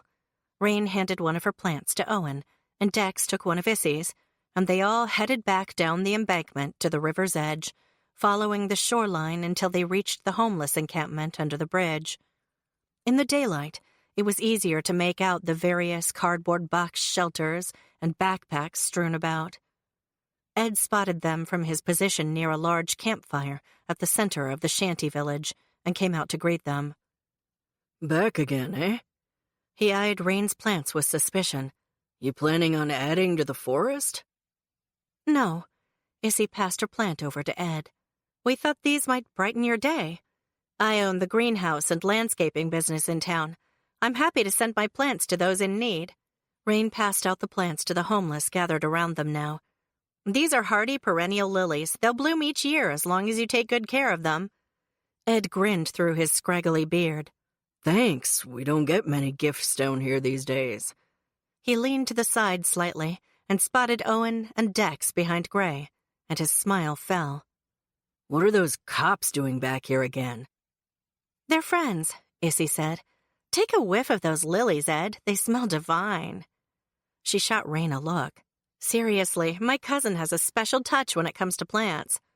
The homeless guy gave her a skeptical stare, then slowly bent and sniffed one of the white flowers on his plant. Soon he took another sniff, then another. The Quinn cousins' gazes met, and they all visibly relaxed as Ed's tense posture slumped and his grin returned. Yeah, Ed said. These smell fantastic. Issy glanced over at Owen and gave him a slight nod. Owen stepped forward and handed his plant off to Issy. Sir, we'd like to ask you some questions about Scott Brundage, if you don't mind. Nope. Ed took another smell of his flowers, his grin widening. Don't mind at all. Dex raised an inquiring brow at Issy, but thankfully didn't say a word.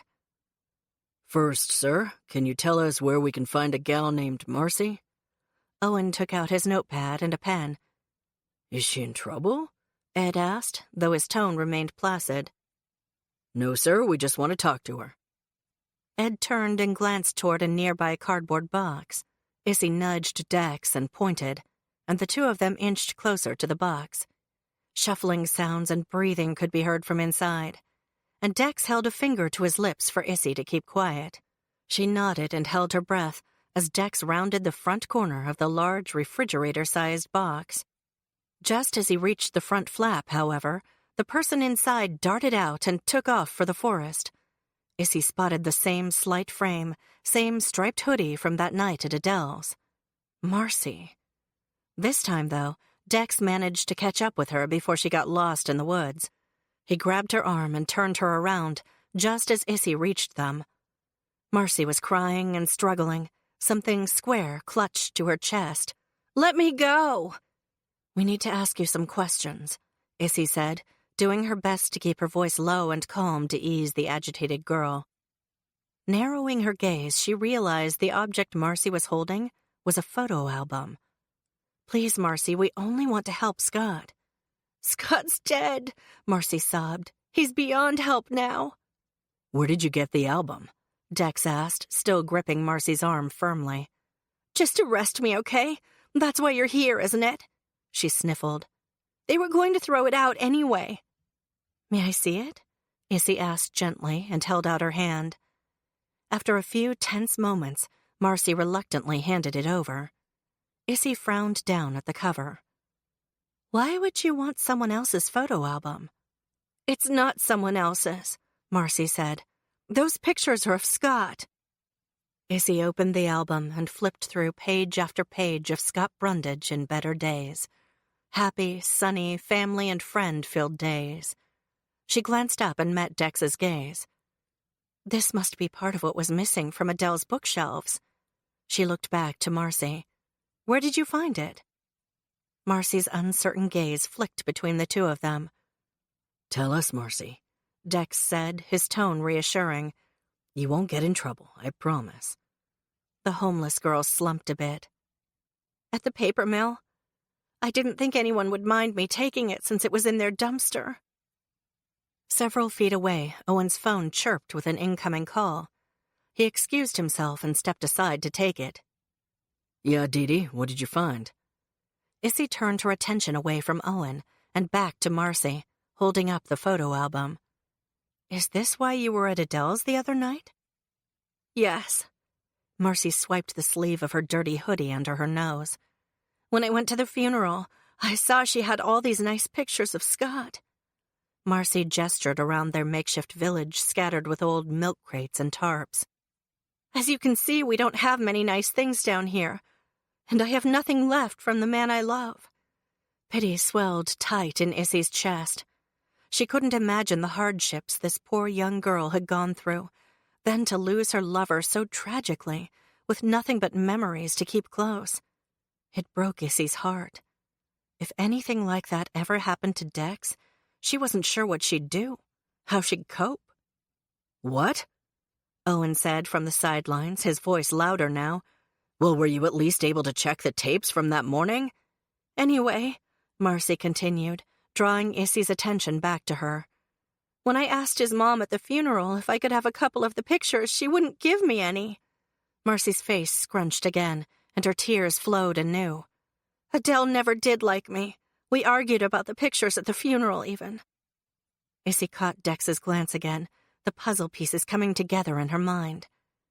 That must have been the fight Troy mentioned at the wake. So you broke in later to get them? Dex asked, frowning. Yes, Marcy admitted. I mean, no. I tried to get in, but I couldn't. Don't lie, Marcy, Dex said, his voice harsher now. We both saw you at Adele Brundage's house that night. You ran from me.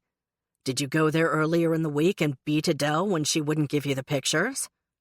What? No. The first time I went there ever was the night I ran into you, but the pictures weren't there. Dex folded his arms across his chest. I think you're lying.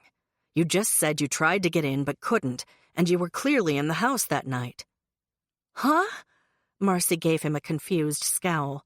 No, that wasn't Adele's I couldn't get into. I thought you meant the funeral parlor. And I wasn't breaking in. I thought maybe the door was still open, but when I tried the handle, it set off the alarm. She shook her head. I didn't break the door at his mom's house either. All I did was slip a bobby pin into the lock. Easy peasy. I didn't mean any harm, I swear. I figured the photos might still be inside. All I wanted were some pictures of Scott to remember him by, and since she was already dead, I figured no one would miss them. But when I got inside, the pictures weren't there. Dex shifted on his feet, looking like he didn't believe her. Right, because they were in a dumpster instead where you conveniently found them. And just what were you doing in the dumpster? Marcy looked down at her feet. Lots of us rummage through dumpsters. You can get things to sell or trade. I go to the one at the paper mill for scrap paper and old office supplies. I couldn't believe the albums were in there. Weird, huh? Owen ended his call and stalked over to them, his expression angry. Dex stepped back, still holding on to Marcy, and raised a brow at Issy. Well, I just talked to Dee. She watched those tapes from the gas station down the street from Linda Brewer's motel. Apparently, only 5 cars drove down that road within the time frame the ME gave us. A white Ford Taurus, a yellow Volkswagen Beetle, a maroon Toyota Camry, a black Cadillac, and a black Prius. Did she get license plate numbers? Dex asked. While the men talked, Issy opened the photo album again and flipped through more pages, her mind racing with information. 5 cars, 2 murders, 1 homeless thief trying to save photos of her dead love. She blinked down at the new page of pictures, her gaze narrowing on one photo in the corner. Was that a palm tree? Pulse tripping, Issy looked up at Dex with wide eyes. "I think I found something." Yeah? He stepped in closer beside her, while Owen did the same on the other side. What? "Look at these pictures." She pointed to the one with the palm tree and a few others with beachy-looking scenes. "I think these might have come from that spring break trip they all took 10 years ago." Dex leaned in closer and squinted. I think you're right. That sure looks like Florida to me. Turn the page, Owen said, then waited while Issy did. Yep. He pointed to another photo, this one of the front of a resort. See that sign? It's the Tropic Ranch Hotel. The same place Sarah Landers was staying 10 years ago when she was murdered. Breath lodged in her throat. Issy continued to flip through the pages of the album, a new idea forming in her head. "Did you say there was a black Cadillac on the surveillance footage from the gas station?" Yep, Owen said. Why? "I think I know who our murderer is. Look at this." Issy tapped on another picture in the album. "If I'm not mistaken, the guy behind this person in the Hawaiian shirt is Troy Holland." Sorry, I'm not following. Owen stepped back with a frown. It's common knowledge Troy and Scott were good friends, especially back then. They hung out all the time. True, but during this particular spring break, Troy and Len were supposedly helping out with internships at his father's paper mill. Or so they said. In fact, I think they made it a point to let people know they weren't in Florida that week back then. Gladys at the plant even corroborated it. Why would they not want to admit to being in Florida? Dang it, they must have all been covering for Troy, Owen said. Troy must have seen these pictures at Scott's funeral and freaked out.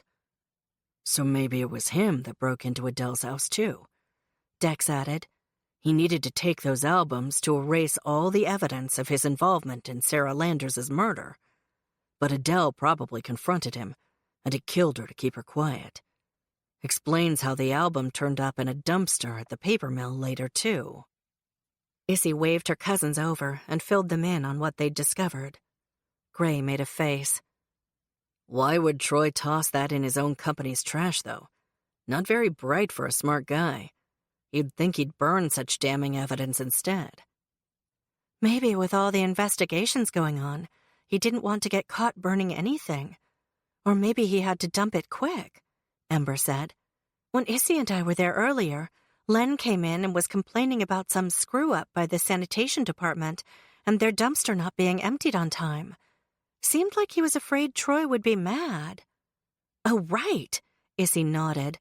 The guard had said the homeless had been rooting around inside the dumpster when he got there, and trash was spilled everywhere in the parking lot. Must have been Marcy he saw going through the trash. Troy could have easily disposed of the album in there, thinking the garbage truck would haul it away and mash it to a pulp. Once that happened, no one would ever find the evidence.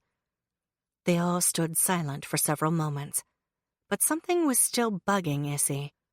She couldn't quite place it until... That's it! She snapped her fingers.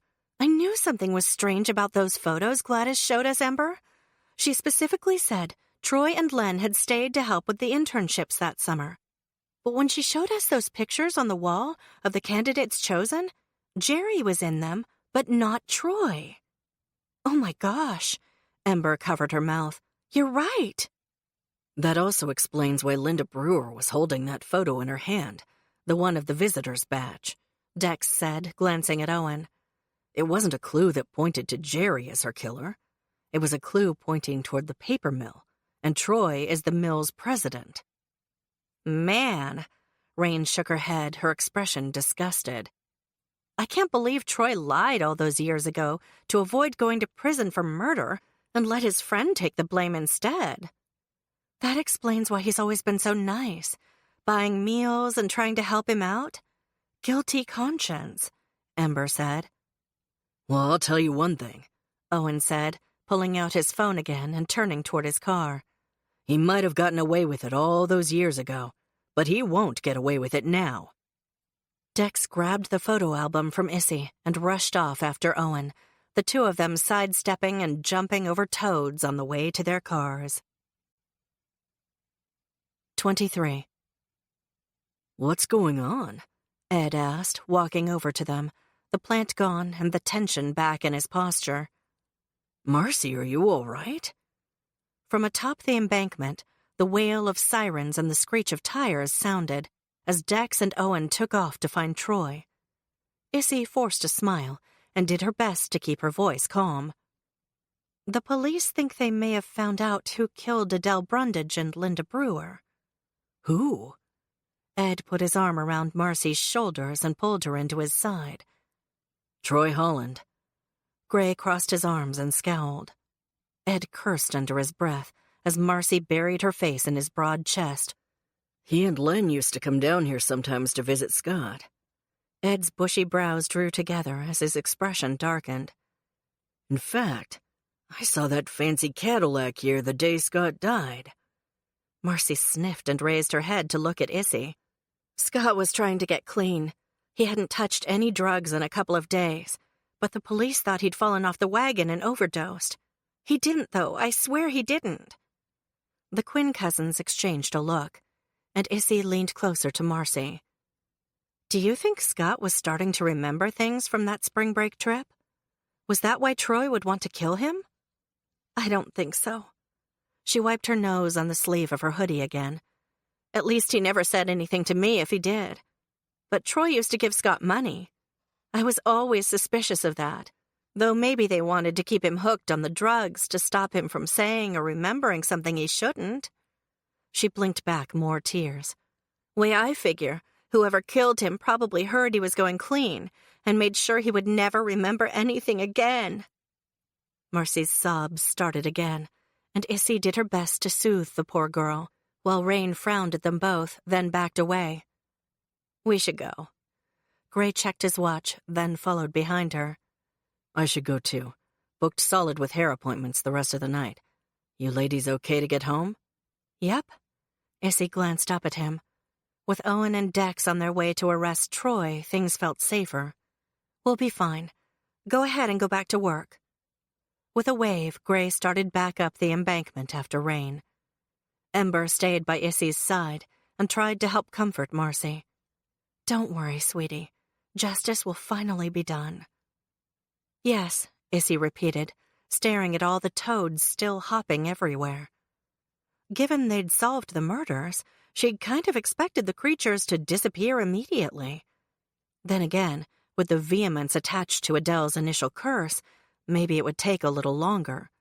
Perhaps after Owen and Dex arrested Troy. They took the photo album, Marcy sobbed, still inconsolable. Why did they have to take it? Now I have nothing to remind me of Scott. Do you think they'll give it back to me? I don't know. Issy patted Marcy's hand. Deep inside, she seriously doubted they'd return the album anytime soon, if at all, but she didn't want to risk upsetting the poor homeless girl more.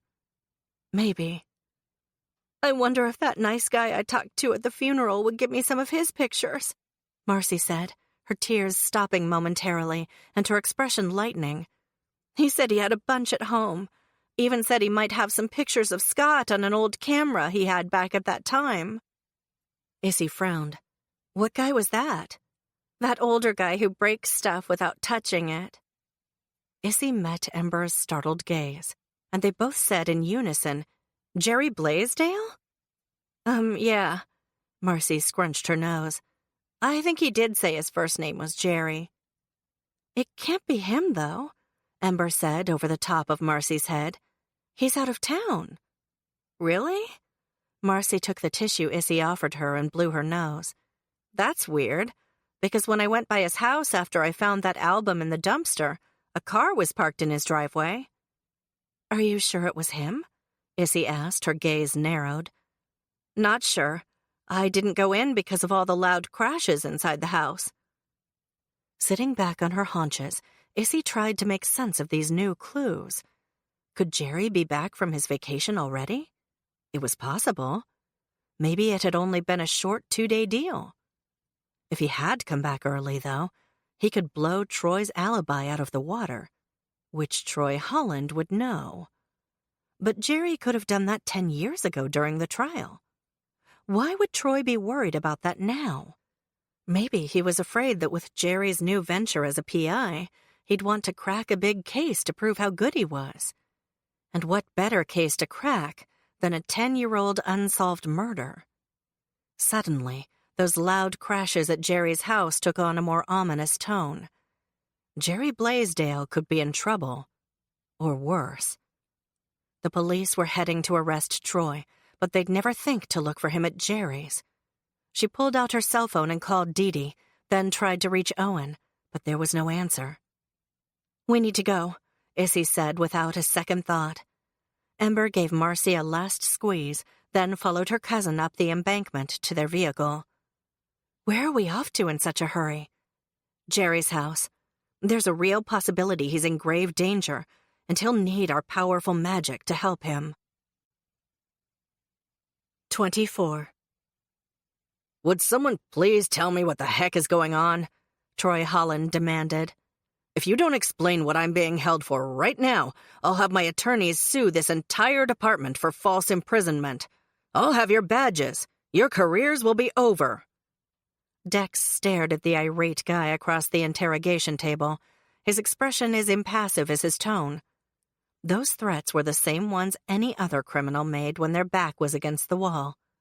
The only difference this time was that Troy Holland and his family might have the clout to follow through. Still, Dex wouldn't let that stop him from doing what was right. He'd allowed his duty to override his common sense once before, with disastrous results. "Answer the question, Mr. Holland," Dex said, his voice flat and his words even. "Why are you missing from the photos of the internships candidates that summer 10 years ago? According to your company records and witness testimony taken at the time of Sarah Landers' murder, you were supposed to be on site here in Silver Hollow, helping with orientation for the new interns." Troy sighed and hung his head, the fight seeming to go out of him briefly. "Okay, look, maybe I did sneak out and go down to the Tropic Ranch with my friends that spring. We were young and stupid and impetuous. My dad was so busy back then he didn't notice I was even around much, except when I did something wrong or didn't perform up to his impossibly high standards.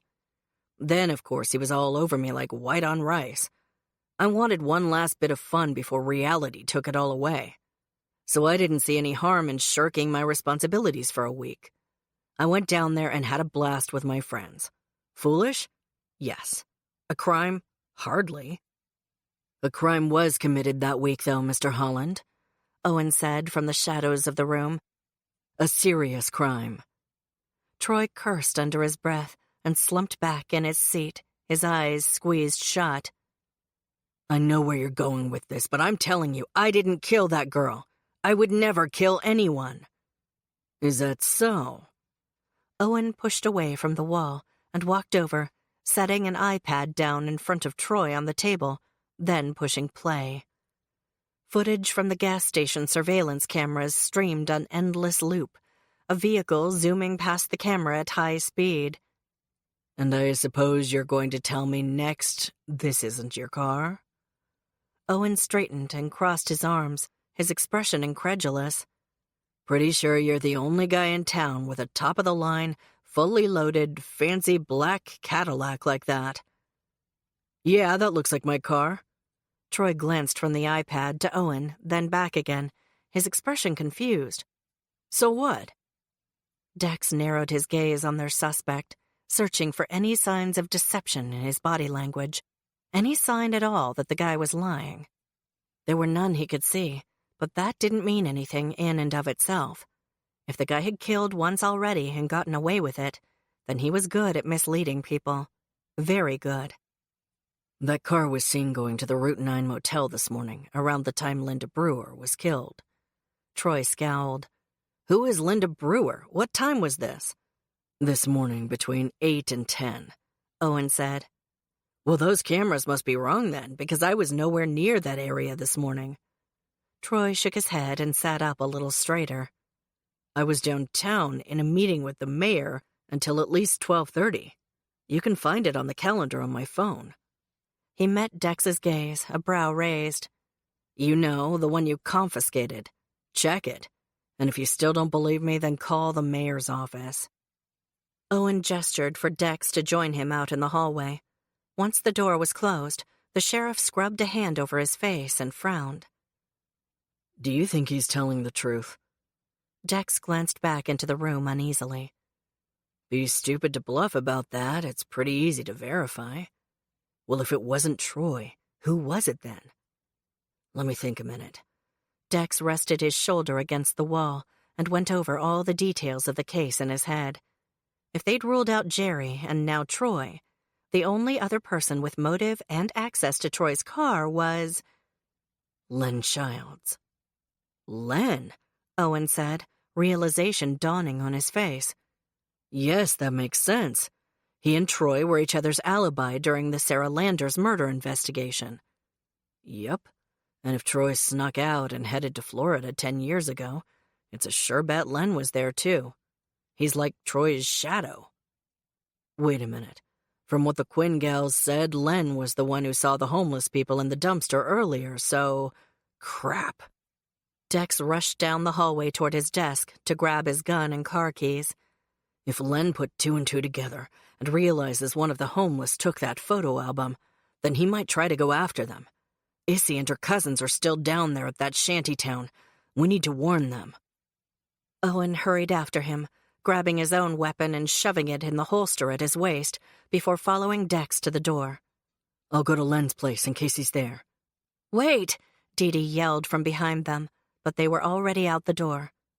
Dex rushed to his Buick and started the engine, barely checking in the rearview mirror to see Owen turn off in the direction of Len Childs's. He pressed on, lights and sirens going. Traffic stopped or slowed to allow him to pass, but the toads were another thing entirely.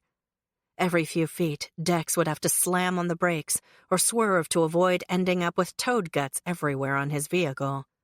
It took him twice as long as usual to get back to the bridge due to all the unexpected stops. His heart was in his throat by the time he finally pulled over onto the gravel berm and got out. Both Issy's pickup and her cousin's Jeep were gone, but knowing her, she might still be down there with the homeless. And if anything happened to Issy, he couldn't live with himself, couldn't live with the knowledge he'd failed twice to save those entrusted to his care. Flashbacks filtered into his mind of that kid. So young, so innocent, so undeserving of what had happened to him. All of it was Dex's fault. He hadn't listened to his gut at the time. He'd followed orders from his superiors and sat tight, instead of going to search for that poor kid like he'd wanted to. That kid had died because of Dex's inaction. If Issy died, Dex would never recover. There was no way he could live with the soul-crushing guilt, the failure. With heels crunching and skidding on the loose stones, he rushed down the embankment and over to the burly, bearded guy they'd questioned earlier. Ed, that was the guy's name. He stalked to the fire barrel the man was standing at with his back to Dex and grabbed him by the arm. Ed swiveled fast, his fists up, ready to fight. Considering the guy had a good 50 pounds on Dex, the outcome wouldn't have been in his favor. He was too far gone to care about his own personal safety at that point, though. All that mattered now, all that he cared about, was finding and protecting the woman he... What? Liked? Loved? No. Dex wasn't ready to go there yet, despite the burst of warmth that word caused to flare inside him. He and Issy barely knew each other. And yes, the attraction was definitely there. But something more? That remained to be seen. He just prayed he wasn't too late to find out. "Where's Issy?" Dex asked, his words rushing out on a tide of adrenaline and fear. He craned his neck to see if he could spot Issy's bright strawberry blonde curls, but there was nothing. His heart plummeted to his toes, and his pulse hammered loudly in his ears. If he was too late to save her... "What?" Ed asked, obviously suspicious. "Who's Issy?" Dex gave the homeless man a harsh stare, his fists clenched to keep from punching the guy. "Issy Quinn. She and her cousins were here with us earlier." "Oh," Ed grinned, his teeth barely visible through his thick, matted beard. "Right. Yeah, the Quinns left a little while ago. Those two gals were sure in a hurry, too. Said they needed to go check on someone named Jerry." Dex turned and ran for his car. 25. Issy swerved to the curb near Jerry Blaisdell's house and cut the engine. She'd expected to see Troy Holland's black Cadillac in the driveway, but instead spotted only Jerry's red Honda Civic. Why would he be home from Bermuda so soon? She and Ember got out and locked the truck, then carefully made their way across the street to the house. There were no lights on, and all the drapes were pulled. Looked like no one was home. Ember peeked through one of the windows on the side of the home and waved Issy over. "The inside's a mess." "Jerry does have a problem with his spells," Issy said, squinting through the gauzy curtains at the chaos inside. Papers, shattered glass, and broken furniture were strewn everywhere. Maybe the stress of the investigation made it worse. That would explain the loud noises Marcy said she heard, too. Ember stepped back and fussed with her turtleneck cashmere sweater. Or maybe we're too late, and Troy Holland was already here to take care of Jerry. Sighing, Issy headed around toward the breezeway near the back of the house. "Either way, I don't think we have a choice. We need to go inside. Jerry could be in there and might need help." "Agreed." Ember crept quietly behind Issy. "Do you want me to do the unlocking spell?" "I got it." Issy stood back from the door and rubbed her hands together. Eyes closed, she began reciting the spell in her head, building her power until her skin tingled and her heart thudded, and then... Air rushed past Issy's cheeks, followed by a loud, surprised gasp. That wasn't part of the spell. "What's going on, Em?" she asked her cousin. No answer. "Ember?" Nothing. Issy peeked one eye open and noticed two things simultaneously. First, the door to the breezeway was open. Second, Ember was nowhere to be found. Springing into action, Issy rushed through the open doorway and peered through the murky darkness inside. Perhaps that strong breeze had pushed the door open and Ember had headed into the house. No, that couldn't have been right. Ember wouldn't have rushed in without Issy. Pulse quickening, Issy tiptoed down the dark breezeway, keeping one hand on the stucco wall to orient herself. "Ember?" she whispered. "Are you in here?"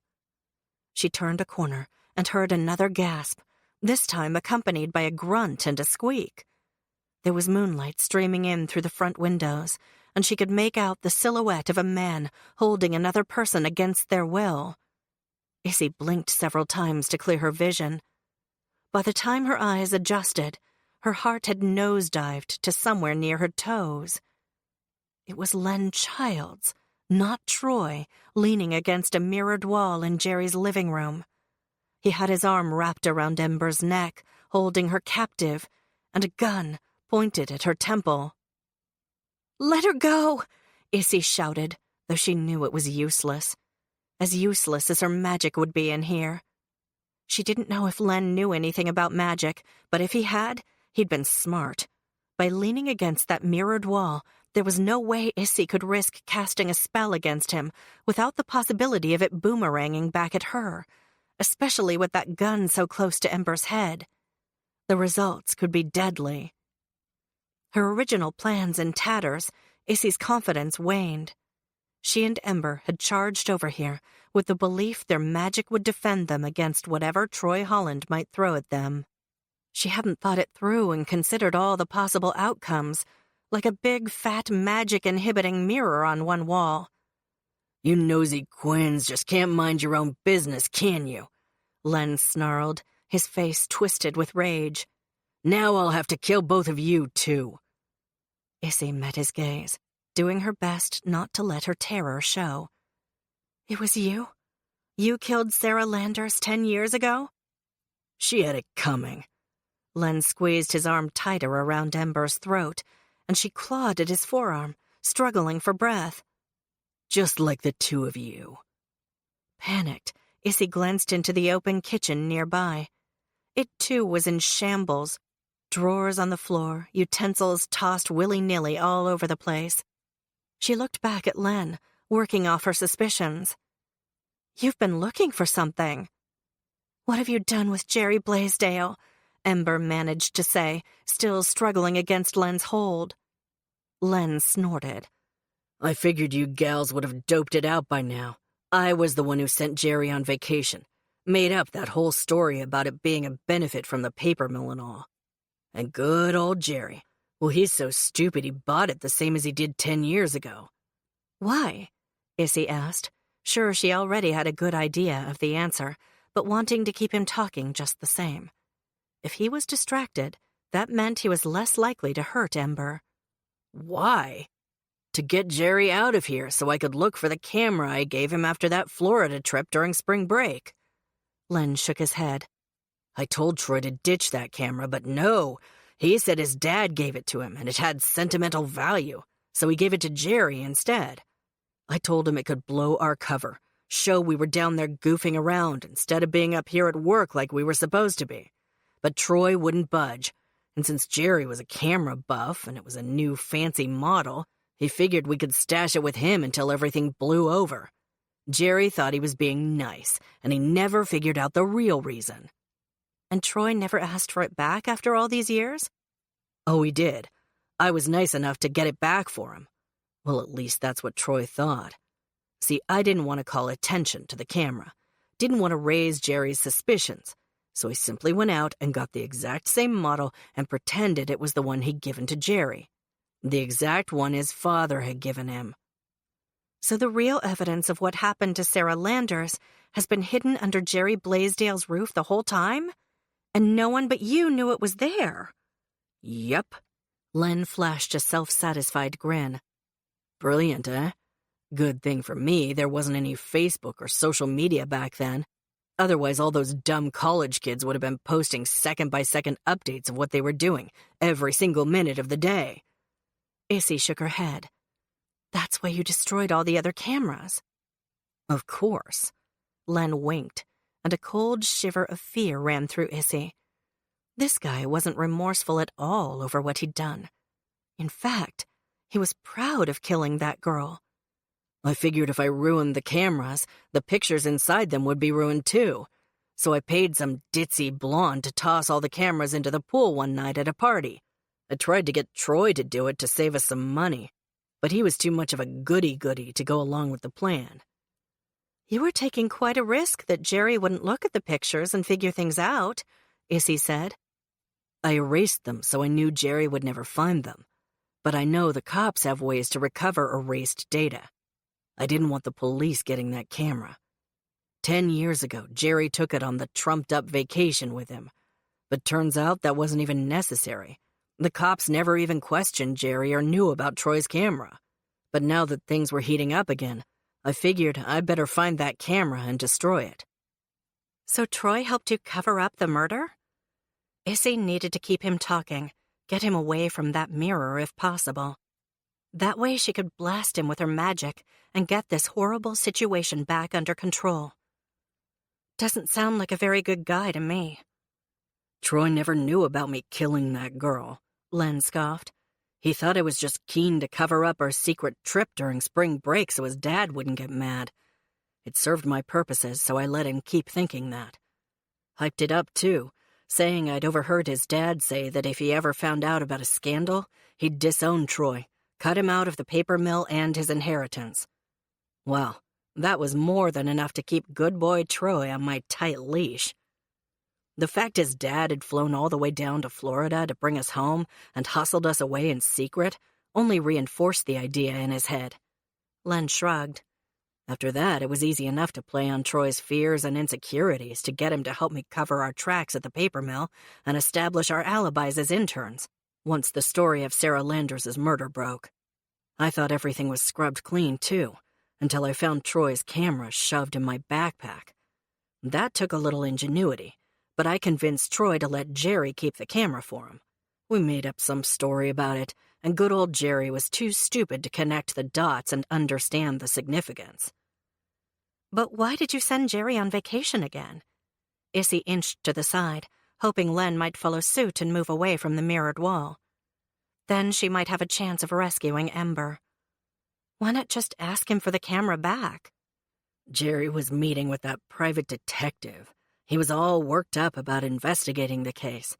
He was dumb, but I knew he would get suspicious if I suddenly asked about that camera now. I figured if I killed the guy, the cops would lock up this house as a crime scene like they did Adele's. Couldn't get what I needed if it was locked up, so I sent him to Bermuda instead. Still can't quite believe the poor schmuck fell for the same con twice. So that's why Gladys had seemed confused about the trips. It wasn't because they weren't offered to her. They weren't offered to anyone. So you killed Adele, too? Had to. I saw the photos at Scott's funeral. I had forgotten about that stupid old instant camera someone had at spring break until I saw pictures of Scott on that spring break vacation at his funeral. Then I heard that scraggly girlfriend of Scott's asking Adele for some box of photos. I couldn't take the chance that one of them would show my face.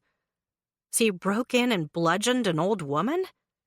I wouldn't have had to if she'd just stayed in her bedroom. I was quiet as a mouse.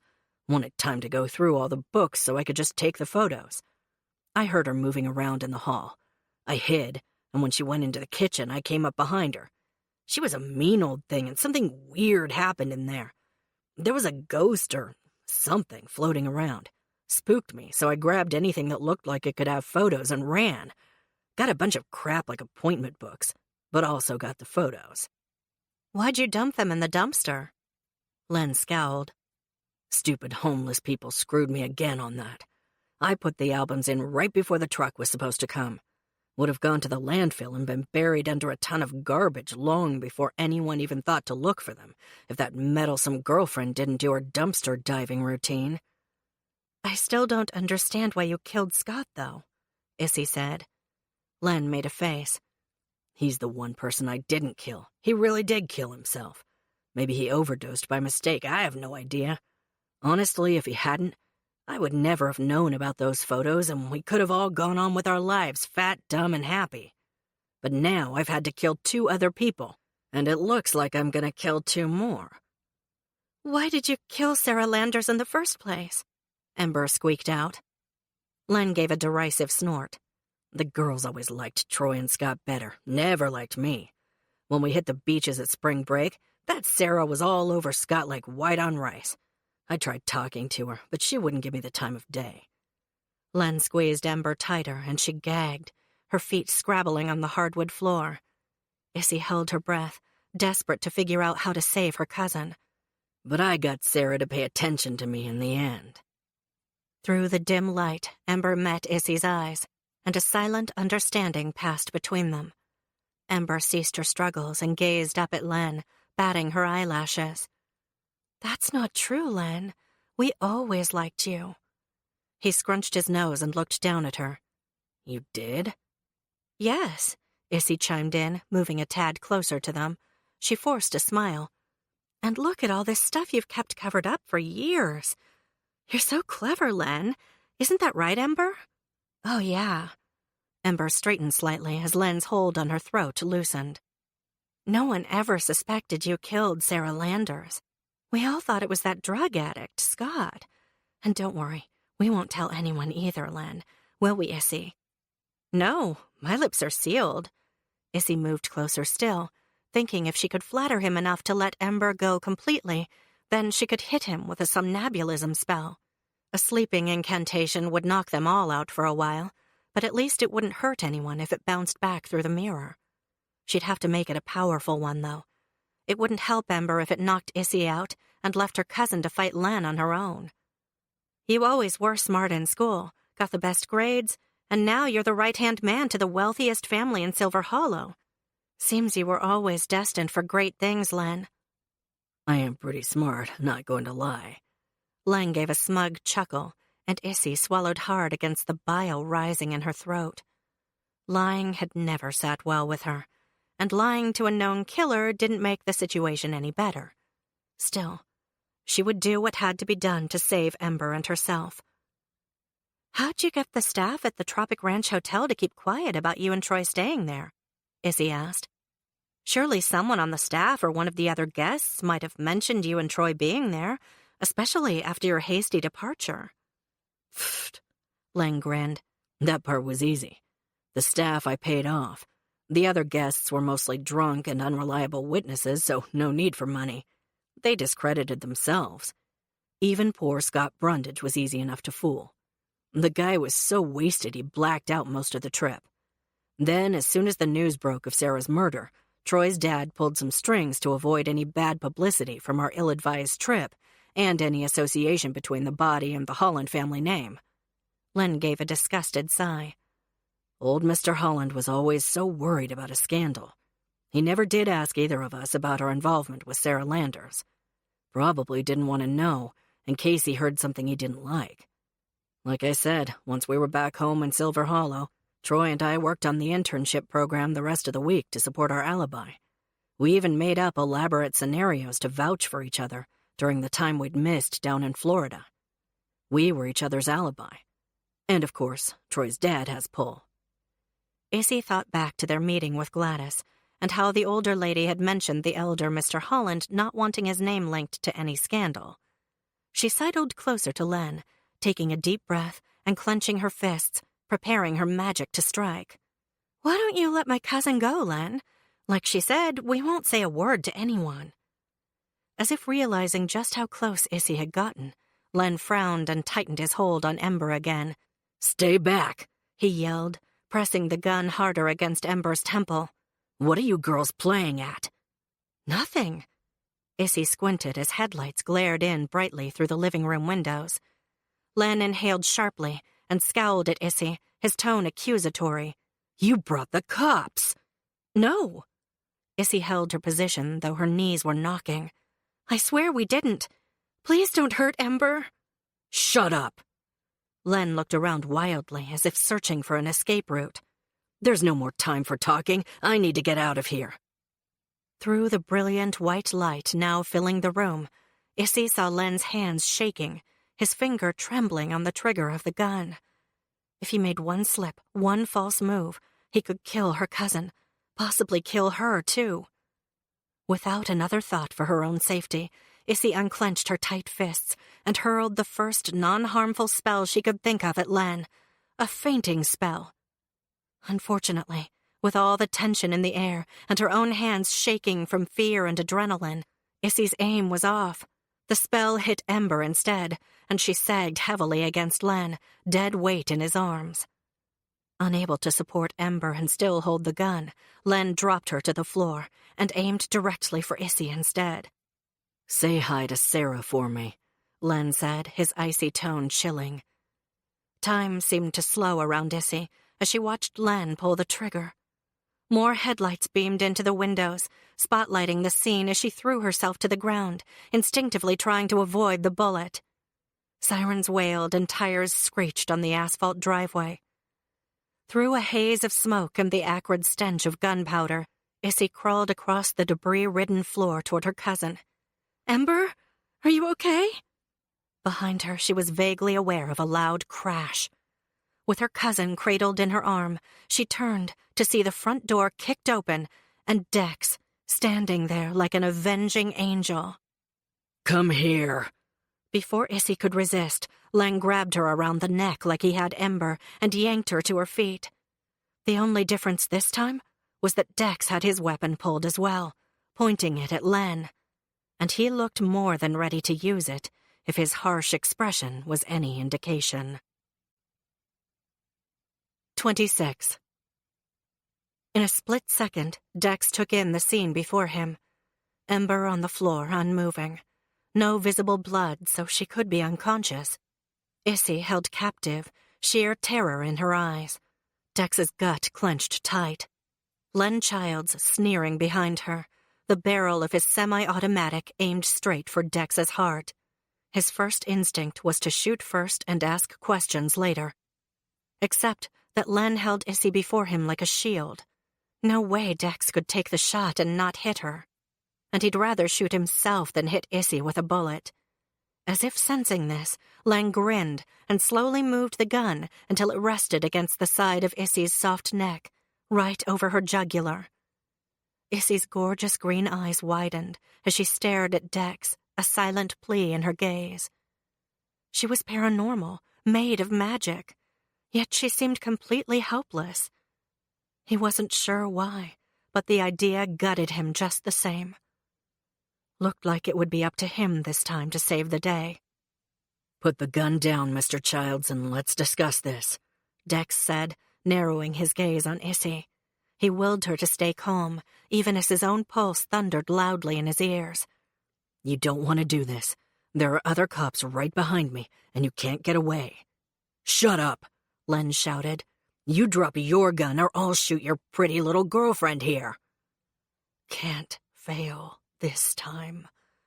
Dex kept repeating that mantra in his head, even as flashes of the old kidnapping case flooded his mind. This time would be different.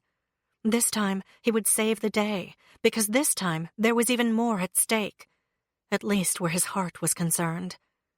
This time Issy's life rested in his hands, and he couldn't let her down.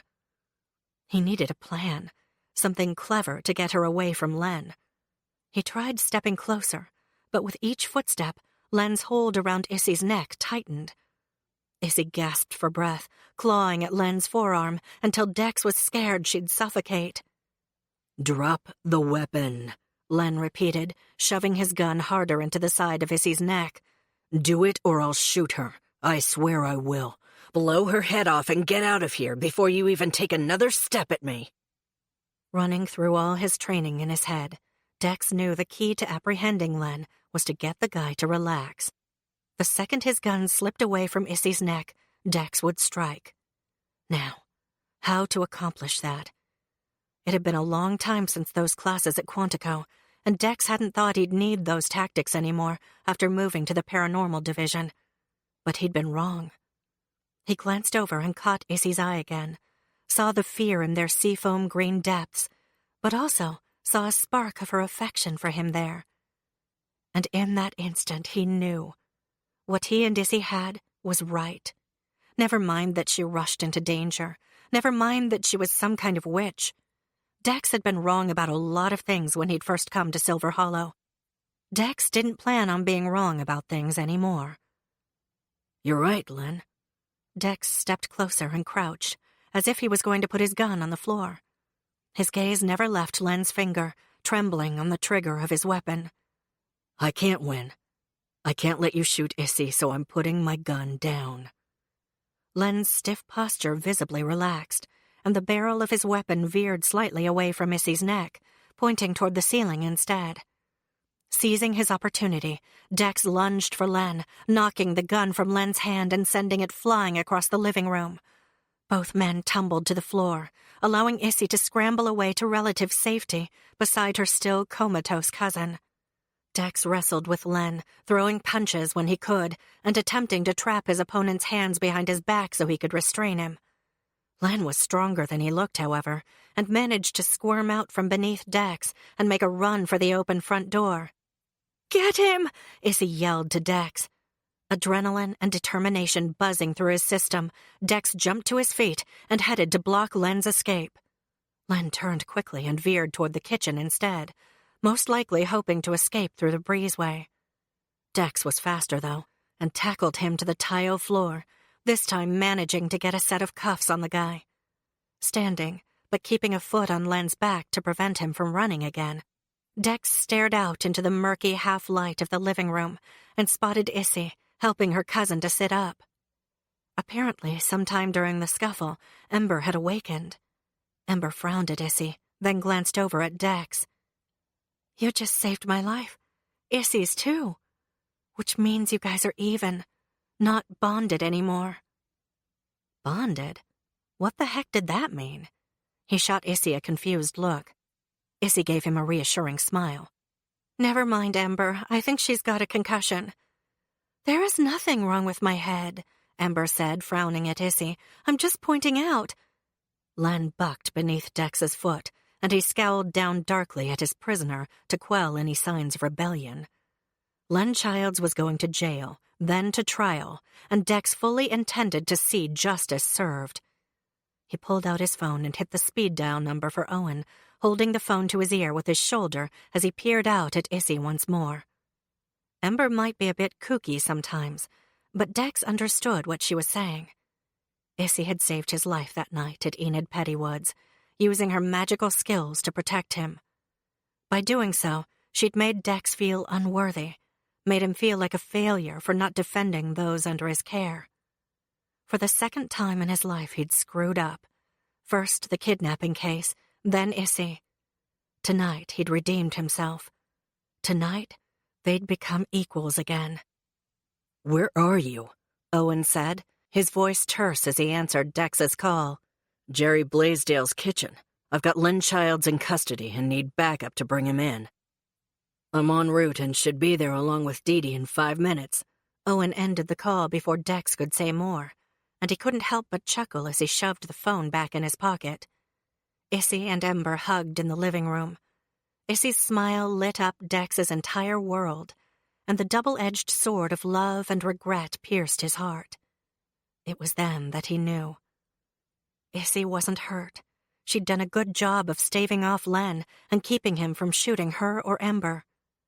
He knew that Issy was mysterious and magical and would always rush into danger. And he also knew he couldn't always be there to protect her. It was then that Dex made his final decision on the lease for the bungalow. 27. 2 days later. Have I mentioned lately how nice it is to sit outside and not have to fend off a flurry of toads? Dee Dee said, taking a seat at what had become the Quinn's regular table outside the main squeeze. It's wonderful that we are having this unusual warm spell, Rain said. She'd foregone juice completely in favor of a plain bottled water. It's brought a lot of townies out. The outdoor tables were more crowded than usual. People stood in line for pizza. Issy squinted at the front of the line, where a charcoal gray cat sat just under the pizza counter. He turned one golden-orange eye toward her and winked, then flicked his mouth up to catch an anchovy Luigi flipped from the counter. Leave it to Brimstone to get a handout at a pizza joint. We were just discussing Len's arraignment hearing yesterday. Issy turned her attention back to their table and took a sip of her pomegranate passion. Poor Troy sat there through the whole thing, looking completely mortified.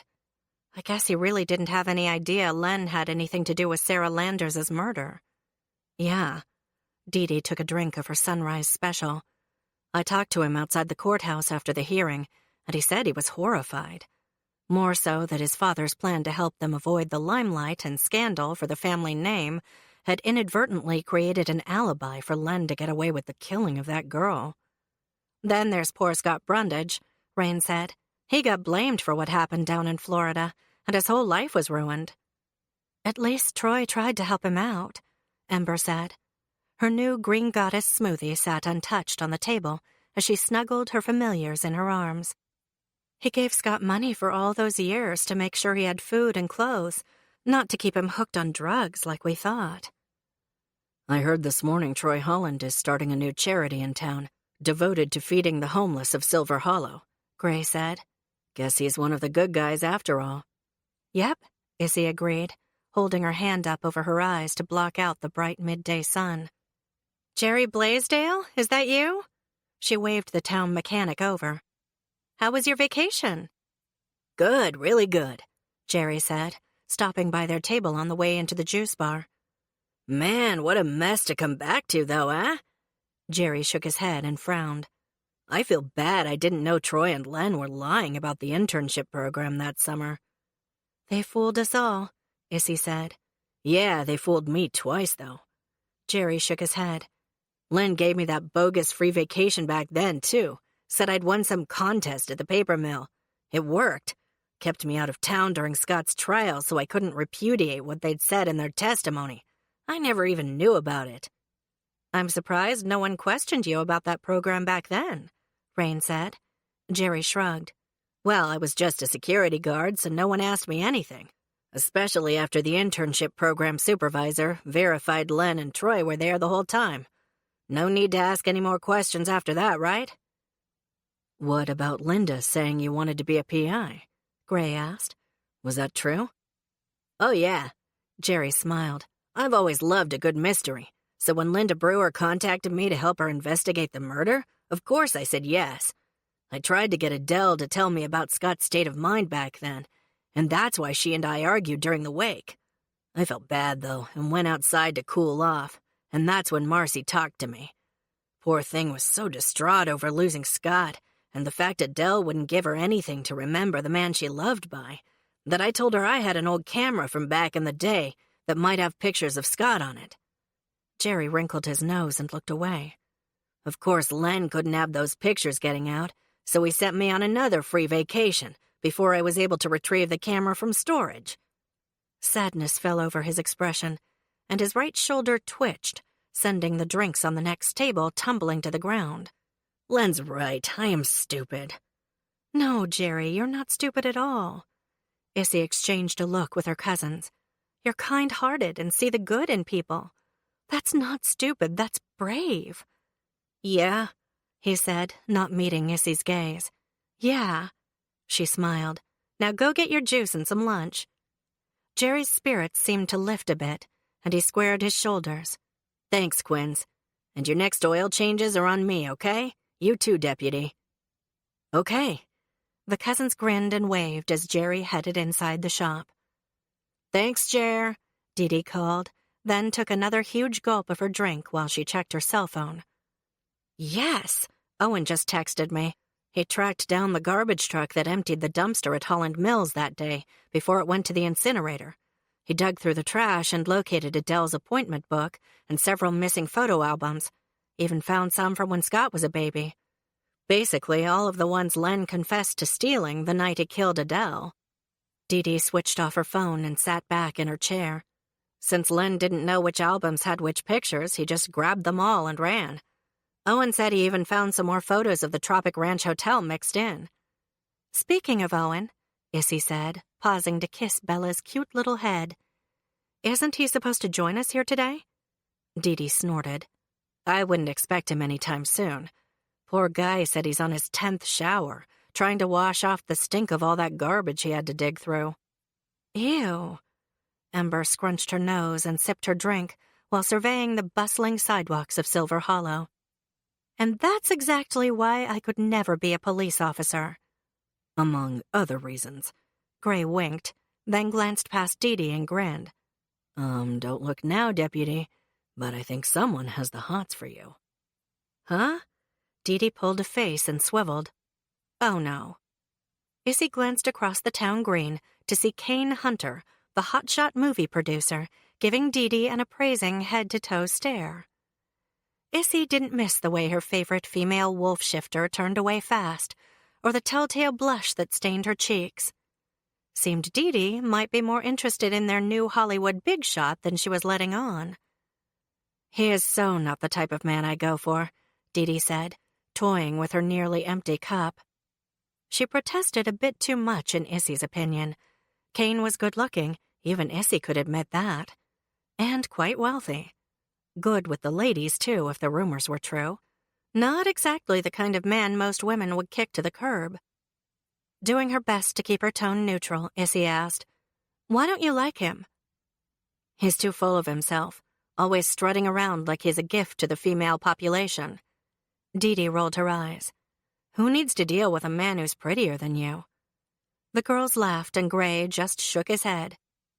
Besides, Dee Dee continued, my oat sewing days are almost over. She gave a side glance toward the sexy producer once more, then frowned. I don't know.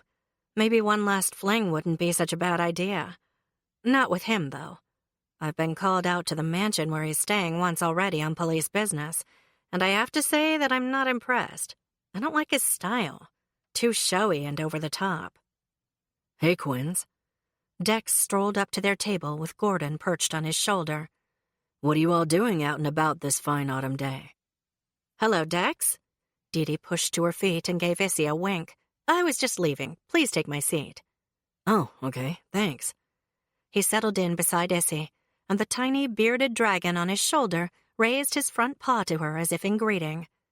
She couldn't resist reaching over and shaking the little lizard's hand. Okay, so maybe he wasn't quite so little anymore.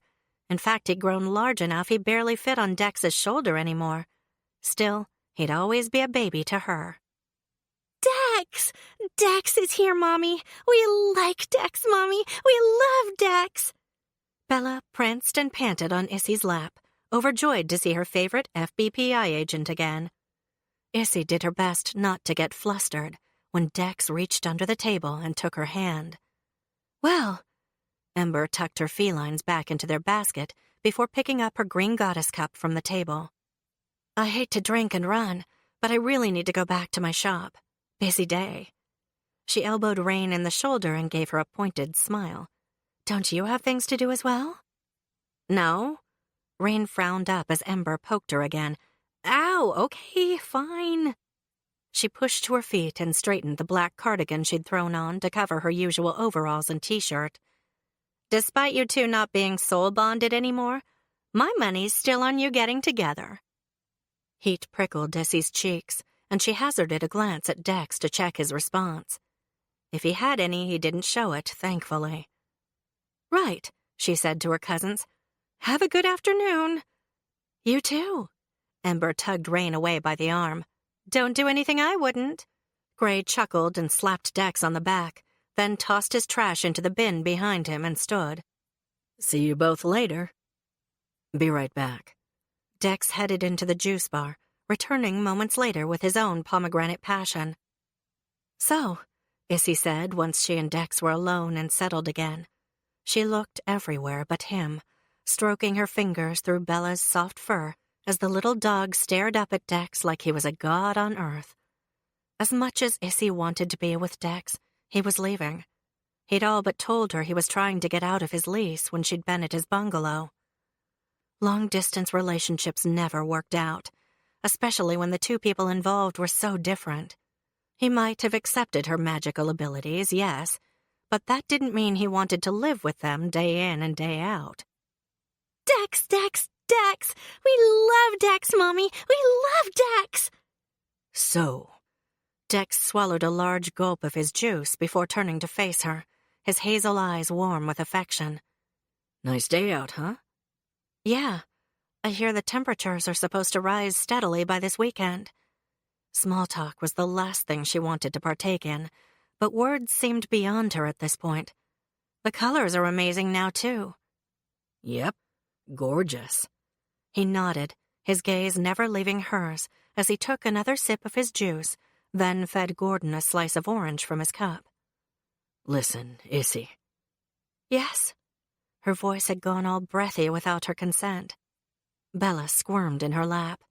We love Dex, Mommy. We love Dex. I was wondering. His dark brows drew together, and he cleared his throat, resting his forearms on the table.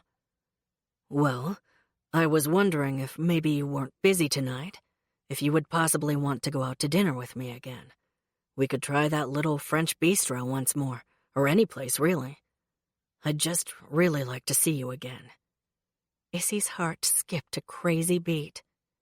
That was what she'd wanted, what she'd hoped for and dreamed about for so long. But now that the moment was here, she was scared. Scared of how badly she wanted things to work out with Dex, and how shattered she'd be if they didn't. She took a deep breath and narrowed her gaze, forcing the words out. I'm not sure that's such a good idea. Why not? Dex looked over at her, his frown darkening. I thought you liked me, Issy. Lord knows I like you way more than I ever expected. I do like you, Dex, so much. It's just that we're so different, and I understand getting involved with a witch isn't something most mortal men want to do. Maybe we should just leave things as they are and save both of us some heartache. She blinked back the unexpected sting of tears and kissed Bella's head again. After all, you're leaving town soon anyway, and I'm sure you'll have no problem finding a normal girl who will love you. Don't cry, Mommy. Dex is here. We love Dex. Dex loves us, too. Leaving? Dex straightened, scowling. Who told you that? You did. Issy narrowed her gaze. The other day at your bungalow, you said you wanted to break your lease. He gave a short laugh and looked up into the clear blue sky. Lord save me from assuming witches. Then he looked at Issy again, the gold flecks in his hazel eyes sparkling with heat. I said I wanted to get out of the lease, not break it. I want out so I can buy the bungalow.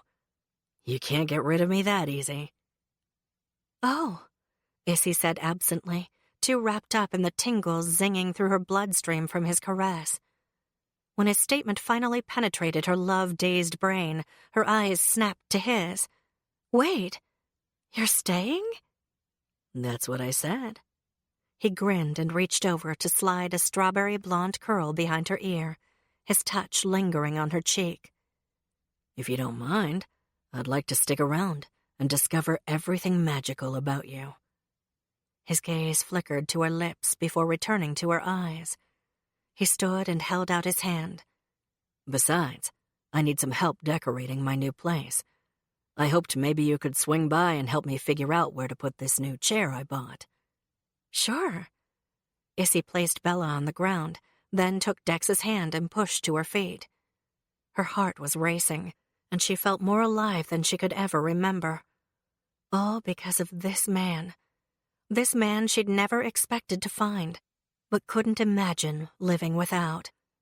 I'd be delighted. Bella pranced at her side, and Gordon waved to passers-by as she and Dex headed toward his Buick parked along the curb. Dex, Dex, Dex! We love Dex, Mommy! We love Dex! Yes, we do. Issy sent back to her little palm telepathically. Yes, we do. Just as they reached Dex's vehicle, his cell phone buzzed. He pulled it out of his pocket and checked the screen as he held the door for Issy and Bella. Darn it. What's wrong? Issy asked as she got into the Buick, then settled the tiny dog on her lap. Dex shut her door, then jogged around the front of his car to climb behind the wheel. It's Stan, my old partner. Remember him? Issy remembered. She suppressed a shudder as she fastened her seatbelt. Yes, why? Well, he's all worked up about that new movie producer in town. Dex started the engine. He swears that new film of his is full of real vampires and werewolves. In fact, he's coming to town next week to check it out. Taking a deep breath, Issy waited until they'd signaled and pulled out into traffic before leaning over and kissing Dex on the cheek. Don't worry, with what I know about paranormals and your knowledge of the FBPI, I think we can handle Stan. Issy kissed Dex again, just because it felt so darned good, then squeezed his free hand in hers. Right now, we have a bungalow to decorate. This concludes Nothing to Croak About by Leighann Dobbs and Traci Douglas, narrated by Amy Rubinate. Copyright 2017 by Leighann Dobbs. This unabridged audiobook is published by arrangement with Leighann Dobbs and was produced in the year 2018 by Tantor Media Incorporated, a division of Recorded Books, which holds the copyright thereto. Please visit tantor.com for more information on our growing library of unabridged audiobooks.